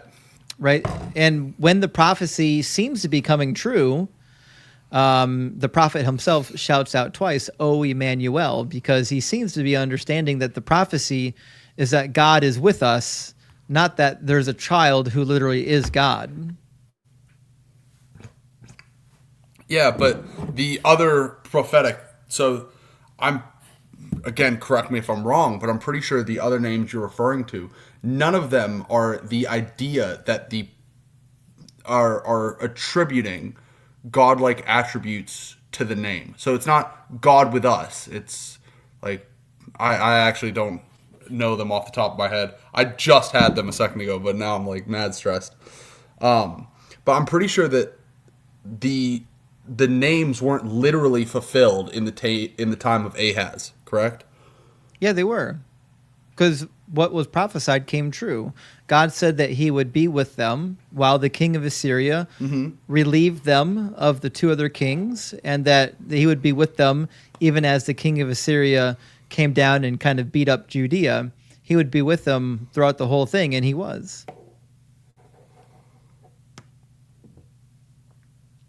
There are 3 different prophecies about God being with Israel during this war.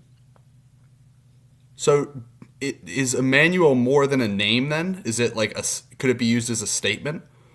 So if I gave someone a name, God with us, that would be implying like a certain level of godhood to the person I'm giving the name to. If I said Emmanuel, would that be different, or are you saying that would be the same? Well, I think it's roughly the same. I genuinely don't know. I think it's roughly the same. So like somebody could have a name, and it doesn't necessarily mean that it is a description of the person with the name. Just like Hezekiah just means, strong Yahweh. It could be translated, depending on how you do it, it could be translated into Yahweh is my strength. There's some discussion there, but there's a lot of prophetic names or theophoric names in the Hebrew Old Testament or the Hebrew Scriptures. but that doesn't mean that the person that they're ascribed to is describing the person that are given the names. Well, but I'm pretty sure the names that you're referring to are mostly in praise of God. So, like, God is mighty, or I'm trying to remember the names. I can't currently do that, but I'm pretty sure the only one that attributes a certain level of godhood is Emmanuel. No, Hezekiah Again, does. correct me if I'm wrong. So Hezekiah is... What's Hezekiah's? It's a combination of two words, hazach, which means strength or strong, and then kaya, or technically it'd just be Yah. So hazach Yah would be strong Yahweh.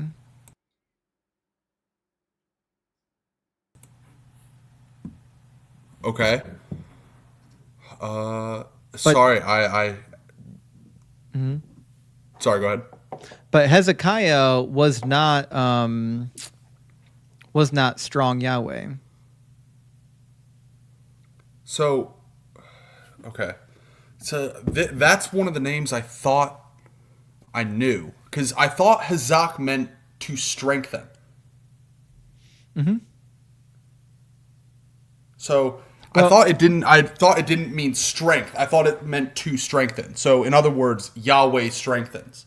No, this is where it's actually really important to understand grammar. So in Hebrew, 100%. you've got like a 3-consonant root, right? So you've got chazak, and that would be a verb if you said chazak, because you got the 2 A-class vowels forming the conjugation of the cal verbal stem.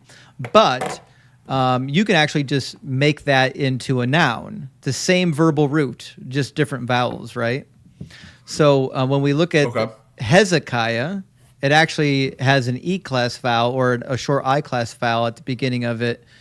So chazak could be a verb to strengthen, but the way that it shows up in the text doesn't show it in the verbal form.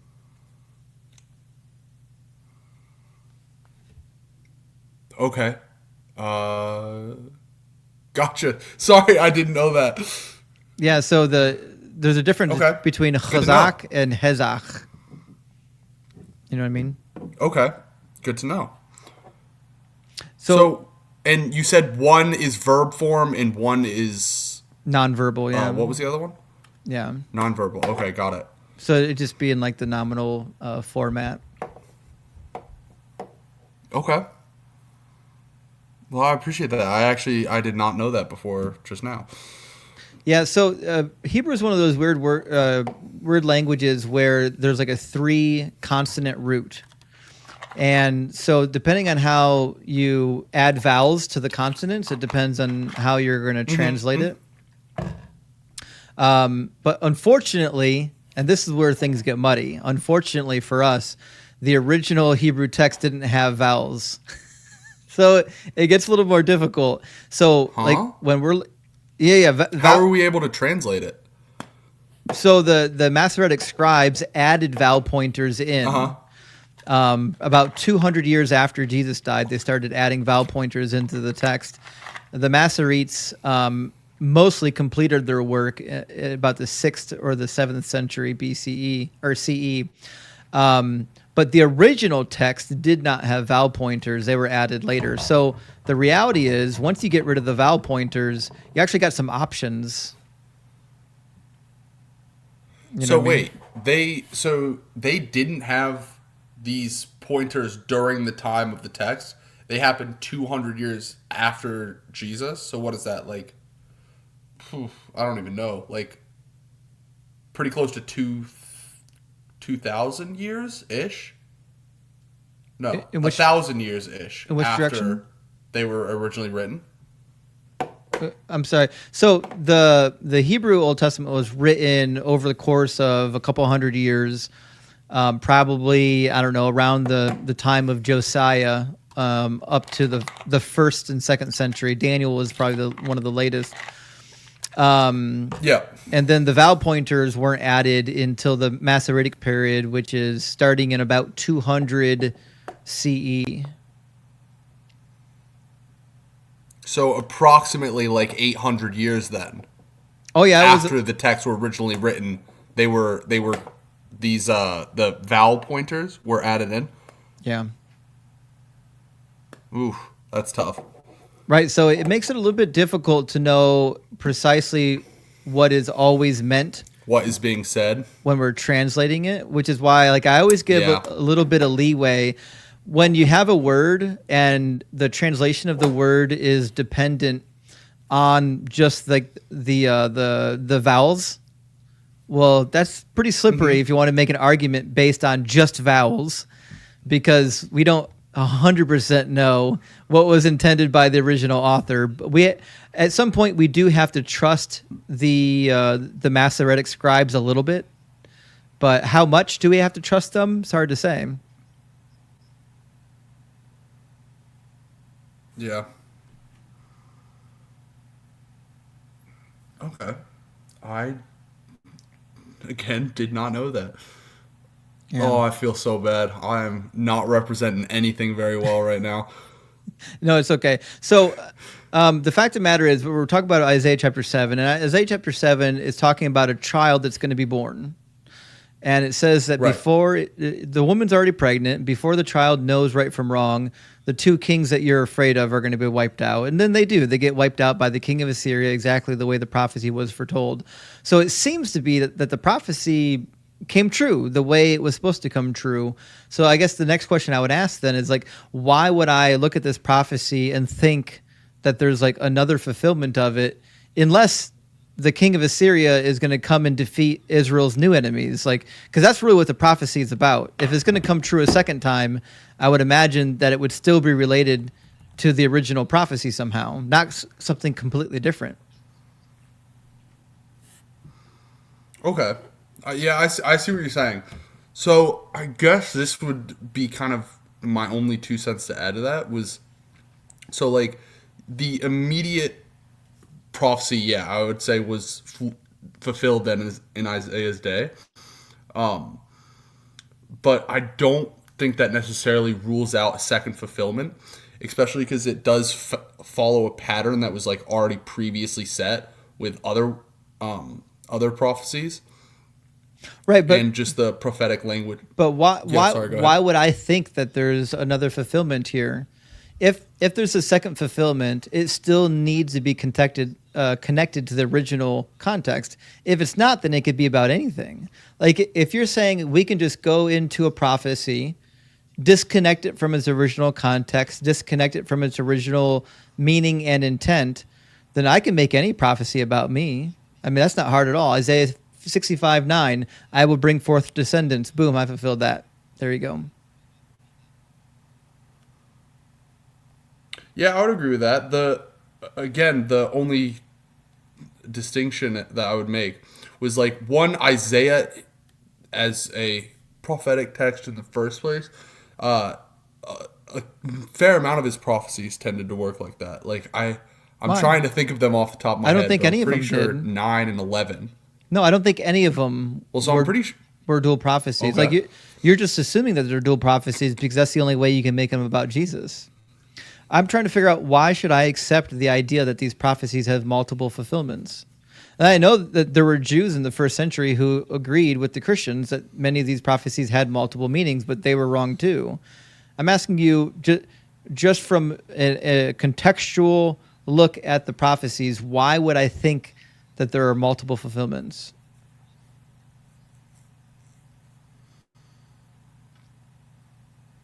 So, when you're saying just looking at the text, would that be excluding expectations of a future Messiah?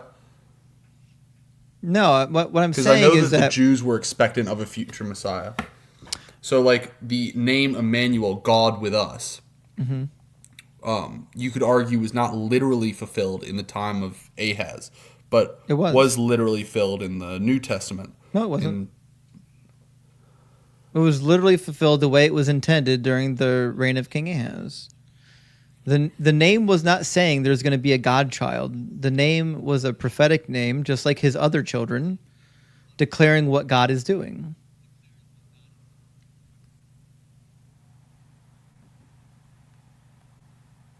Sorry, I'm multitasking.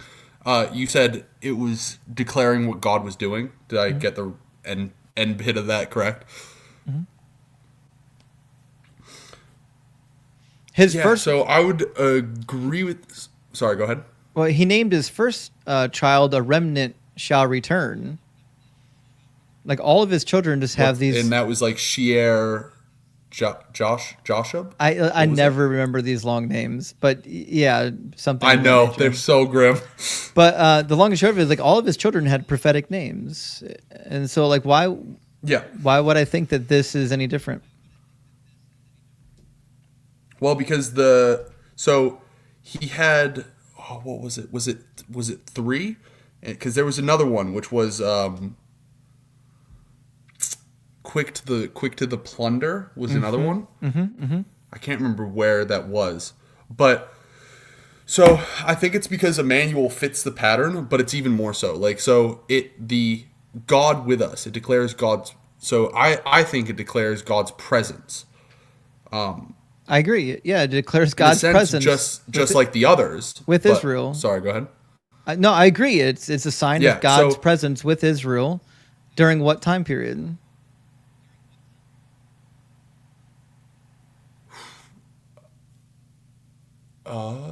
So are you asking me for the dates or during the rule? Because you said before it was during Ahaz's the fall time. Of, yeah. Yeah. It's a sign for King Ahaz. King Ahaz wasn't alive when Jesus was born. It's not a sign for King Ahaz if it's Jesus.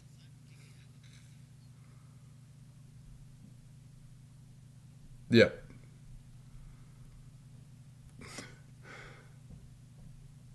Yeah, I don't know. I don't know how else to answer that. Like so, but yeah, you make a solid case. I won't lie. I mean, I'm trying to think. Like my brain isn't working this fast. I'm sorry. The only way you can really make it about Jesus is if you say it has a second meaning. But why would I accept a second meaning, especially when the second meaning just isn't connected to the original context?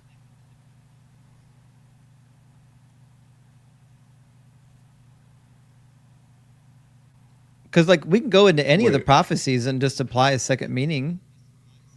I mean, who gets to choose which prophecies get 2 meanings?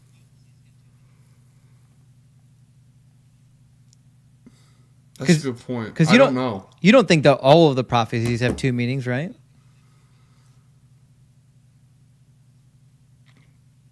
I don't know all of them. I've literally been like doing this for the past couple of months, but I don't know how many there are. So given the way you're saying that, I would assume no. Right. Yeah. There's many hundreds of prophecies. Right. Okay. So like the fact of the matter is like there are no second meanings to the prophecies. These are like hermeneutics that were invented because they knew that Jesus didn't fulfill any actual prophecies. So it's like, well, if you squint hard enough and say that there's a second meaning to this prophecy, we can make it about him, even though the original context isn't about him. And to me, like, this is just not being honest. Like, if Jesus didn't fulfill a single prophecy within its original context in which the prophecy was given, then that dude didn't fulfill any prophecies.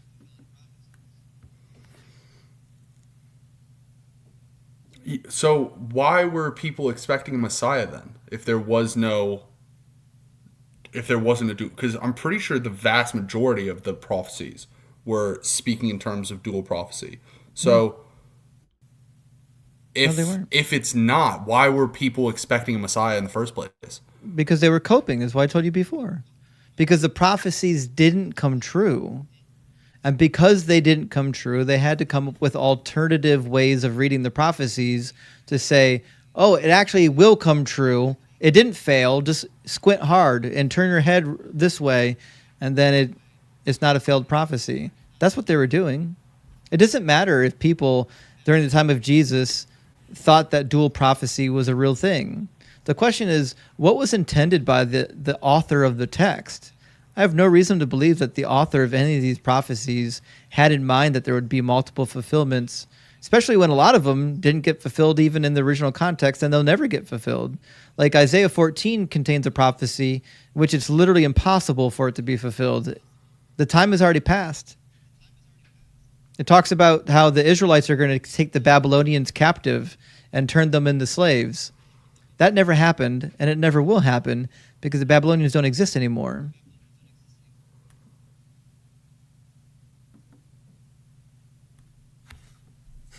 So I just want to summarize really quickly because there were a couple of points made, and I want to make sure I'm representing you well here.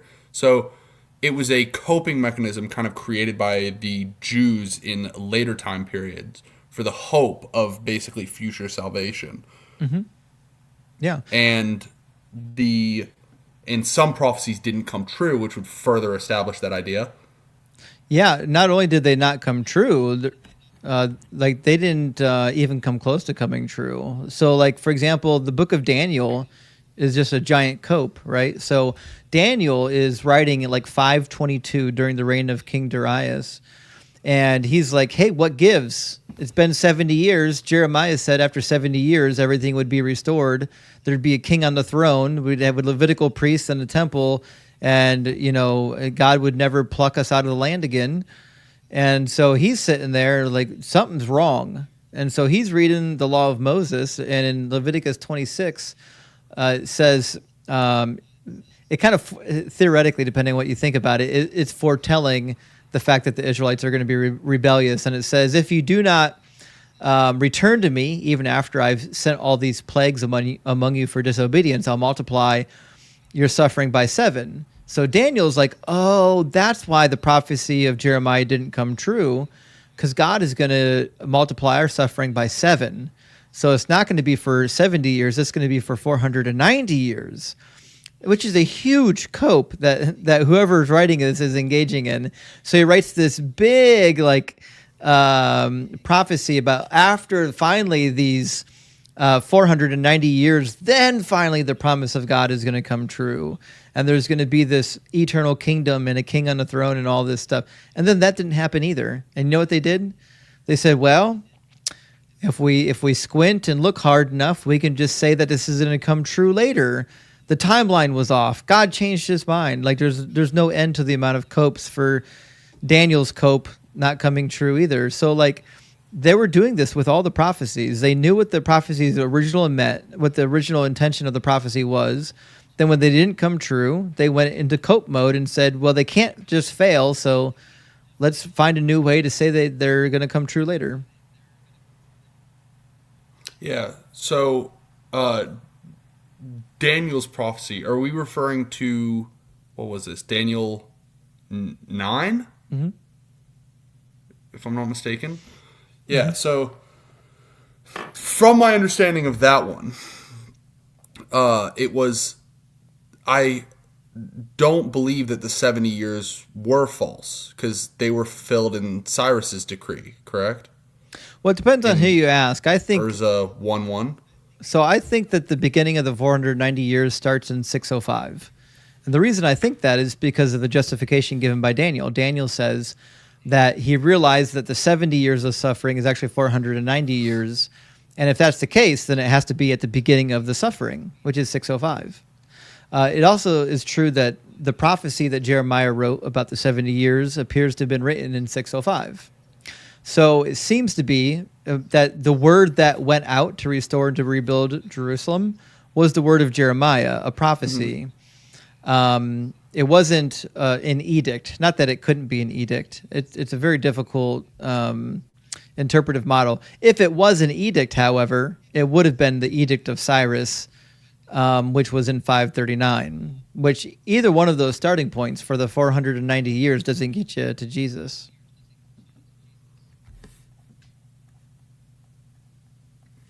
Okay. So 400. So yeah, you're saying there would be basically a 110-year difference between those? Because yeah, I'm trying to remember how.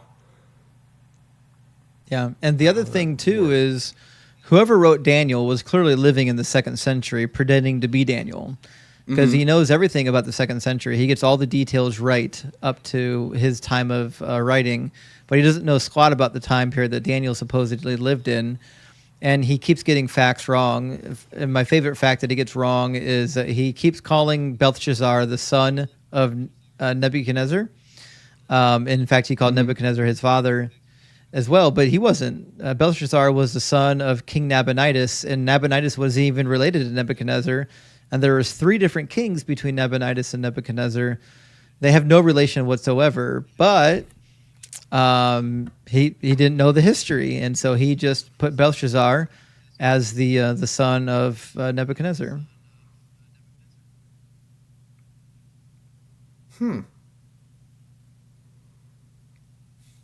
Okay. And there's Sorry, even I'm like there's trying to even keep up.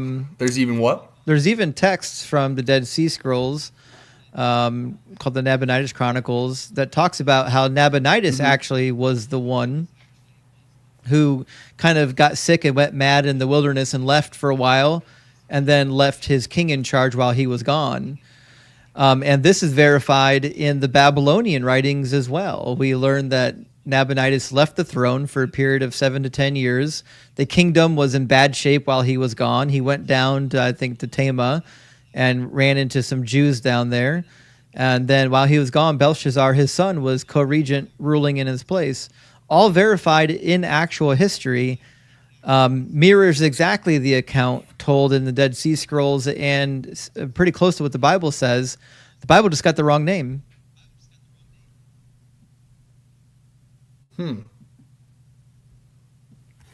Okay, interesting. Right. Interesting. But he's really good about people living in the 2nd century. He gets all kinds of like interpersonal relationships correct, and which king is going to betray which other king, and he's pretty good about that time period. So it seems to be that he lives in the 2nd century, and he's making a prediction about what's going to happen after the Maccabean revolt overthrows the Greeks. So, but also didn't I'm trying to remember the word, but didn't Belshazzar rule as a I can't remember the word. Co-regent? Yes, thank you. Yeah, he did. But that was while his father was away. His father was Nabonidus. Nabonidus. Oh, yeah. Yeah. Yep, fair enough. Check out the... I don't actually remember the... Yeah, sorry, check out what? Check out the Nabonidus Chronicle. And also the Nabonidus Note that down. cylinder from Ur. And it'll give you the lineage of Nabonidus. And then from the Dead Sea Scrolls, check out what's usually called the Testimony of Nabonidus. And then there's other mentions of Belshazzar and Nabonidus, but we don't have to cover them now. Okay, perfect. Yeah.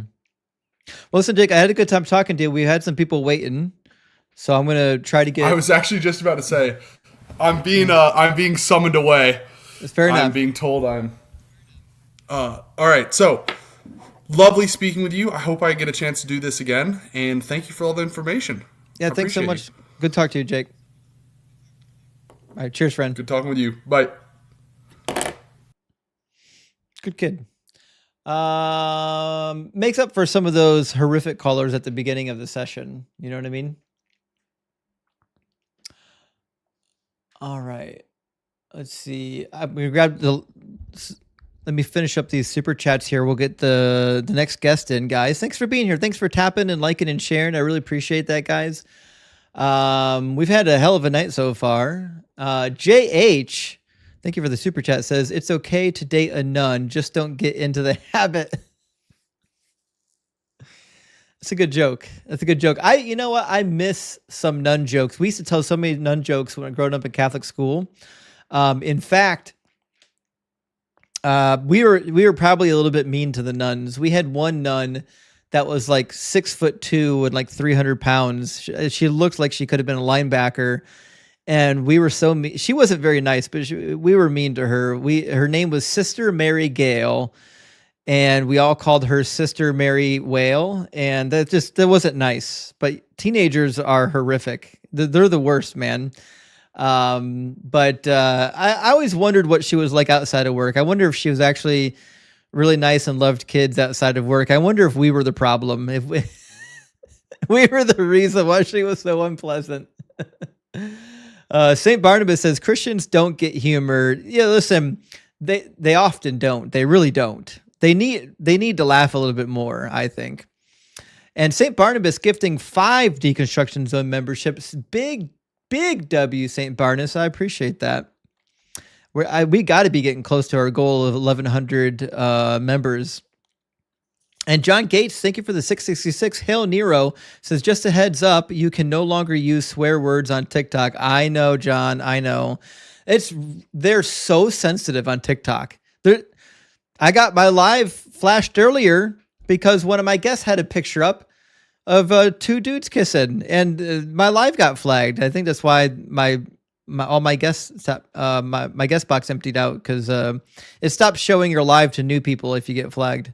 But Cranky, thank you for the $9.99 super chat. Thank you so much. He says, it makes my heart go potter patter that followers of Doug use their creative fiction writing skills for actual good instead of justifying the God of the Bible. Keep cooking, Justin. Ave Doug. Well, thank you so much, Cranky. And I agree, actually, we really need to finish the Book of Doug. We've got a lot of people that have added to the Book of Doug and been editing it, so it's time to get that thing finished. You know what I mean? But anyways, thank you for the super chat. And St. Barnabas, again, thank you so much. Says, I got first-time homebuyer certificate. I'm God now.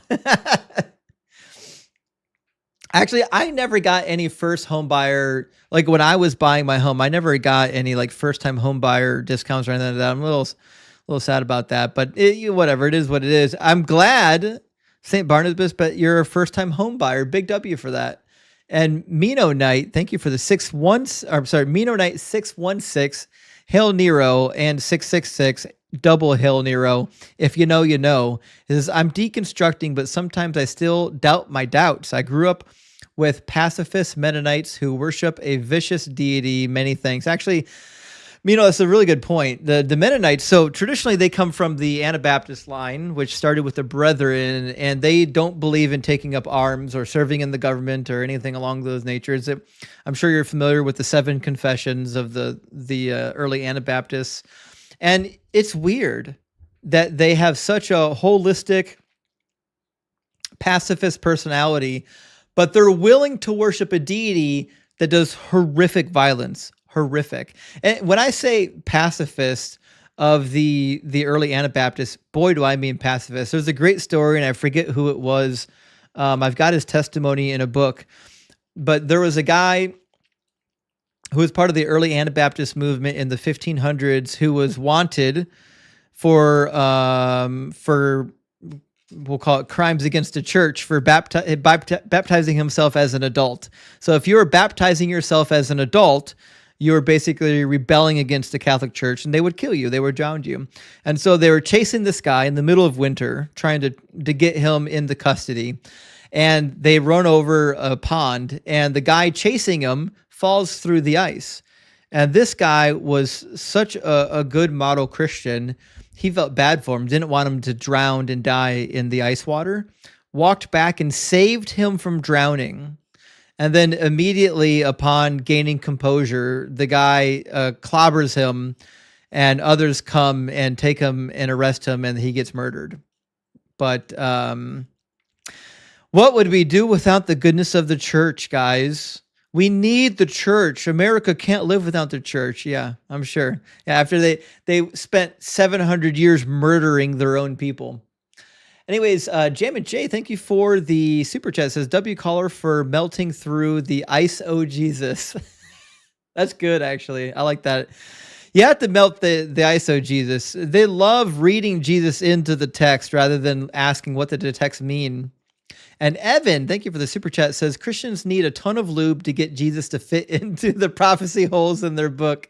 Oh, that they would turn to Doug and stay rock hard forever. Amen. Listen, you have to really do some squeezing to squeeze Jesus into these gaps. I refer to him, we heard about the God of the gaps. Jesus is the Messiah of the gaps, more truly the Messiah of the grammatical anomalies. any weird grammatical anomaly in the text, they're going to jump on and say, that's Jesus. Because like if you look hard enough and conjugate this word just right, we're going to make it about Jesus. But what are you going to do? All right, guys, listen, we got some more people to come in. I unfortunately have to use the restroom real quick. I apologize. I'll be right back. And then we'll keep cooking, guys. I'll be right back.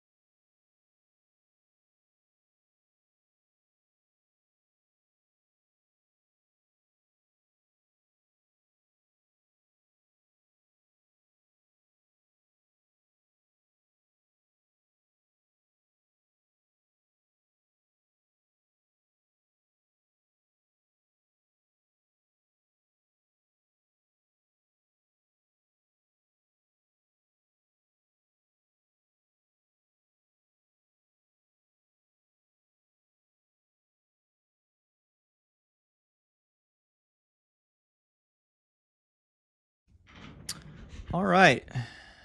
We are back. I'm going to grab the Catholic Tutor, and then we're going to grab Ross Man, and we'll keep on moving through both queues the best that we can. Guys, thank you so much for being here. It's been a really strange and interesting night so far. Had some horrific guests up front, and then got some decent ones. I don't know if I like it in that order or the other way around, but we're going to keep rolling.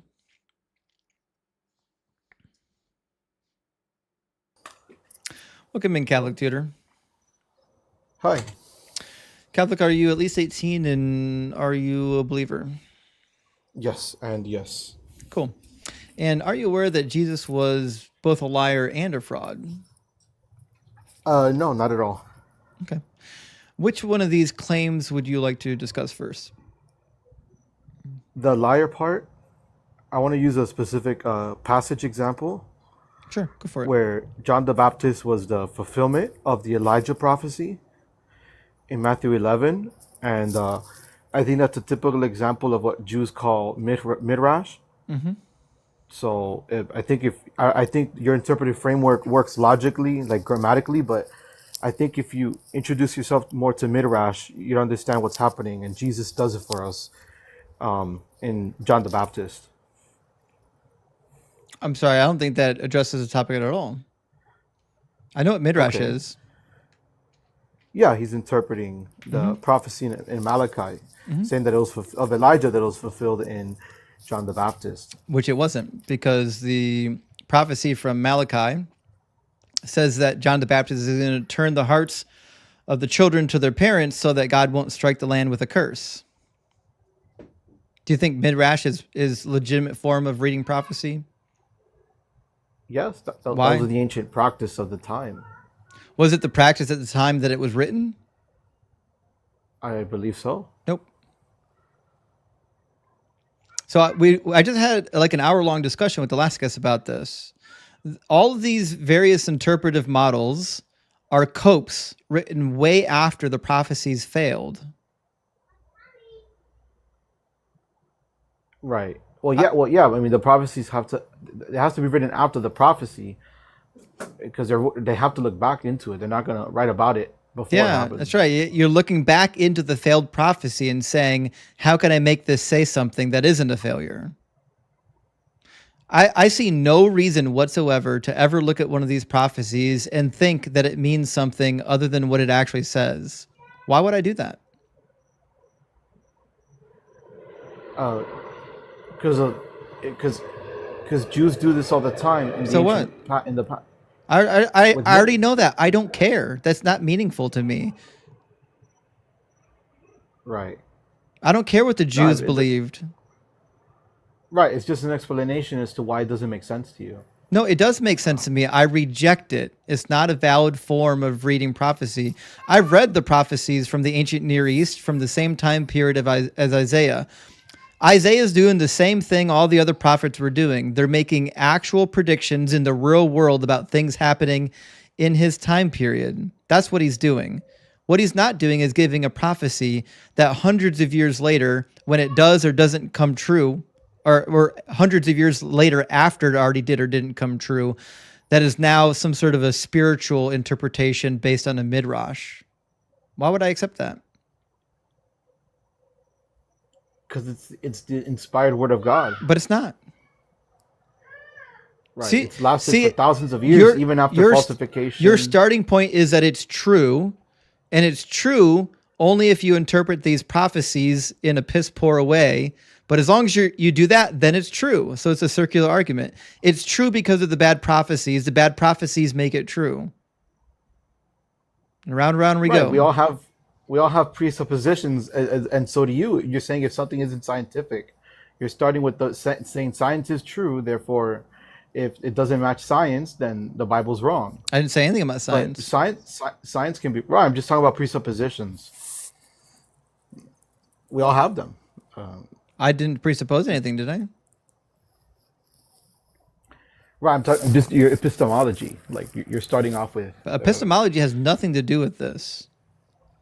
My interpretive framework is that the authors mean what they're writing. When they write it down on a page, the only thing I want to know is what did that author mean when he wrote it? That's what I want to know. I don't care that many hundreds of years later, after the prophecy failed, whether or not somebody came up with an alternative interpretive model. That's meaningless to me. I could do that. I could go into the prophecies and reinterpret it myself and make it all about me. Right. And that framework, what the authors meant, their original intent, it's helpful for the surface meaning level of the words, like grammatically, but that's not the full picture. It's never been the full picture. Yeah, it has. We don't apply the Constitution. Why would I think there's a secret hidden meaning there? Is that how you apply the Constitution? No, you don't. The Constitution means what it says. Thank you. Yeah. But you don't follow it. What the original authors meant. Like that's not how you read it. That is how you read it. Yeah. So you got two things happening with the Constitution. First, the Constitution is not a prophecy, by the way. So the second thing is you want to follow the Constitution and know what it means to the authors and what it means for you, because it's not a prophecy. So sometimes they address things that need to be extrapolated. It's not always clear. But it's not a prophecy. It's not even analogous. Right, but we take the principles of the Constitution, and that's how we do with the Bible. We contextualize it, we modernize it, we use midrash as a technique to fully grasp its truths, because it has spiritual truths hidden in the How do you know that? Like you're digging for gold. Well, how do you know that? How do you know that? How do you know there's hidden truths in there? Those are our presuppositions. Yeah, exactly. They're presuppositions. I know. It's just like you have them too. You're saying what the original author meant. My presupposition is that the words have definitive meanings in the context in which it was given. And to apply any other meaning beyond that is me doing wishful thinking. If I said to you, Catholic, I'm going to go to the store on Saturday, the only thing that should ever mean is I'm going to the store on Saturday.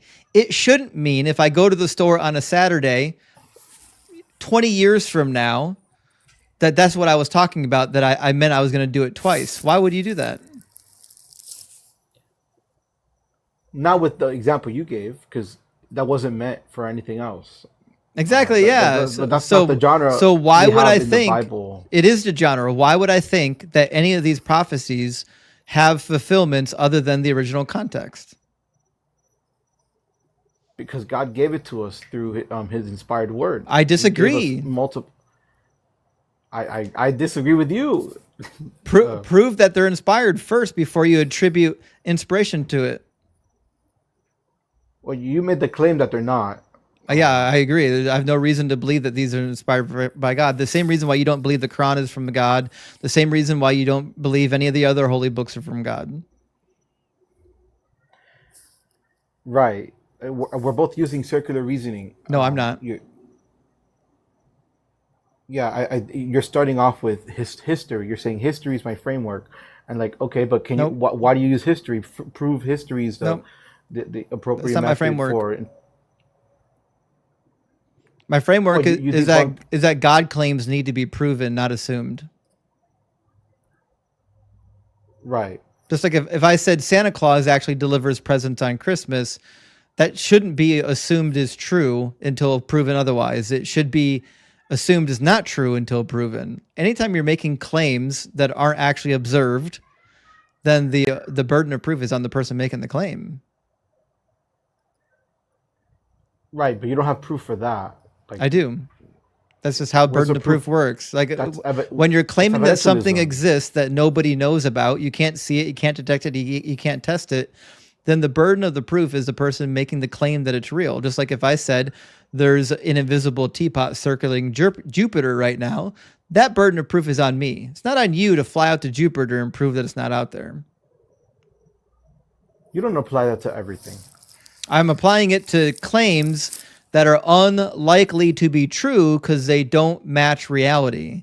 So the idea that a God wrote this book that's full of lies and contradictions is your burden of proof, not mine. If that God is real, then the burden of proof is on you to demonstrate that he's real. Or shit, the burden of proof is on him to prove that he's real, but he can't do it, and neither can you. I believe he has, but he's not going to work with your framework, your reasoning. The natural mind of man cannot comprehend the things of the spirit. Oh, so God's not logical then? He's not attuned to your logic. Okay, so God has a different logic. A superior one. Can God do illogical things? I don't think so. Okay, so God does have to follow logic, doesn't he? Not your logic, a superior logic. There's only one logic. That's your interpretation of the world. Can God make atheism true while still existing? No. Okay, so he does have to abide by logic, the same as you and me, right? Yes, but he also there you by go. superior logic. There's no superior logic. Superior reasoning. All right, I'm sorry. This is getting into semantics. My fault. There's just logic. There's only one logic. For example, like I when people disprove like accounts in the Bible, like the Exodus, you just say, "Oh, it doesn't match history, therefore it's not true." But maybe history isn't matching the Bible, so why is your presupposition? Well, first of all, I never made that claim. Right, but I've taken New Testament class in college from secular colleges. Yep, and it's always debunking the Exodus. I have no idea what they're teaching you in your secular Bible class, but there's a good reason to doubt the Exodus, and that's not what I base my claims on. Christianity is true whether or not the Exodus happened or not. I mean, Christianity is not true whether or not the Exodus happened or not.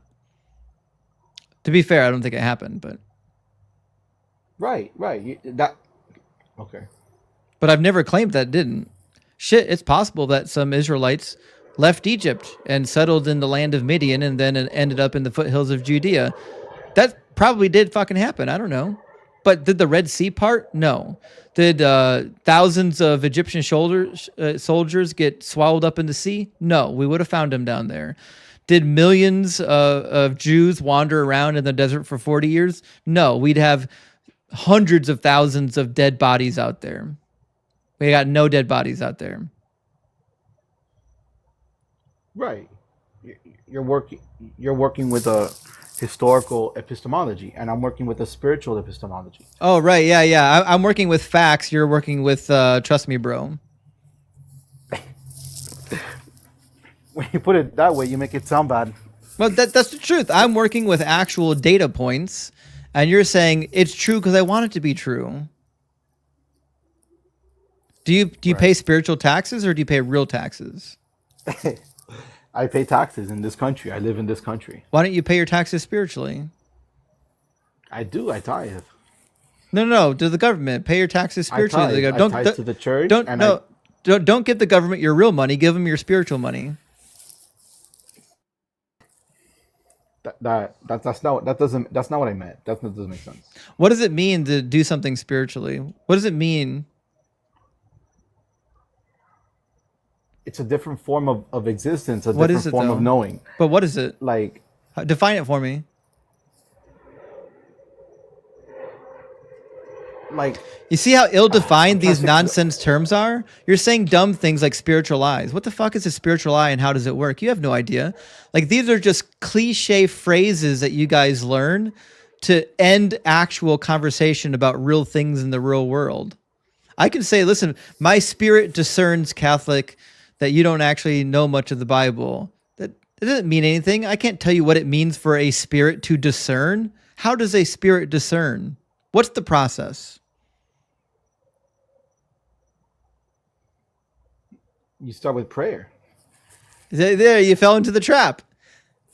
How does a spirit discern anything? Dugald, thank you for the gum. Big W, Dugald. Good to see you, friend.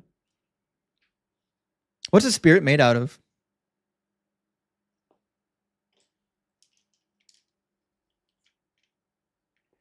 I think he got some background noise. He muted for a second. I think I heard a plane in the background briefly. He might have some... We'll give him a second to unmute here.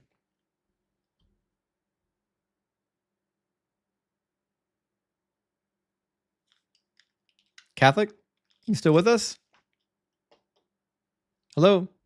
Oh, hello. Sorry. Yeah, welcome back. Had an engagement. I gotta head out. That's all right. All right, listen, Catholic, thanks for coming and talking, okay? Thank you. Have a good evening. All right, cheers. He tried at least. You know, a lot of Catholics don't even want to talk about the Bible. I'm surprised he did. I'm actually impressed. A lot of the Catholics want to like run away from the Bible and claim some nonsense about, I don't have church authority, so we can't read the Bible together. So big one for that. Hermeneutics. Great name. Did you just make that right now for this conversation? Hermeneutics.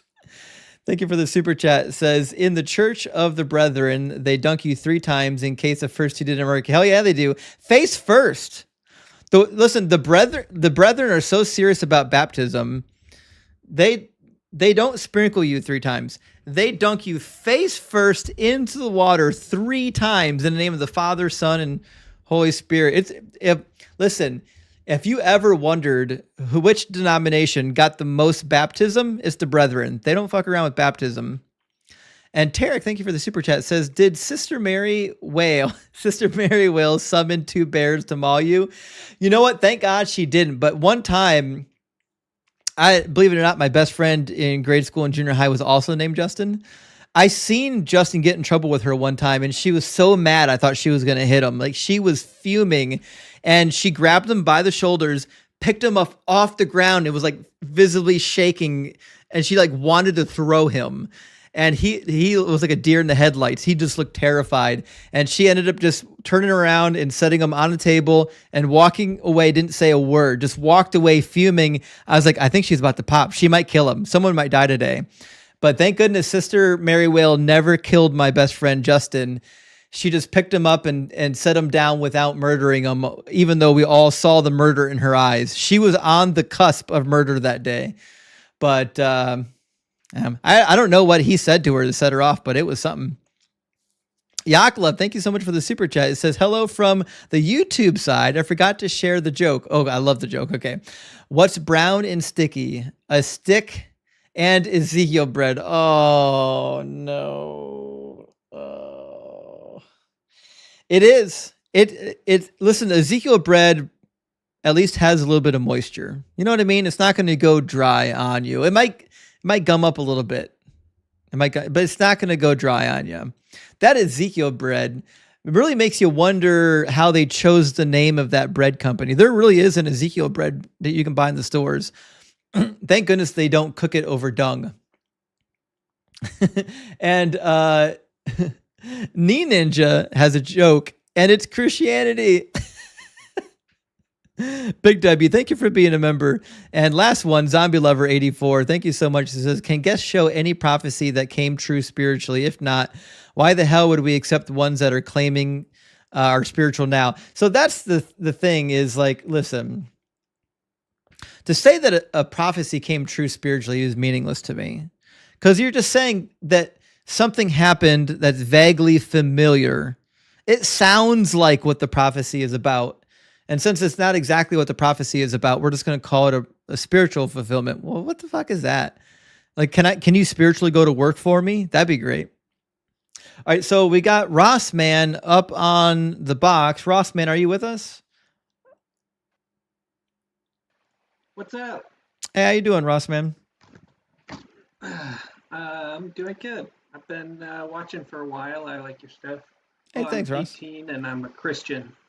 Fantastic. And I also am a Mormon, but I saw you jump all over that other Mormon guy, so I guess I gotta be ready for that. Yeah, listen, the Mormon conversations get a little bit wild. They really do. Well, yeah, but at least they have prophecies that directly state that Jesus is the Christ and the Messiah. And the New Testament doesn't? I think the New Testament does, but you don't think that. Oh, you mean in the Book of Mormon there are prophecies? Yes. Yeah, why does the Book of Mormon copy the translation errors of the KJV over? I don't really care. You don't think that's important? No, I don't. So like when the Book of Mormon in I believe Second Nephi or First Nephi is quoting from the Bible, or at least quoting scripture or even making up its own scripture, like wouldn't you expect that like it didn't get the translation errors? There's a couple occasions where it didn't even really understand what was happening in the KJV, because the KJV will like put words in brackets, or the early versions would italicize it, meaning that word's not actually in the original manuscript. They're adding it there for understanding, but then it shows up in the Book of Mormon. Why would they do that? Yeah.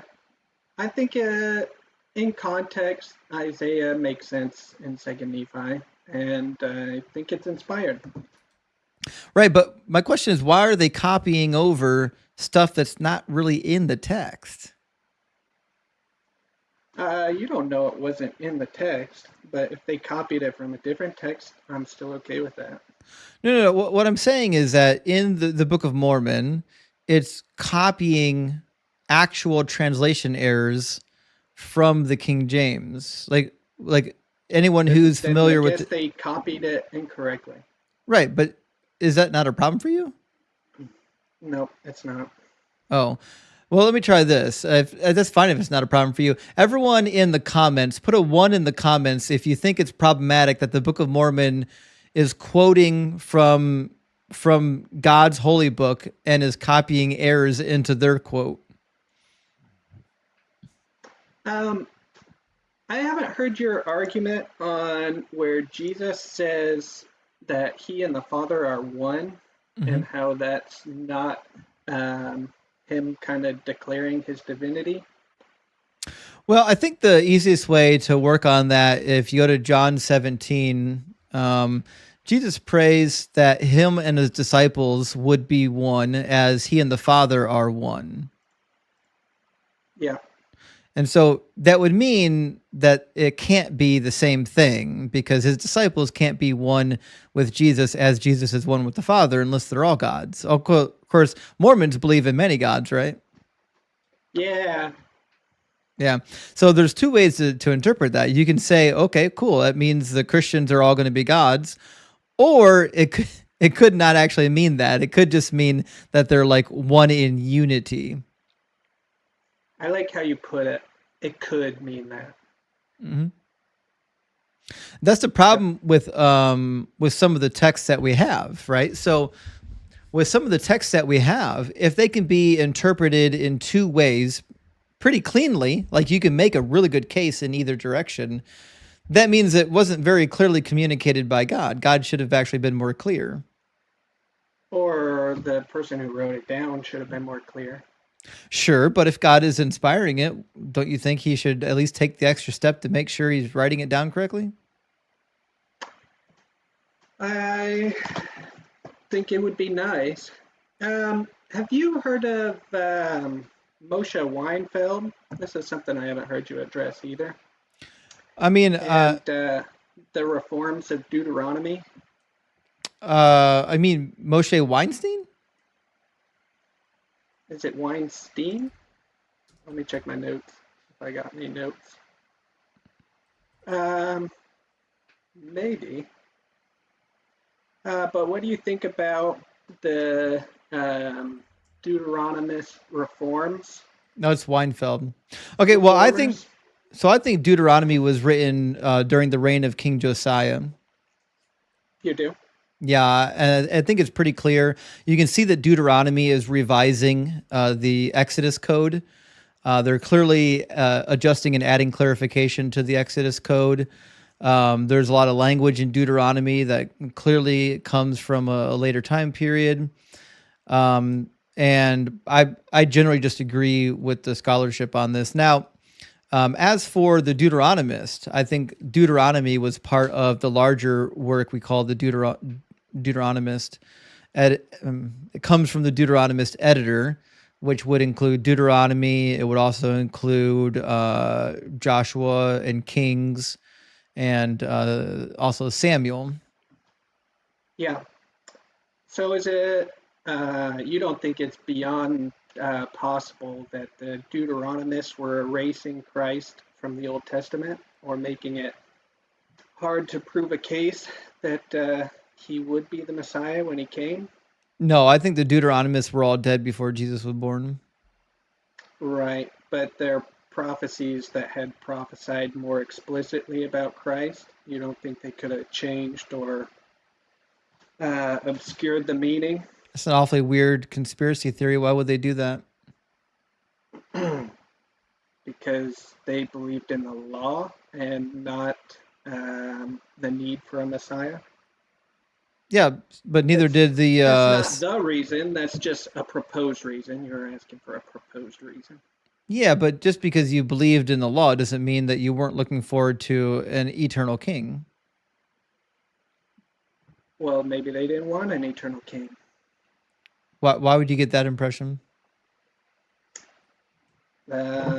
Just by reading the text. What the impression I got. What text in Deuteronomy would lead you to believe that they didn't want to have a king? Good question. I'd have to reread it. It's been a month or two since I read it, and I wasn't reading it with that question in mind. Because I've never seen anything in Deuteronomy that would apply that. In fact, chapter 30 basically expects that the king is going to be in charge of this law code. Is it 30 or 31? Let me double check in my Bible.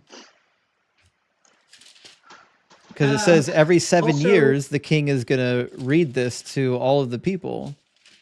It says, in 31, says, Moses commanded them every 7th year on the scheduled year of remission during the festival of booths, then all Israel comes to appear before the Lord your God at the place where he will choose, and you shall read this law before all Israel in their hearing. Assemble the people, men, women, and children, as well as the aliens residing in your town, so that they may hear and fear the Lord your God and observe diligently all the words in this law. And then there's another section here. It talks about whenever there's a new king, have the new king write out his own set of laws. Give me a second to find that.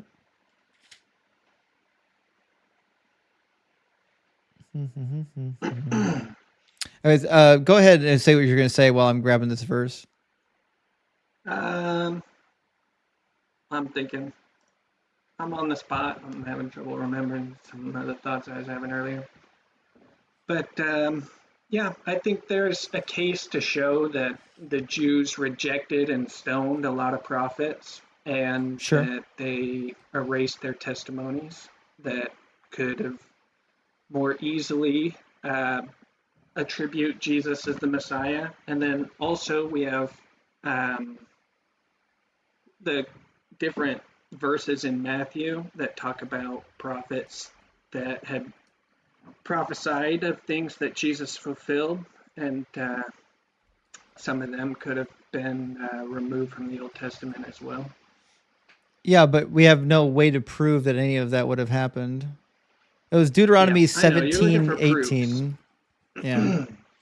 Deuteronomy 17:18. I thought it was later in the book, but sometimes my memory fails me, guys. It says of the kings, says he must not acquire many wives for himself, or else his heart will turn away.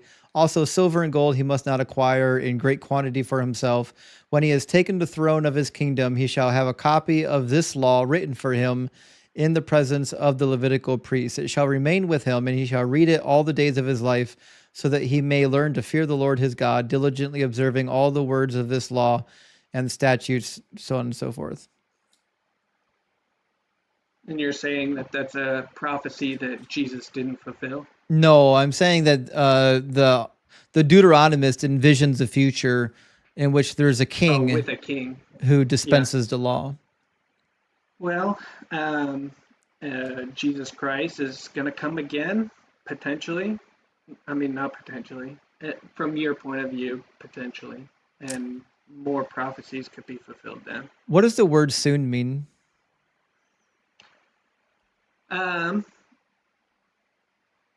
Yeah, Jesus uses the word at hand, and the prophets say soon about a lot of prophecies that don't seem to have been fulfilled yet. Right. So why would I think that he's going to fulfill anything when back shortly after he was dead, everyone was saying he's going to come back soon. Even the book of Revelation said the things are soon to take place.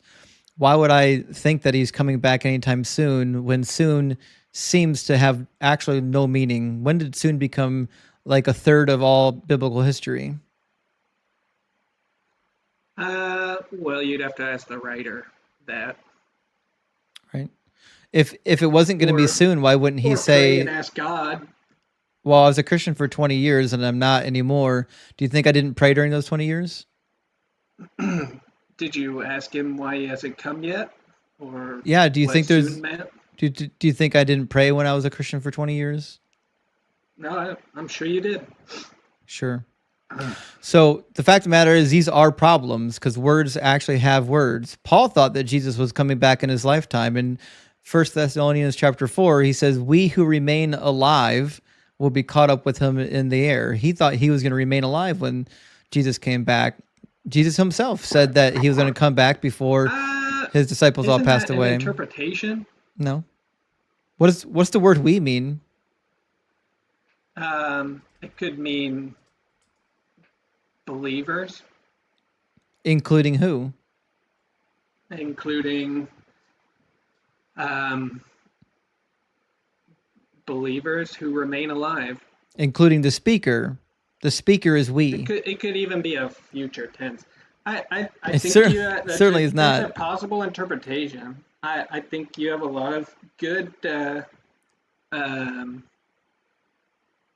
points, and that Christians can run away with things and get overzealous. I think what you're doing is good at calling them back to what they actually know. I haven't seen God. I believe he's spoken to me and guided me several times, but I don't have a direct proof or testimony that I've seen him that I can tell you.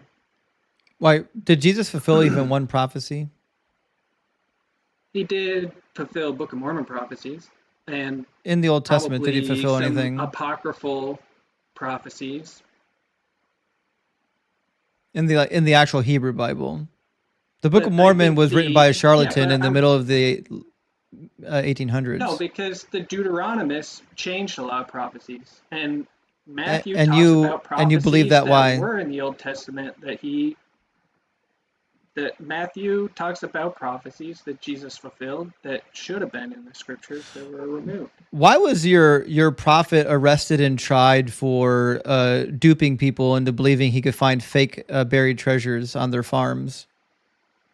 I don't see what that has to do with it, but I think it's kind of important. Don't you think it'd be weird that a prophet he was guilty of it? Don't you think it's weird that a prophet would be caught up in like one of the crazes of his time period, hunting for supposed buried treasures using like magic?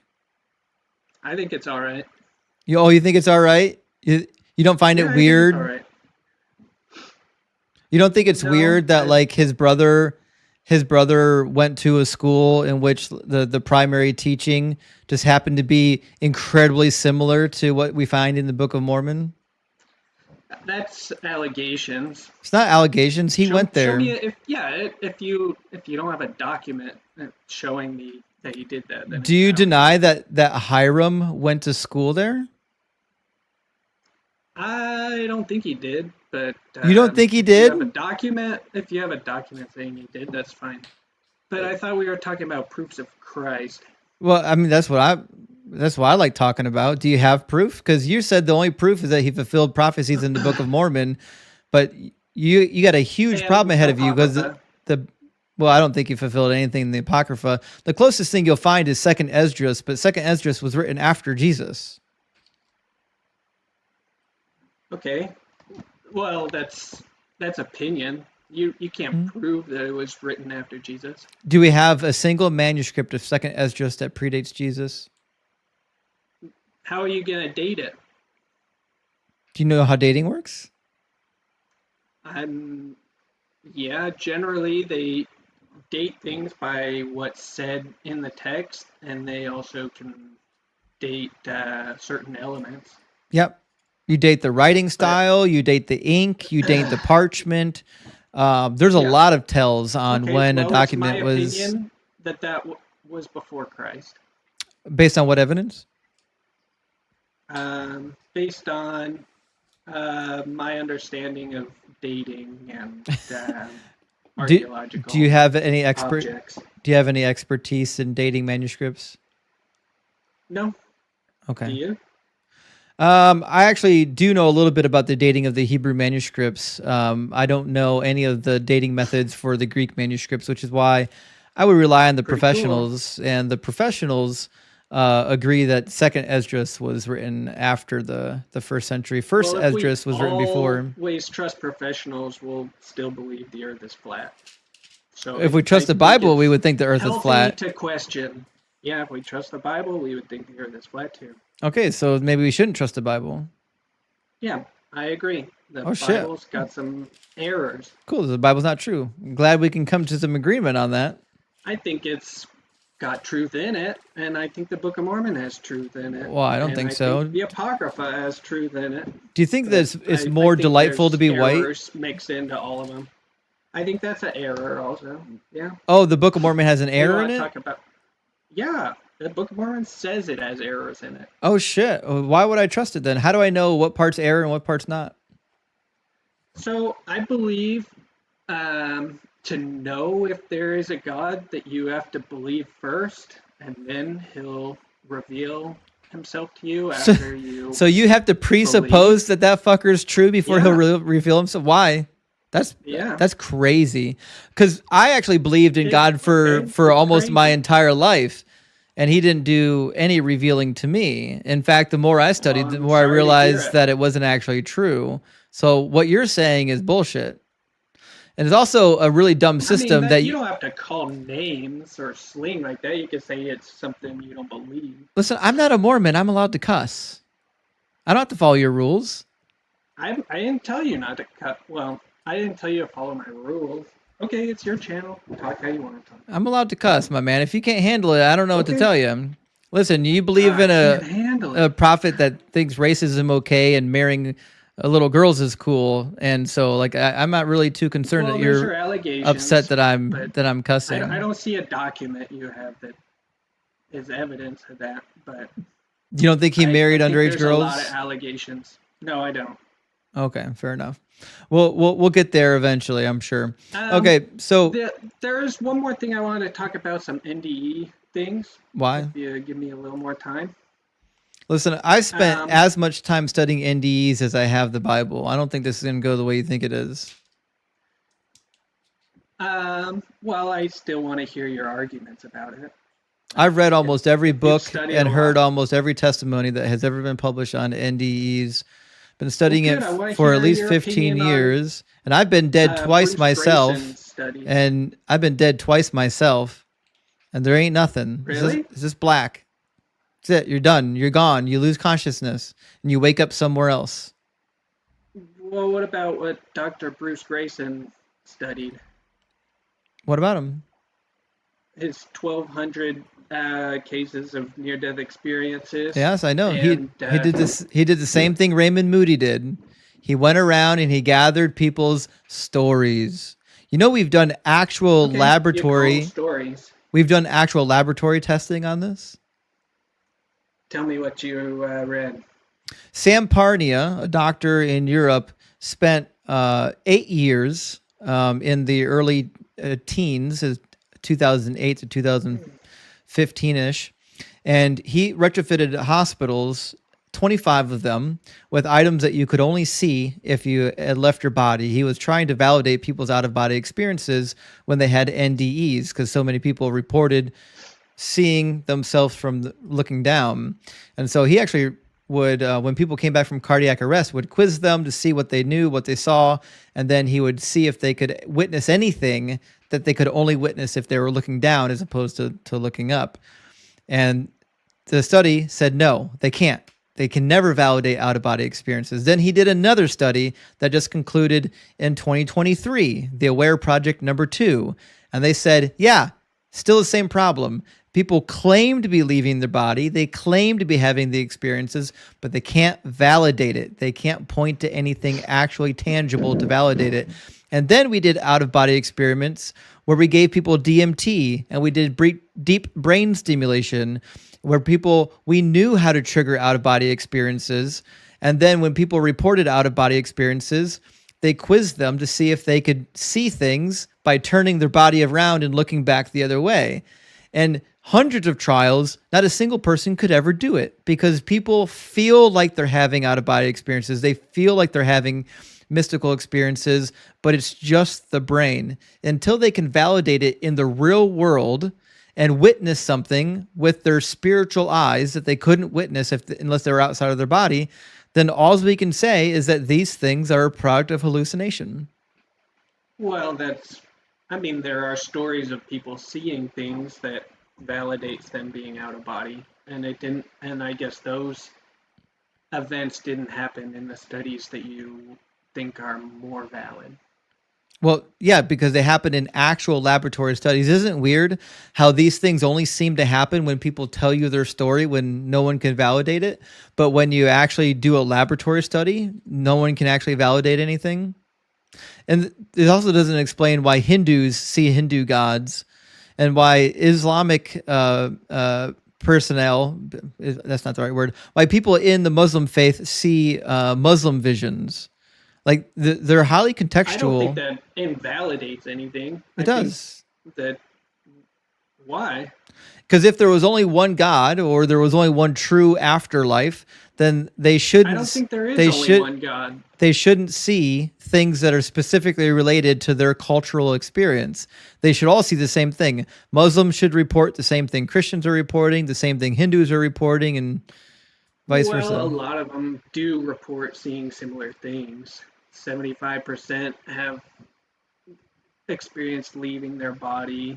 Which can't be validated.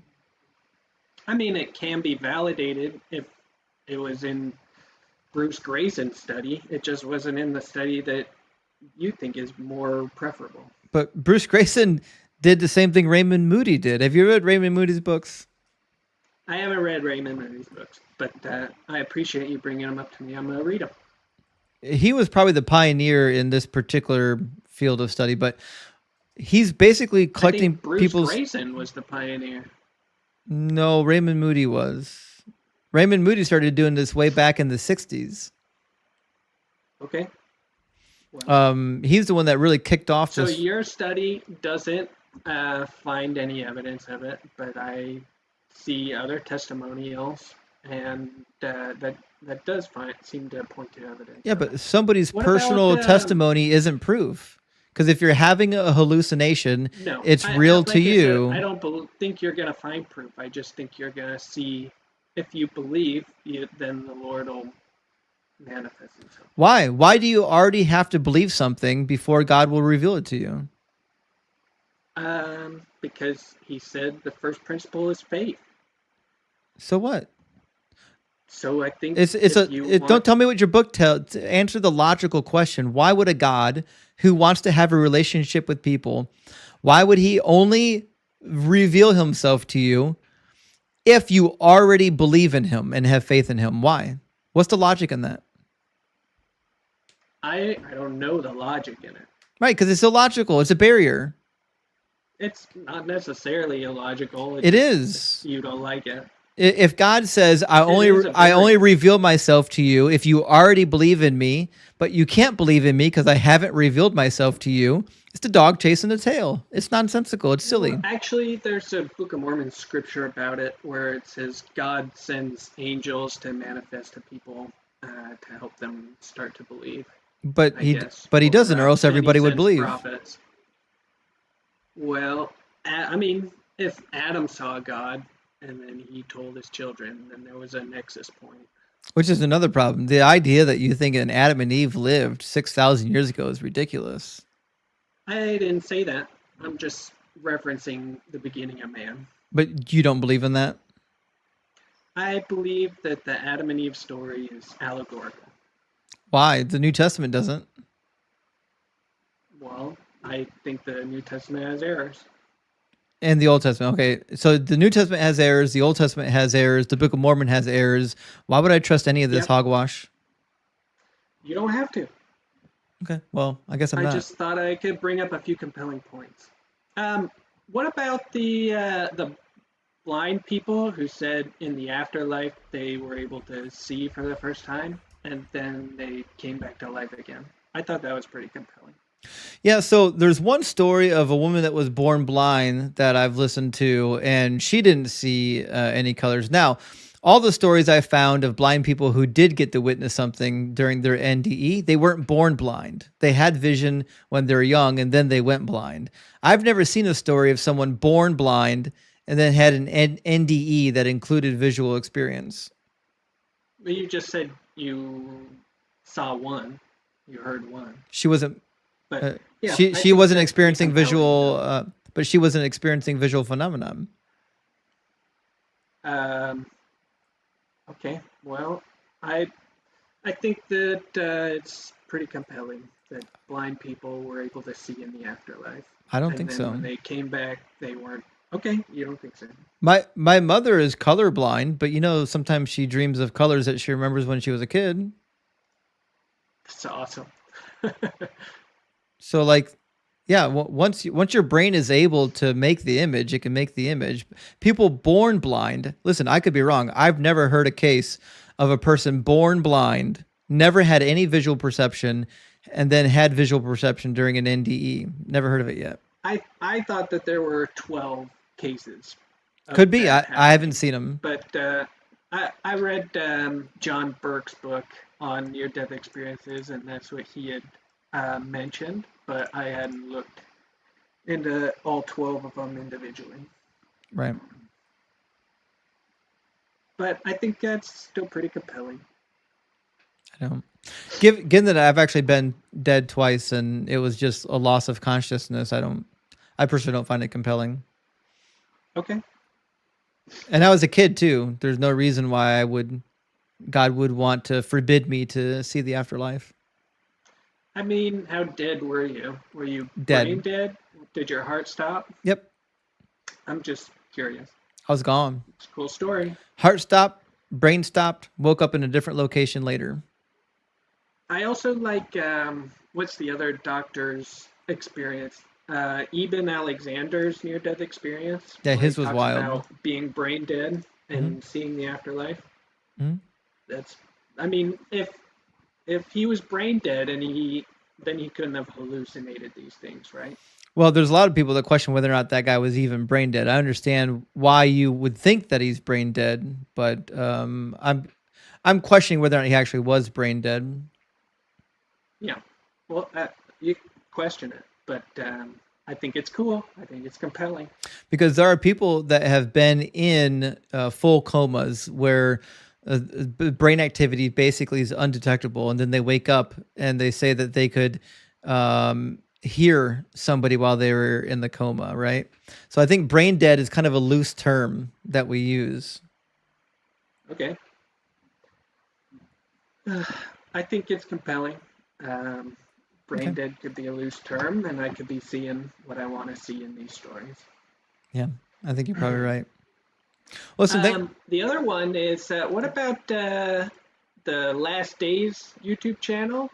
Brandon, have you seen his channel at all? And how he predicted Trump getting shot in the ear? I thought that was pretty cool.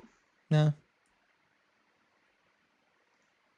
So he did say that he thought Trump's eardrum in the vision was broken, and Trump's eardrum never broke. But 4 months before it happened, he made a YouTube video about Trump getting shot in the ear. I thought that was a pretty good evidence. Did his other predictions come true? Yeah, he's had a bunch of them come true. Oh, like what?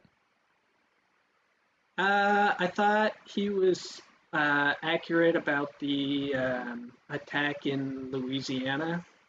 What attack? And it was in the news. You could go look at his videos. I thought he's made several predictions that have been accurate. No, I don't know about him. I don't follow any of those right-wing prophetic cookie people on YouTube. Okay. Well, I think it's compelling. Okay. Well, that's all I got, but I appreciate your time. Good to talk to you, Ross. Have a good one, okay? Thanks, you too.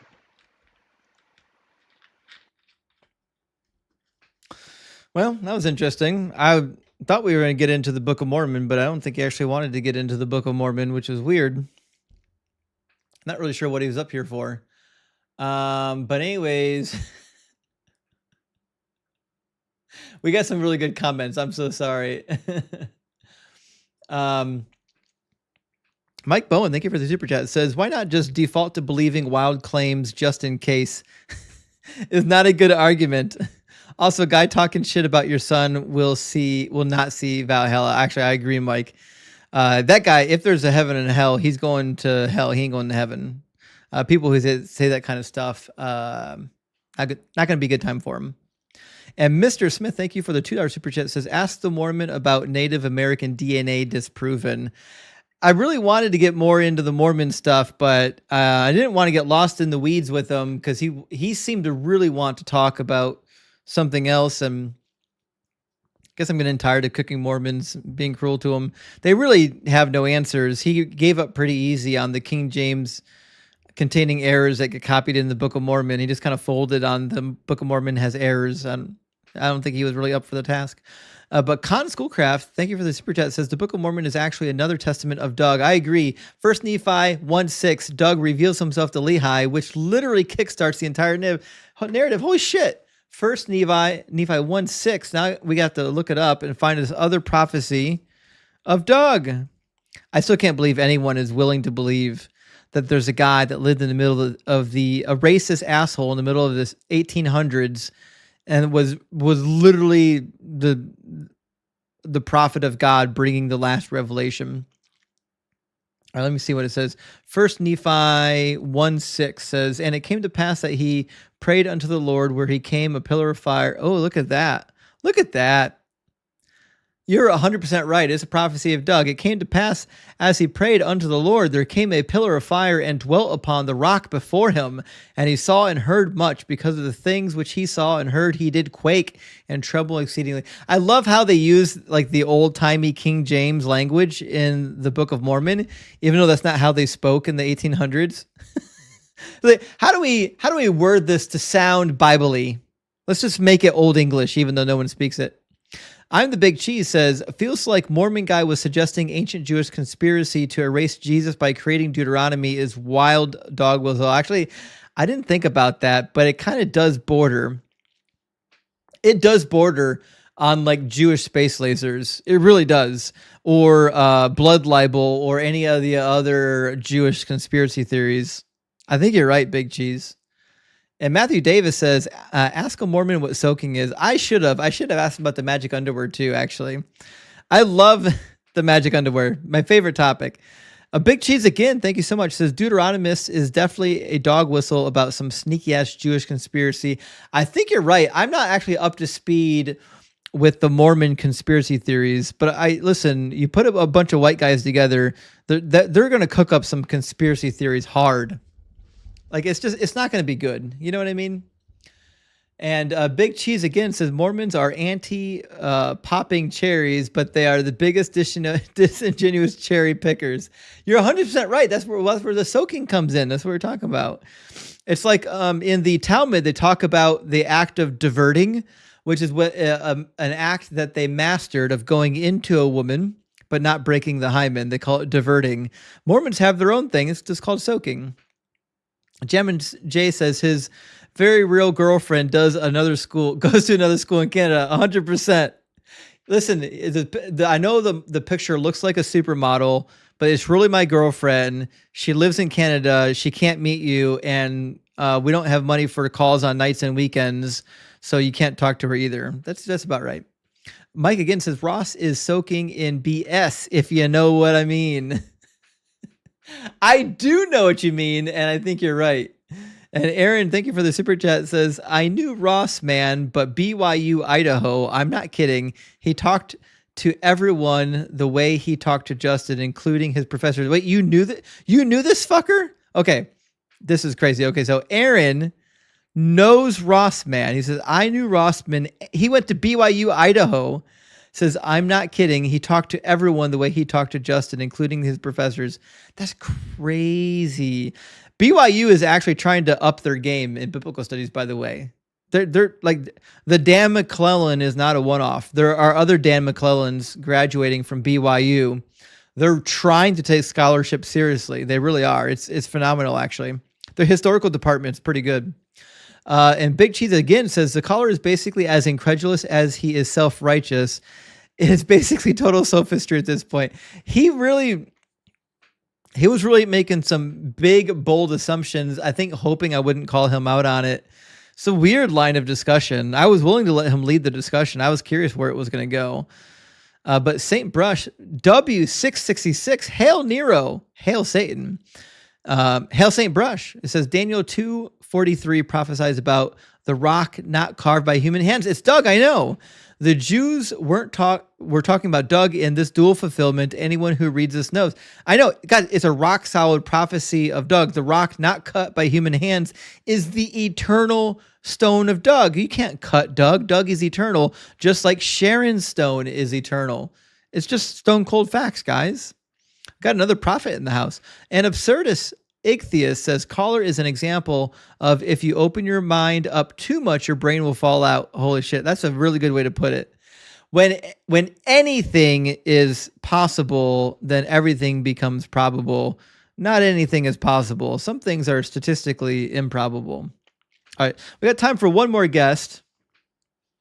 And then I've got to send you guys off to go raid somebody else. So we're going to get Isa bin I can't even read that. Yahaya Isa bin Maryam. This should be fun. I feel like we've got a Black Hebrew Israelite with us.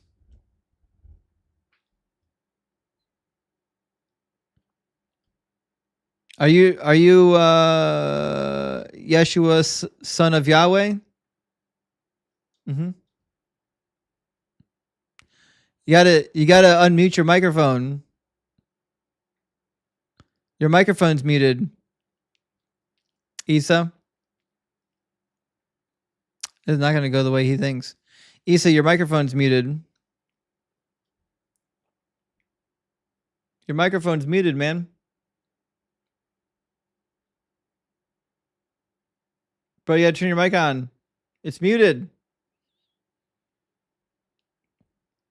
You've got a mute button somewhere on your microphone and it's turned off. There you go. Hello? Now it's on. Oh, what's going on? And your background music's playing too. Are you phone's muted, man? Hold on 1 second. 1 second. Can you hear me? Bro, you gotta turn your mic on. I can hear you, but it's echoing because you've got a slow connection and you don't have headphones. Can you put some headphones in? Oh, alhamdulillah. Cool. Oh, what's going on? And your background music's playing too. Are you Oh, let me pause the other live stream. There you go. I paused the live stream, so there's feedback. I couldn't hear. I had muted it. Pardon me. So, Are you Muslim before- or a Christian? Allahu Akbar, Allahu Akbar, Ashhadu la ilaha illallah, Muslim. wahdahu la sharika lahu, lahul mulku wa lahul hamd, yahyi wa yumiitu wa huwa ala kulli shay'in qadir. La hawla wa la quwwata illa billahi al-aliyyil azim. Hasbiyallahu la ilaha illa huwa, alayhi tawakkaltu wa huwa rabbul arshil azim. A'udhu billahi minash shaitanir rajim. Bismillahir rahmanir rahim. Ya Allah, please help guide the world today. Muhammad touched little girls. Witness and understand the truth so that we can all come to your light, Lord, and show humanity the truth to guide us. Well, I guess his God didn't answer his prayer, did he? Jackson, thank you for the 999 super chat. It says, be viewing for 6 months. Love your show. Have you thought of pausing the convo every 15 minutes to go over super chats? You missed some pretty funny, relevant points that viewers make sometimes. Well, I mean, that's why I go over the super chats between guests. Listen, if I missed a relevant point of a guest, it's because I'm an idiot. That's not because of the super chat, but I mean, I get it. I can see how you would think that. But I mean, I do appreciate you watching and supporting the channel. Big W for praising Doug too, by the way, Jackson. Praise Doug. Hail the rock of salvation. But we've got Moon Medicine with us. How you doing, Moon? Moon, are you struggling with your moderate to severe plaque psoriasis? I have a chance to say I'm back. Only Gonzalez targets and blocks IL-17A plus F to calm inflammation. Most people got 100% clear skin. Some after the first dose. Okay, Moon. I'll put you to rest.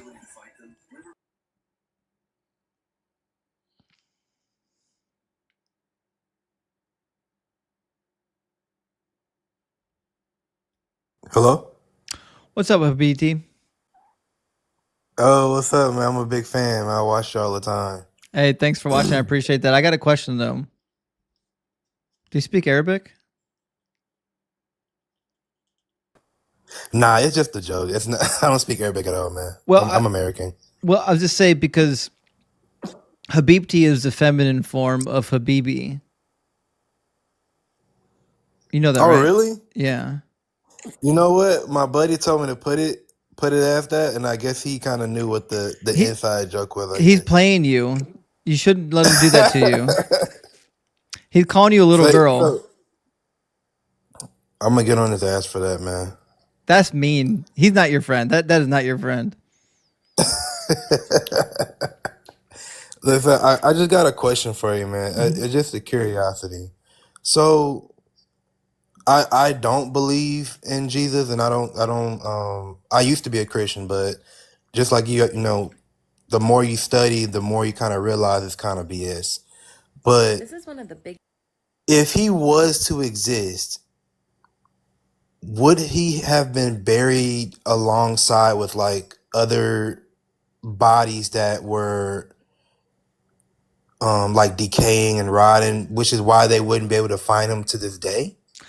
Yeah, so that's a good question. I'm a little torn on whether or not he would have been thrown into a mass grave or not. There was a precedent at the time period, and a lot of scholars have worked on this. There was a precedent at the time period that if somebody had enough money and status, you could get somebody, you can get their body and give it a proper burial rather than throwing it in a mass grave. The question is whether or not this would be likely to be true about Jesus. And the reason why I think it's weird that it would be about Jesus is because we're told that it's Joseph of Arimathea. But like, we don't really know much about him other than he had money. And it seems to be that if he was wealthy and connected with the Jewish elite, that they would have told him, no, we don't care if you have money. This guy is like a real problem. He needs to be dealt with. Now, if he was going to the Romans, then I could see the Romans be like, I don't care how much money you got. You can have the body for never enough money. But the Romans typically cremated their dead. So it just it's an iffy situation. There is a case to be made that somebody could have got his body off the cross. I just don't think it's likely, especially considering the fact that if he was making claims before his death that he was going to rise from the dead, the odds that the ruling authorities are going to let someone take his body seems pretty slim. Yeah, far off. Right?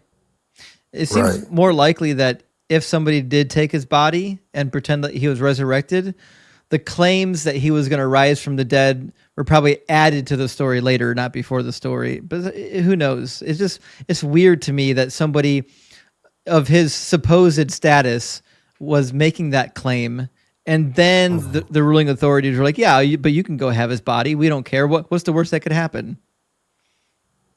Wow. So, okay, so here's my last question. So, do you think that the government in Israel know for a fact that Jesus wasn't real, and they're just banking off with the tourism and stuff like that for the location stuff like that? I mean, that is a good question. And so, 50% of modern Jews are atheists, right? So my guess is that a good percentage of them are mythicists, but I don't know what percentage. And I don't know if it matters for their position all that much, whether or not they are mythicists. I suspect a lot of them probably do believe in a historical Jesus, but they just don't believe he was the Messiah, because even if you do believe in the historical Jesus, there's no good, compelling reason to believe that he was the Messiah. Like, I believe in a historical Jesus. I don't believe he was the Messiah at all. Right. You know what I mean? Yeah. It's just real interesting because, I mean, the government's making a lot of money off of tourism, just based off of like, oh, this is where Jesus was buried, and this is where his mom is. But I see what you're saying now. You mean they would have to realize, like, okay, we know he's not real, but we're making so much money, we gotta keep going. Yeah, I didn't catch your question fully at first. I get it now. You're suggesting that maybe the people living in Israel don't really believe Jesus was real, but they pretend like he was historical so they can get the tourism dollars. Correct. That's very real. That's a very real possibility, actually. Yeah. Man, that's crazy. It's crazy to think about. But yeah. It's crazy, yeah. I never thought about that until you mentioned it, but it's certainly possible. That's nuts. Listen, man, I appreciate your time, man. Yeah, Habibi, thank you so much for watching, and punch your friend for having you put that in your name, okay? Oh, I got you, yeah. All right, cheers, man. All right, guys, I'm going to grab a super chat, and then we're going to run on over to another live stream. The Cake is a Lie says, shout out to the engineers. Big W, engineers in the house. W666, he says, I'm a lonely railway engineer, so I'm quite rigid and lack the traction to move forward. But Doug loves my rigidity. Amen. Doug does love your rigidity. I know. I get that. It is hard to get traction, especially when you're stuck between a Doug and a hard place. I get that. But big W for engineers. I agree. Listen, engineers really make the world go around. You know, literally, we designed the coordinate system. So, I mean, that's all there is to it. And then I also see we've got 5 deconstruction zones gifted from Hugh per. Hugh, thank you so much for gifting 5 Deconstruction Zone memberships. I really appreciate that. Big W. And we've got a friend of ours. We got a couple of friends of ours that are live right now. I'm going to direct you all to a newer creator, a pair of creators that are doing deconstruction work. And this is going to be Life Beyond Belief. We're going to go raid Life Beyond Belief. Here's the channel, Life Beyond the Belief, or Life Beyond Belief. Let me zoom in so everyone can see it. There we go. Life Beyond Belief. Guys, go run over to Life Beyond Belief on TikTok. Give them a Doug the Rock God raid. Let them know Justin sent you. I'll meet you over there in just a few minutes, guys. Looks like 76 people are watching. We got to get this over 100. Let's bump this channel up over 100. They're awesome creators in the community. We love them. they're young, they're up and coming. They left their jobs in ministry. They used to be in ministry. They left their jobs in ministry once they discovered the truth. So they're on that difficult road out of the cult, doing what they have to do, being honest with themselves. So let's go drop some follows, drop some Dougs over there, show some support for Life Beyond Belief. And I'll see you over there in just a minute. Hey, guys.